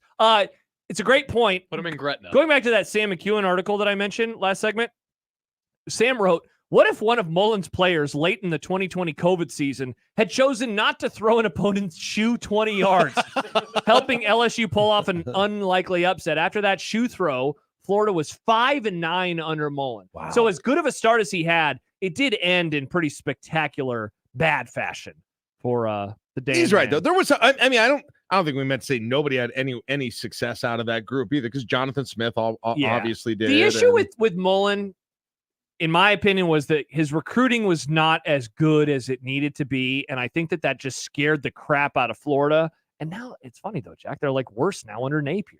Yeah, they're not very good. Yeah, that's another program where it feels like they're never going to get above a certain ceiling. Florida? Right? Yeah. Yeah, which is crazy because when I was a teenager and when I was in early college, I thought that might be the best program in the country. Mhm. Now, it was recency bias. Certainly, they won 2 titles in 3 years under Urban Meyer, but man, they were good. And I just thought like they can always recruit well. They have a great fan base.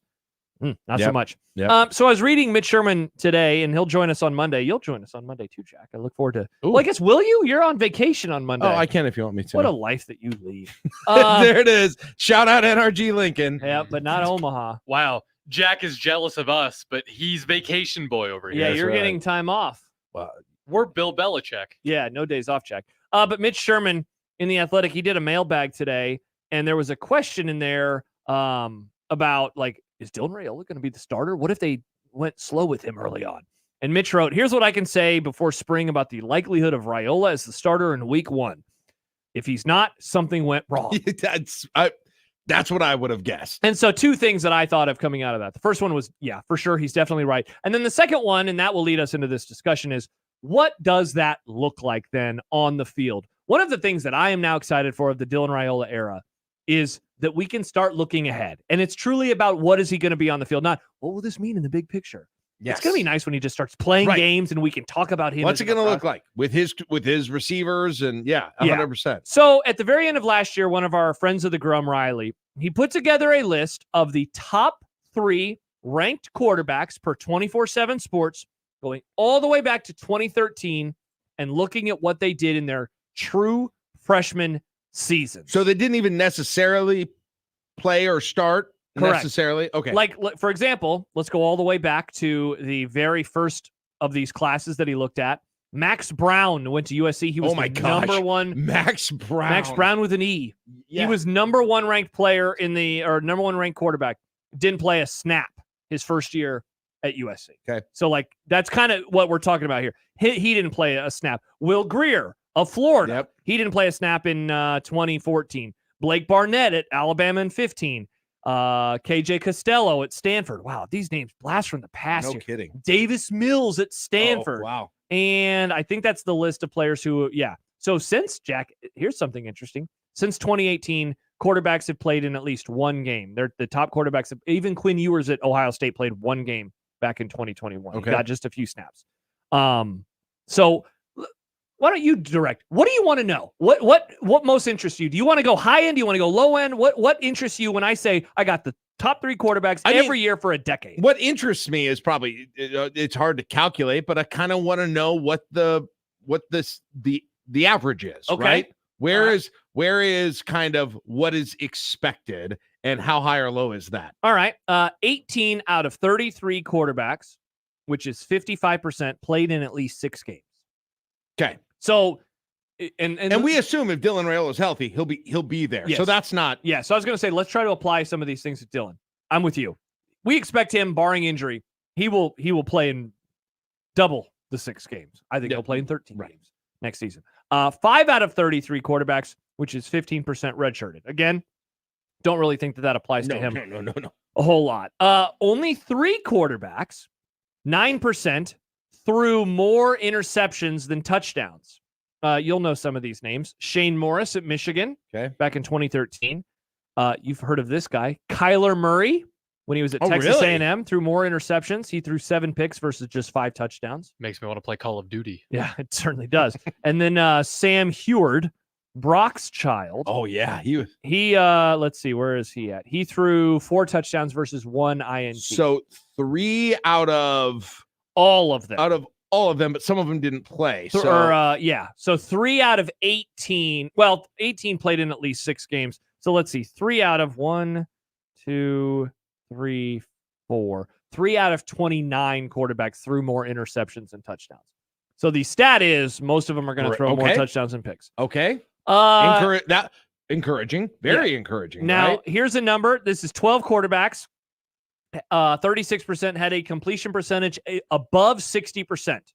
And Riley added, among those 12, only 6 quarterbacks had over 100 passing attempts and a 60% completion percentage, which is 18% of all of the qualifying quarterbacks. So there's a 1 in 5 chance that of the quarterbacks who had a high completion percentage, that they actually did it on a high number of passes. And it wasn't just, that guy went, 5 for 6. Like, okay, cool. You went 5 for 6. Okay. So again, some of these are going to be a little harder with Dylan. It's hard because the denominator in this whole thing is a combination of players who played a little, and players who didn't play at all, which wasn't necessarily a function of their quality. There were other factors that played into that. Yeah. Like I can't speak to the quarterback situation that every quarterback walked into, but I don't know how many of these guys walked into a situation where they were the for sure slam dunk. This guy will start in every game, barring injury, because that is what Dylan Raiola is, right?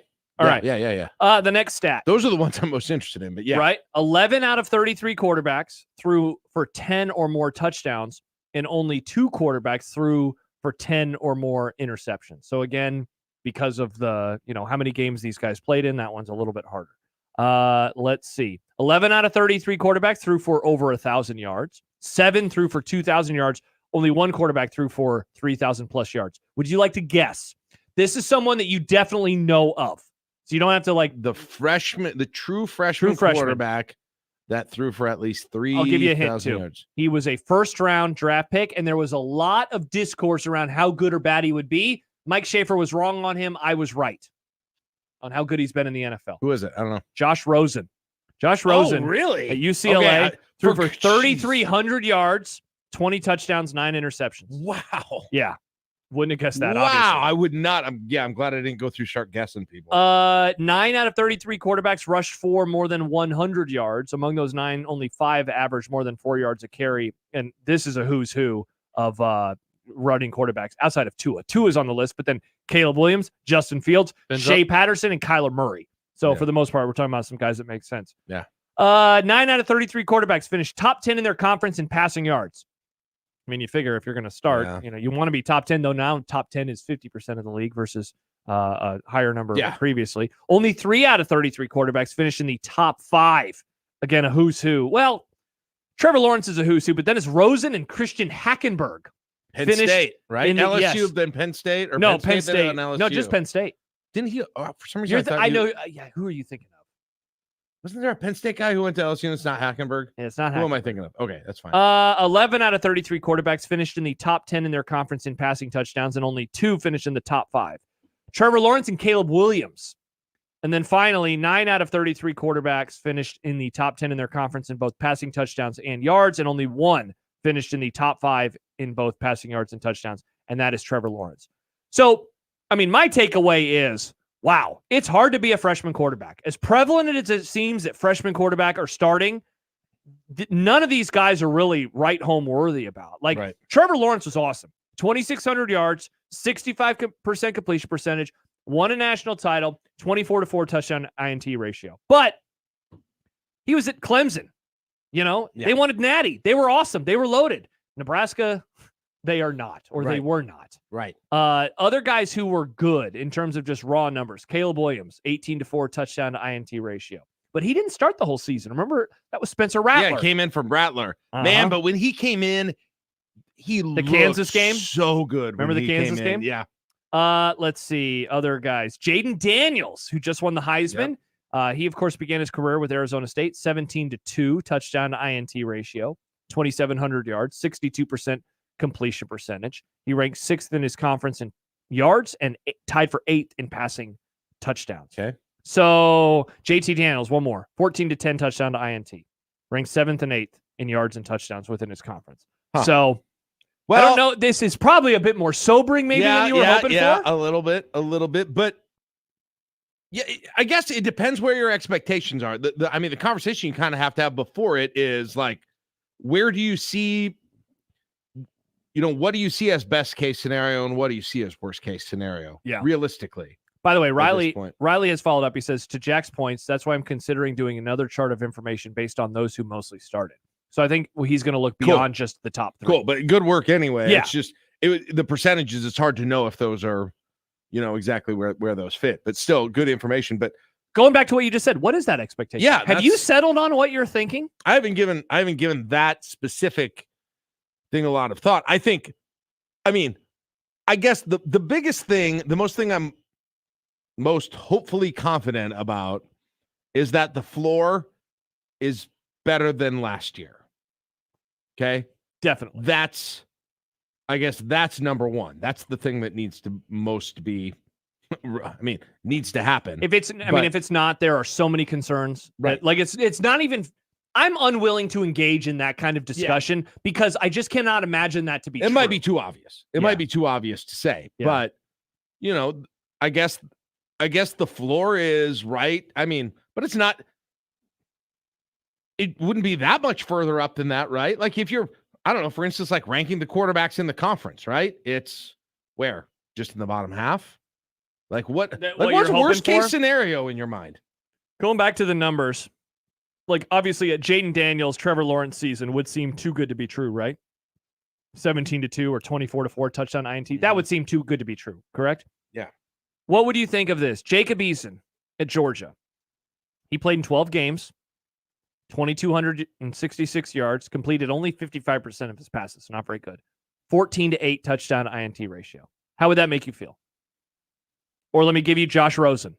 447 attempts. He completed 59.5%, 3,300 yards, 20 touchdowns, 9 picks. Whew.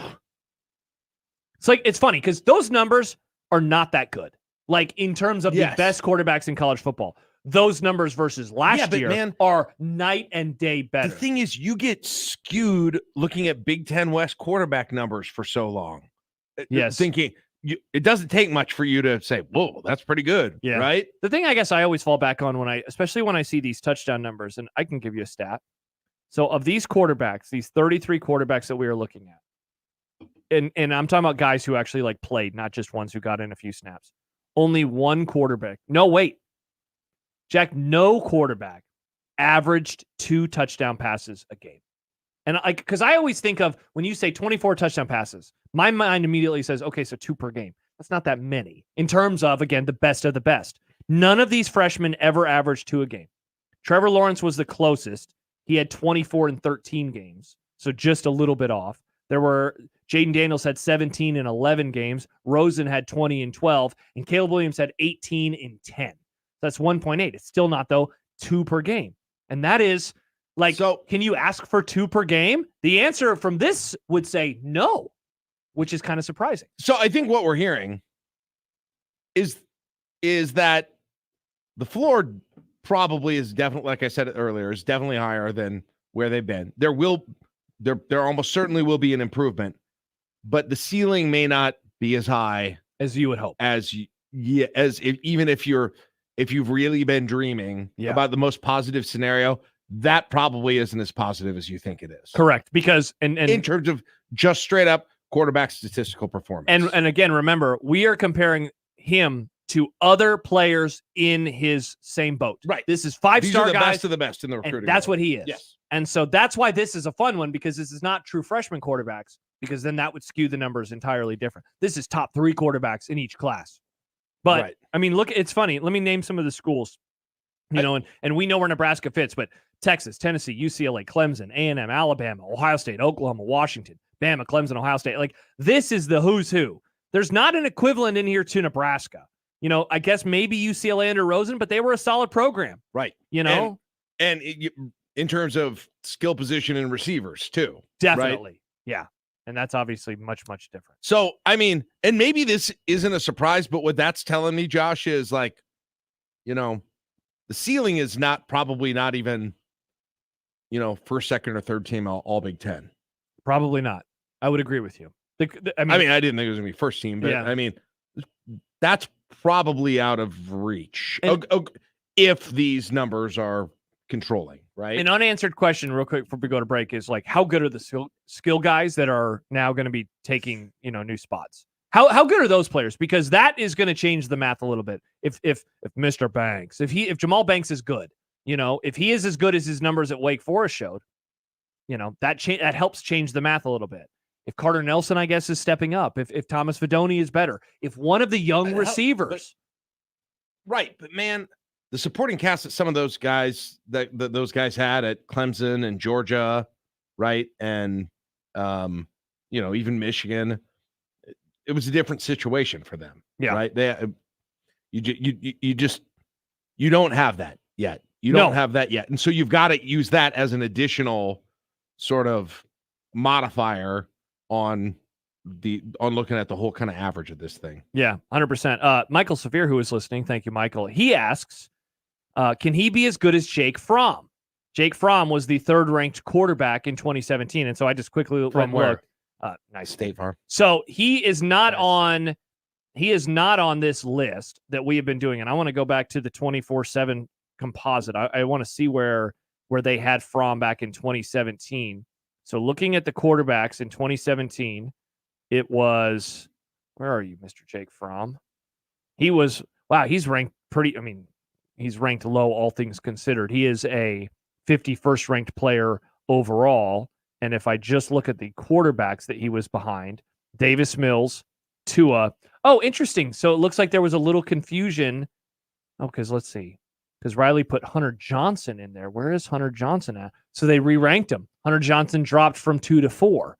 So Jake Fromm, all right, let's look at his freshman numbers real fast before we go to break. 62% completion percentage, 24 touchdowns, 7 interceptions, played 15 games. That would be tight. That seems you would do. You're asking a lot, right? Yeah, 2,600 yards, 9 yards an attempt, 24-7 touchdown to interception ratio. That would, you want to talk about how do you go from 5 wins to 9 wins? That's the answer. Now, the question everybody should ask themselves now is, what is the highest reasonable expectation that you've got? What's the highest reason? And however you define that, if it's in terms of, ranking of the quarterbacks of the conference or touchdowns to interceptions or any of that thing, I'm curious. Everybody puts that in their head. What is it for them with him? Because I haven't given that specific question a thought yet, but would that seem, that'd be above it. 24-7, that would be above it. That'd be above it. Yeah. I think so. Right? That's less than 1 interception. 24-7. Dude, that's basically 1 interception every 2 games, and it's 2 touchdowns every game. That would be spectacular. That's above it, right? Yeah, that's all conference. That's all conference as a freshman. Dude, not to get too far down the road, but if he does that, the hype train has left the station in like October. Choo-choo. What is it like going into year 2 if he was a 24-7 touchdown interception ratio guy? Right. That'd be insane around here. Right. So yeah, that seems a little I'm much. more at like, I don't know, 17-9. See, I was gonna say that's your ceiling. You know who that is? That's Adrian Martinez. He's pretty much right at that number. Really? I think he was 17-8 or 17. And he was running too. Yeah. I would say if you could get to 20 and you could keep the interceptions at 10 or fewer, I think that would be a really nice, really good. You're right. My interceptions are high in that number. More like 17 and 6. If you can average fewer than 1 interception a game and close to 2 touchdowns a game, I think you're cooking with gas a little bit. We still have some content to get to, and we will do that towards the end of the show. Also, what's for dinner? More to come. It is a One Beer Friday. Let us know what you are drinking. Travis says it's patio drinking season, folks. Dude, we are getting very, very close to that. Not today because it's a little cold and a little windy, but it is getting very nice. Jordan writes, Jack and Josh, just two olds talking about the weather. We do indeed love talking about the weather. But let us know what you're drinking. Hashtag One Beer Friday, and you could win a $50 gift certificate to Cross Strain Brewing. Thank you so much for letting us know. Hashtag One Beer Friday. More to come here on this One Beer Friday on 1620 The Zone. The Connor Happer Show. The first time I ever did the Mel Kiper Jr. impression on TV, as though it was part of the draft. They didn't announce it as a comedic bit or anything. He says his name all the time. He does say McShay. He does say McShay, but it's not as funny as saying Todd. And I kept going, Todd. Say your name over and over and over. Hit the D hard. Todd. Yeah, in a way, you've ruined all Todds. How do you feel about that? Oh, yeah. The Connor Happer Show. Weekdays from 10 to 2 on 1620 The Zone. Your Omaha area forecast from the Godfather's Pizza Weather Center and KETV News Watch 7 on 1620 The Zone. The clouds will clear up for your Friday night, but it's going to feel chilly outside with a northwest wind and temperatures in the 20s. By tomorrow, we see a lot more sunshine, a high temperature near 40 degrees, and then only warmer thereafter. I'm meteorologist Luke Vickery, KETV News Watch 7. 1620 The Zone's Unsportsmanlike Conduct, brought to you by a great friend of the program, Union Bank and Trust. 1620 The Zone. Traffic. From the Zoom Drain Time-Saving Traffic Center. Well, the good news is no wrecks to report this evening as you make your way home. We do have some slow going on Dodge. East and westbound commuters between 144th and 120th. Also delays on westbound Dodge around 680. If you're east on I-80, delays between 84th and 72nd. Delays on L Street for both directions between 42nd and 24th. And on Industrial Road just before 144th for westbound commuters. I'm Mike Neville. This time-saving traffic is brought to you by Fernando's Omaha. Love Languages, presented by Fernando's. 1. Words of affirmation. Your tacos are delicious. Come and feel the love at Fernando's, 75th and Pacific, 114th and Dodge, and FernandosOmaha.com. Dirk Bentley, Gravel and Gold Tour. They all know why I'm getting drunk on the plane. Live at CHI Health Center on Saturday, August 24th with Chase Rice and Tanner Usry. Dirk Bentley. On sale now at Ticketmaster.com. Dirk Bentley, live in concert. It's pro time, Nebraska. The Omaha Supernovas, your Major League Volleyball team, have exploded onto the scene with record crowds and a fan experience that is second to none. Witness world-class talent downtown at the CHI Health Center, Omaha. Be there as the Supernovas take on Orlando on Sunday, February 18th at 5 p.m. Don't wait to be a part of history. Secure your tickets today at supernovas.com. That's supernovas.com. 42 Degrees is showing you even more love by extending our Valentine's specials through this Sunday. Kratom and Delta products, buy one, get one half off. 25% off CBD melatonin products. 30% off premium pre-rolls from Top Shelf, Buds Burn, and Tyson. Cube disposables, 4 for $20. And 42 Degrees gummies, 20% off. These deals end Sunday. 42 Degrees, your destination for top-tier cannabis, second-to-none product selection, and exceptional service. By your mom's house. New Year's resolutions start and end at Level Countertops, Cabinets, and Flooring in Elkhorn. Is your resolution this year to get organized, and take your kitchen to the next level? They create a unique space that's not only beautiful, but functional and organized. They come to you, listen to your needs, and create your functional design. For all your cabinet and organizational needs, visit their beautiful showroom at Level Countertop, Cabinets, and Flooring, 192nd in West Maple, or online at levelomaha.com. That's levelomaha.com. John Bishop and Josh Peterson. Shut up, you blind old man. It's Unsportsmanlike Conduct on 1620 The Zone.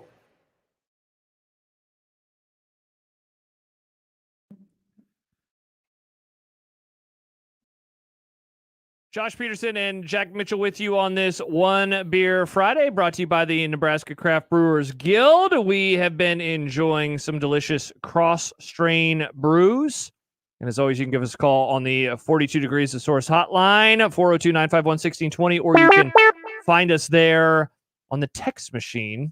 You can send a text to that number as well. Dave writes, conference play touchdowns might be the better measure. SEC gets another non-conference. And Good Nebraska just 3 non-conference games in 2024 versus the 4 that the SEC will get. So that's a good call. That's a good point as well. It's so funny. I liked that last segment because it is another reminder that my mind has not totally worked into. So what is the expectation? It's so hard because on one hand you say this is the highest ranked player ever. And on the other hand, it's like, all right, so what do I do? What do we pick? We've talked so much about the idea and the concept of Dylan Raiola, but not about the reality of Dylan Raiola. Yes. Right? 100%. As the quarterback. Yeah, 100%. Noted Wisconsin fan Kyle tweets in. And Kyle writes, I think Dylan Raiola will be very good, but he's still a freshman going from playing high school kids to playing NFL prospects. The learning curve will be steep, and the talent around him is still yet to be seen. He's going to throw 12-plus INTs and have a game of 3+ INTs. How you feel about what that? did you say Adrian's numbers were? I believe Adrian's, let me pull him up. I think he was close to 18, and I think it's like 18-9 or 17-9. Okay, well, I mean, man, that's crazy. That year was that good. I know. Okay, Adrian Martinez, 17 touchdowns, 8 interceptions. He completed 64.6% of his passes, 2,600 yards. And the stats say, by the way, he played 11 games. He really played 10 if you consider he played half of the Michigan game and half of the Bethune-Cookman game. So I've always kind of done the math that way. 10 games, 1.7 touchdowns per game, less than 1 interception per game. And then on the ground. And he missed the Troy game too, and then, he missed right? the Troy. Yes. So he missed another game that would have padded those stats. Correct. And then in the running game, this is where Dylan is not going to be able to match him or any of the Kyler Murray, Caleb Williams types. 629 yards, 8 touchdowns on the ground. So he accounted for 25 touchdowns. And again, 10 equivalent starts because he didn't start Troy and he played in the half of the Michigan game and the Bethune game.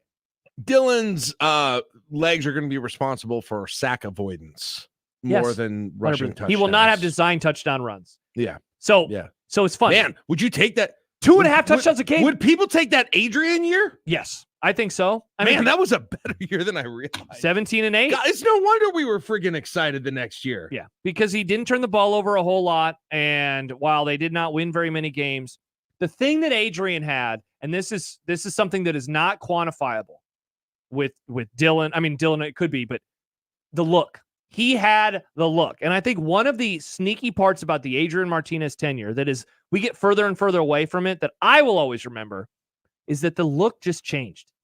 I don't think he was ever as good as he was as a freshman. He was probably smarter. He was probably more studied.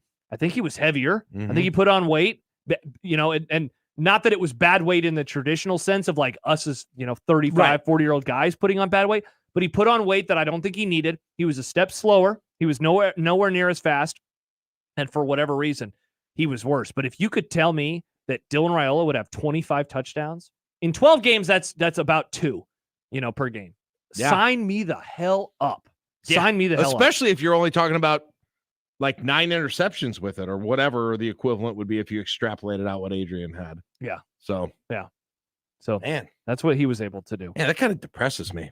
That Adrian was that good as a freshman? It kind of depresses me all of a sudden. Yeah. Zach writes, I think Raiola will be 24-12. And he adds, Nebraska's defense will have an impact on the numbers too. They will influence how Satterfield and Rule call offensive plays. That's funny. That's a callback to, or it allows me to think back to our last show together when we spent a lot of time discussing, what's that defense going to do? And it is fun to think about if they can work in concert with each other, what would that mean? And the bigger question is, what do they need from Dylan Raiola? Yeah. To really improve. Yeah. What do they need to be looking at? What did Vegas say? 7 wins, 7.5 to get an over on that. How much does he have to do exactly? Which we got all summer to talk about this, all spring and all summer to talk about this as well. But that's a really interesting question as well. But again, man, you're presumably talking about improvement at that position, along with almost everywhere else across the board. Severe writes, Dylan's going to have runs around the goal line. He's a big physical kid. And he can run power, and they'll run that. That's probably true. There you go. So maybe he'll get some of those ground touchdowns. Before we get to some content, wanted to let you know that we have 2 pair of tickets to Sunday's Supernovas game as they take on Orlando. You can respond to a prompt that Nick just put up on the JTech Construction Zone Twitter feed, and you can have a chance to win there. Speaking of chances to win, you can also win a $50 gift certificate to Cross Train. So Nick is just giving away prizes left and right. I figure why not? Nice. Left and right on the JTech Construction By the way, Zone Twitter feed. if Dylan Raiola's running power near the goal, why don't I just put Heinrich Harburg and do that then? Huh? So you don't get him hurt? Don't get him hurt? I don't know. What positionless offense, right? Yeah. Yeah. There you go. Positionless offense. Positionless players, but positionless offensive players. You think Heinrich Harburg's going to play a little tight end this year? Heine? Yeah. I think so too. People forget he played it against Minnesota. I swear, legit. He literally people forget did. that. People literally Yes. forget. Yeah. People literally forget. One more email. Shane writes, Nebraska's defense during Adrian's freshman year. I guess that's all he says. Not very good. The defense was bad. So they did have to throw the ball a lot. Yep. All right, when we come back, it's time for some content, including Jimmy Garoppolo and steroids. What? Yeah, exactly. Rob Manfred and Rent Free. Oh, no. Indeed. So we will do that when we return here on 1620 The Zone. Big names, big games. We've got them all. 1620 The Zone. You know what Mentality can help you with? Low energy, motivation, weight gain, muscle loss, fatigue, tired all the time, feeling anxious, moody, irritability, impatience, anxiety, and depression. Mentality can help you with their board-certified physicians and their testosterone treatments that can take care of you and get you back in the game. You can regain normal function and restore your ability to perform normally at all levels just by Mentality. Set up an appointment today. Go to lowtusa.com. Get back in the game. Don't sit on the sidelines and let Mentality lead the way.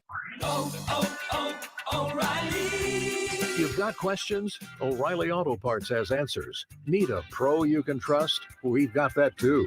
No matter what you need, our professional parts people have the training and expertise to help you do things right.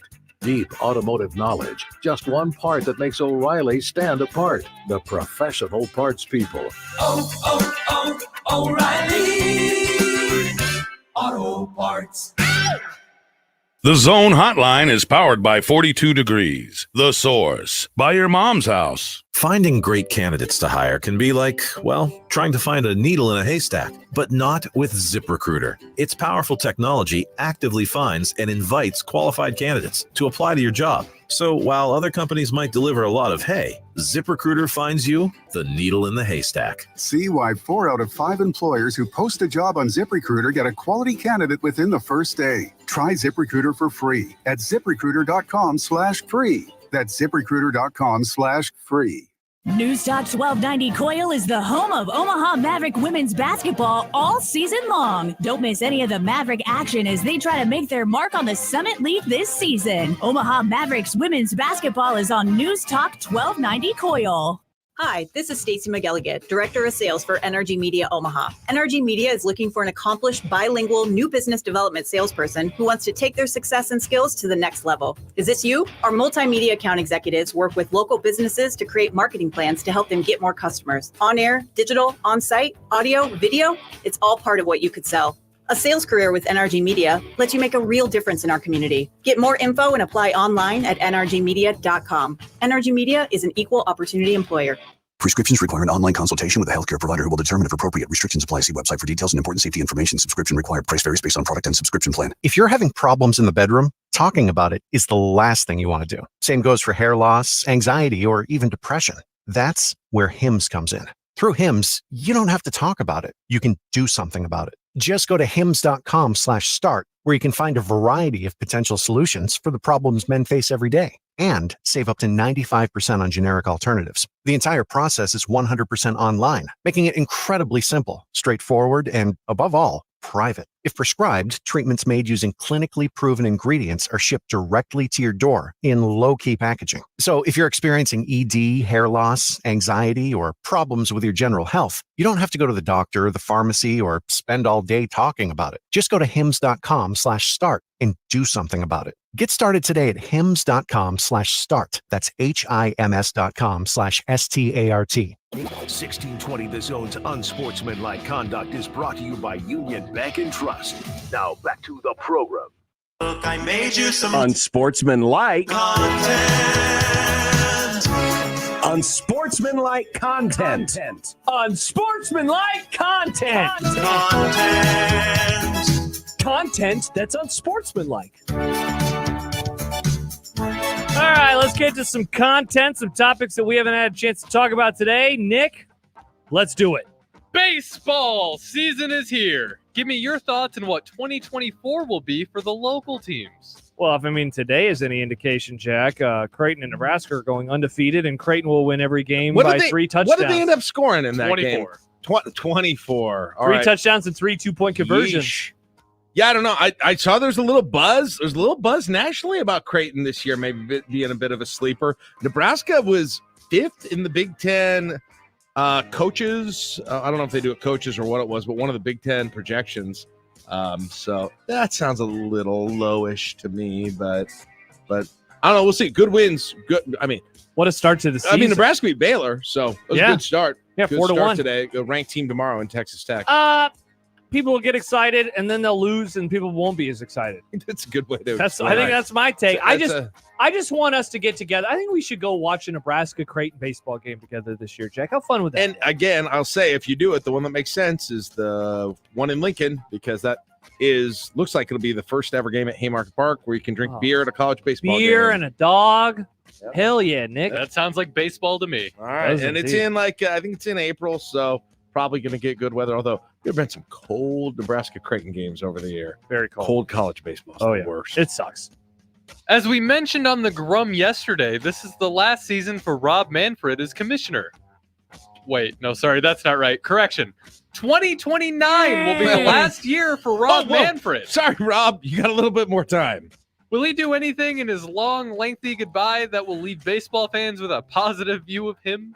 Man, what could it even be? Like, I don't think I like the what has there been? I don't really like the playoff expansion that's happened. I don't know that the TV situation is getting better, right? I mean, let's see what happens with the Royals local games, right? They're moving it over to Amazon, but I don't know if it's really going to be any significantly different than just a standalone Bally's product, for at least for the Royals. I don't know if that's what going about to be a the big pitch deal. clock? Pitch clock is solid. All right. We do like the pitch clock. Pitch clock has been better. You're right. But for the most part, it sucks. He's done a bad job, I think, for the most part. He's a bad communicator. I wouldn't give him a podcast. If the TV thing still isn't fixed by that time with the blackouts and the inaccessibility to this game. And that's a great point, too. Just like that, if you live in Iowa and there's like that spot where it's six teams that you can't watch, that's ridiculous. If you're trying to grow the game, if this game dies out in popularity more than it has, that's a great reason why it has, is because people cannot follow a single team. I think that's so many cases. I think that's part of the reason growing up I never really had a baseball team. Like, I could watch the major ACLS games, but I couldn't watch just a normal game. And if you've just got cable, thank you. ALCS, if you've just got cable and you don't cheer for the Yankees, Dodgers, Red Sox, Cubs, or a few others, Cardinals, you'll maybe almost never see your team on TV. Correct. Yeah. Crazy. It's not great, man. There has to be a way. It's 2024 now. There has to be a way where if I live in Omaha and I just want to watch one team, but I can only do it via streaming, that I should have access to that. Do you think and people will ridiculous? pay? Yes. And people will pay. That's the dumbest thing. You think John has an MLB Sunday ticket? He has MLB.TV because remember they do T-Mobile Tuesday. I've had it too all those years. Yeah. But it's not as great for you because you need it you need the Royals and they're not on there. And the Royals aren't on there. But it's a good product in general.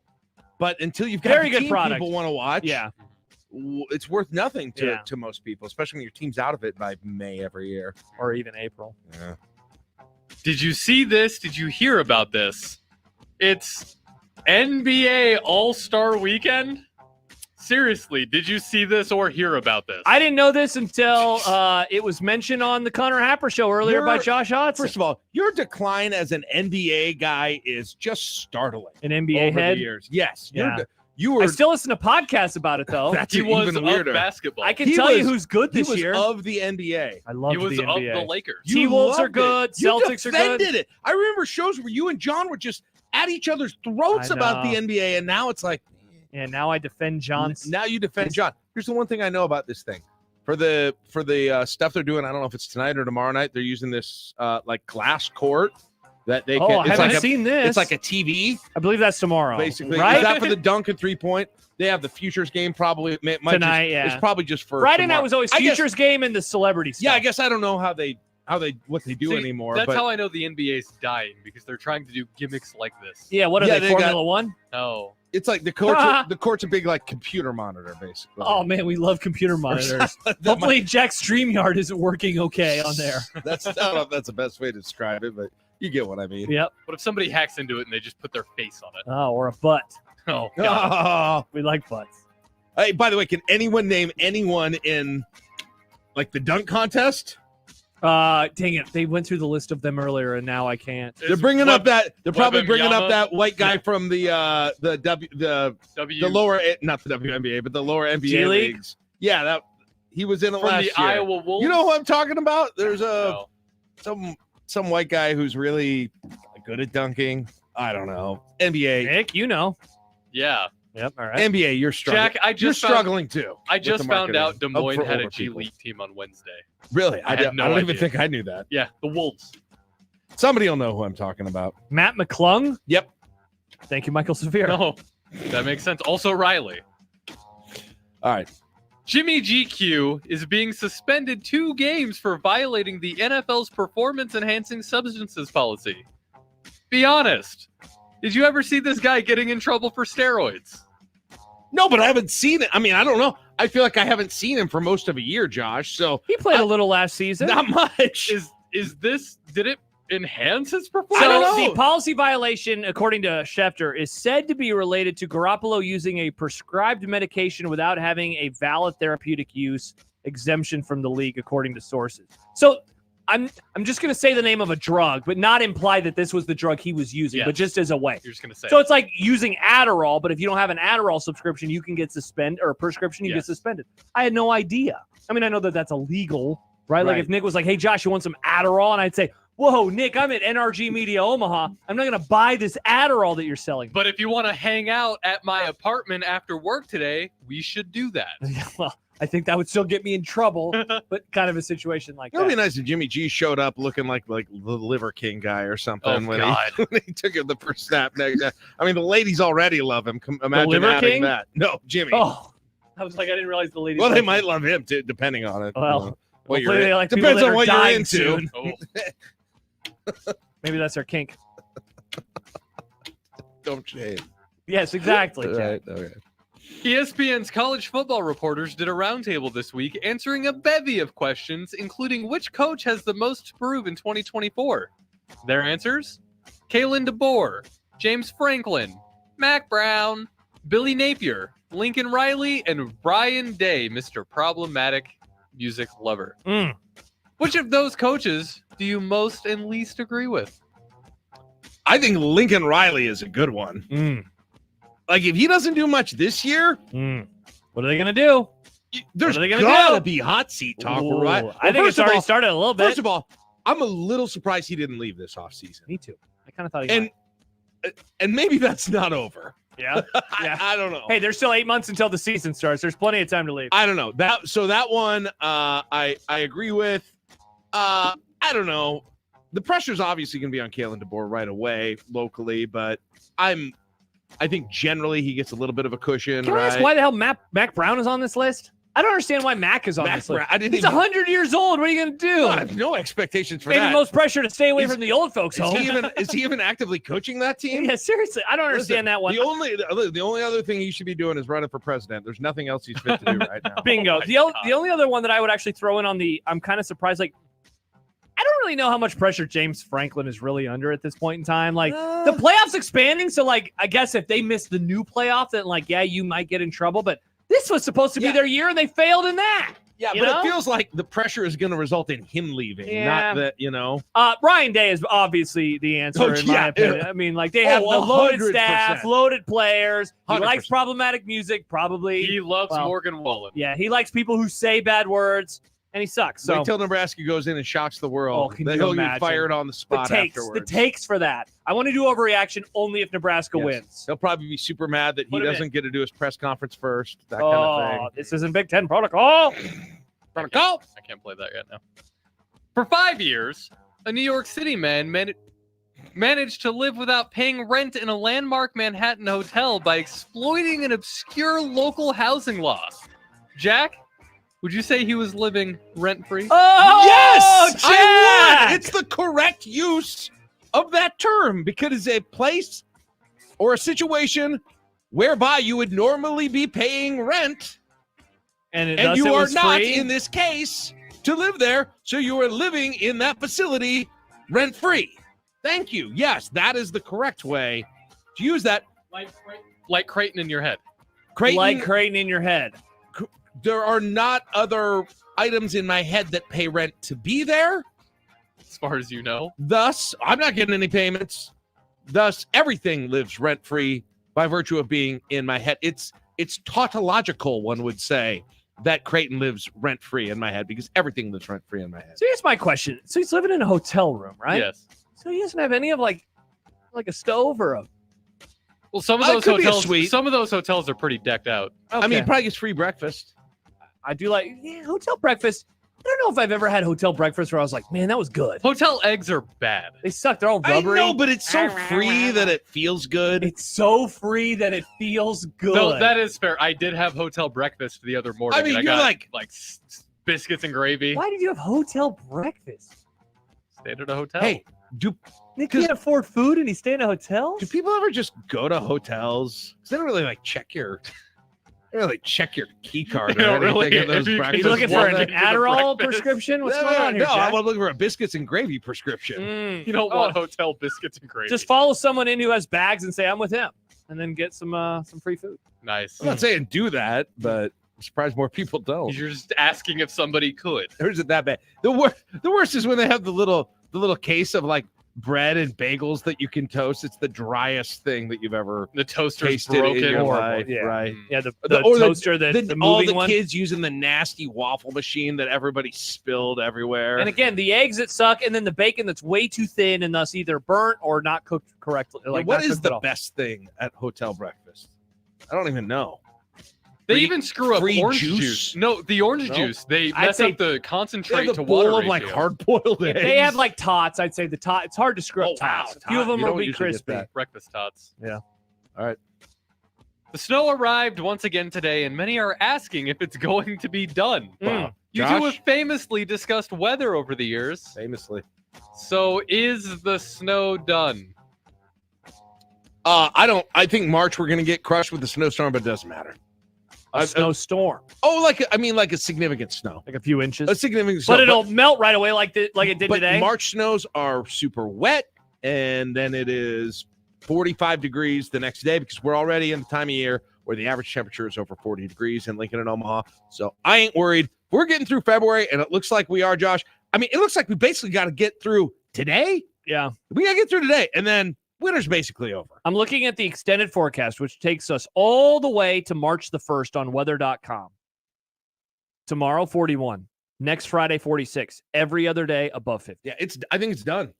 I'm with Vince you. Carter said at the dunk contest on All-Star Weekend, It's over. Back when we liked It's the dunk over. contest. It's over. I think it will snow again. I'm with You'll Jack. get a snow. That's fine. You'll get a But snow. it's going to melt so fast.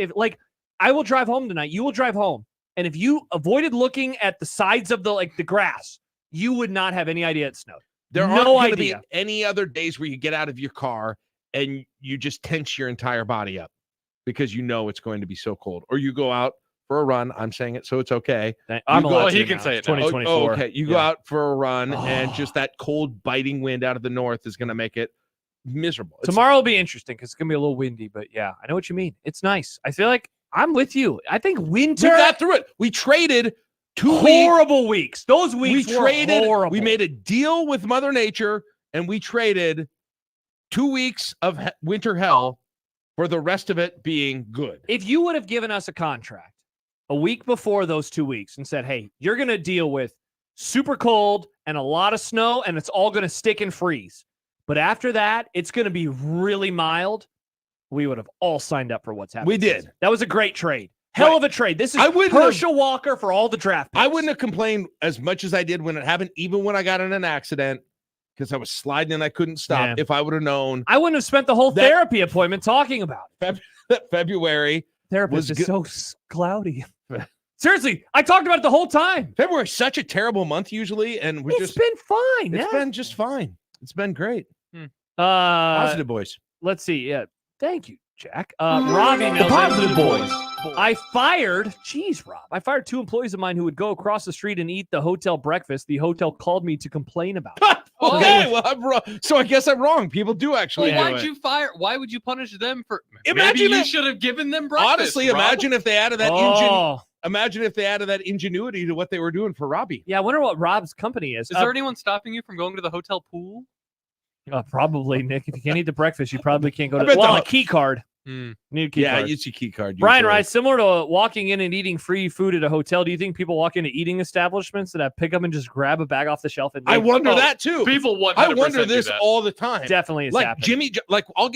I'll get like the Jimmy John's online on the app, and they'll just set it there on a shelf. Yeah, and go it's to like, Chipotle. It's the same thing. You know what? I think Hi, Bob. I'll just grab Then everyone. you just gotta hope that it's good food. That it's like you get back. Yeah, It's like it's some weirdo who really loves black olives or something. They were. By the way, Rob has responded. They were on the clock, Nick. So he's upset. Not that they were stealing, but that they were leaving. They were leaving their job. Provide them breakfast, Rob. I'm gonna make a joke of a show that very few people watch, but there was this show called Review. Hilarious show. Forrest McNeil, so funny. Anyway, it's on Paramount Plus if you want to stream it. Well, one of the prompts that the character has to do is steal. And so he goes and he robs this old lady of all of her groceries. And he comes home and he gives it to his wife. And she's like, why did you buy so much shredded wheat? And so when Jack just mentioned that, I thought about going home like I stole all this food. And it's like, oh, I didn't want this. I wanted the 4-piece.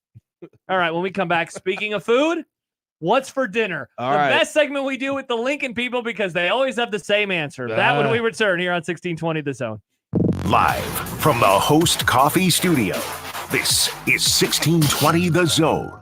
Margot felt quite exquisite as she dipped her fries in mayo, gracefully extending her pinky to the sky. See, she had just saved by getting Cox Mobile for her family. Yes, more lines, more savings, Margot. Brilliant.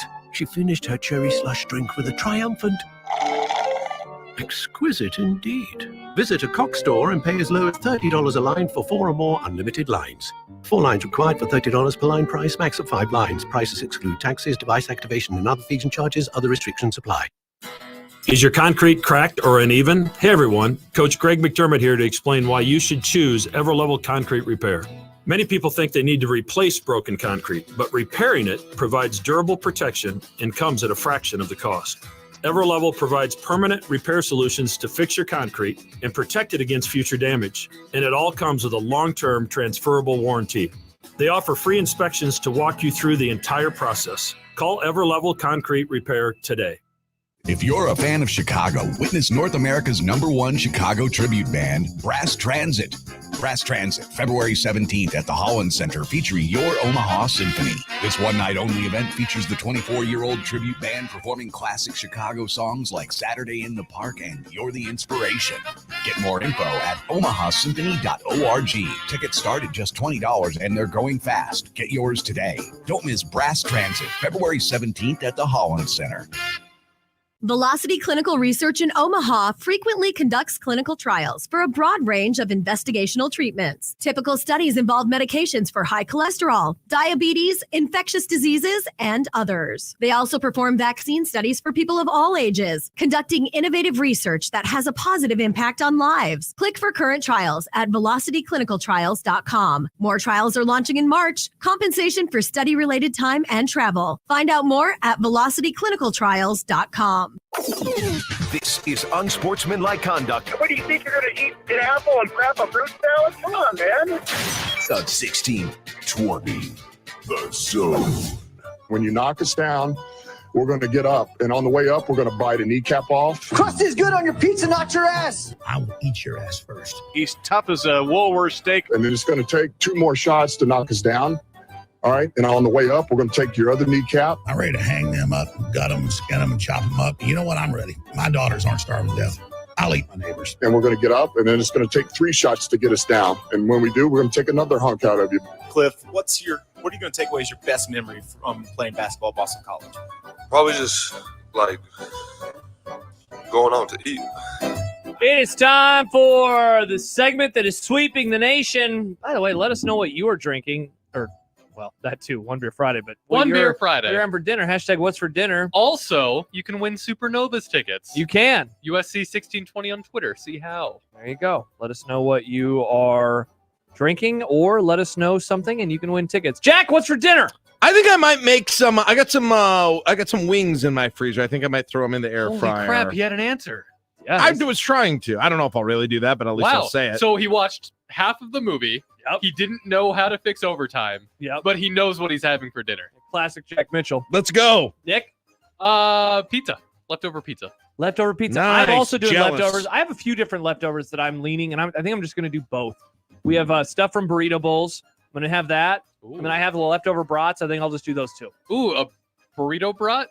No, because we have burrito? different meat that I will put in the burrito bowl. So I'll just have the brats on the side. Just fix a brat, put the burrito fixings I'm inside hungry. the I'm bun. starving. I am too. I'll, I got to drive home for an hour though.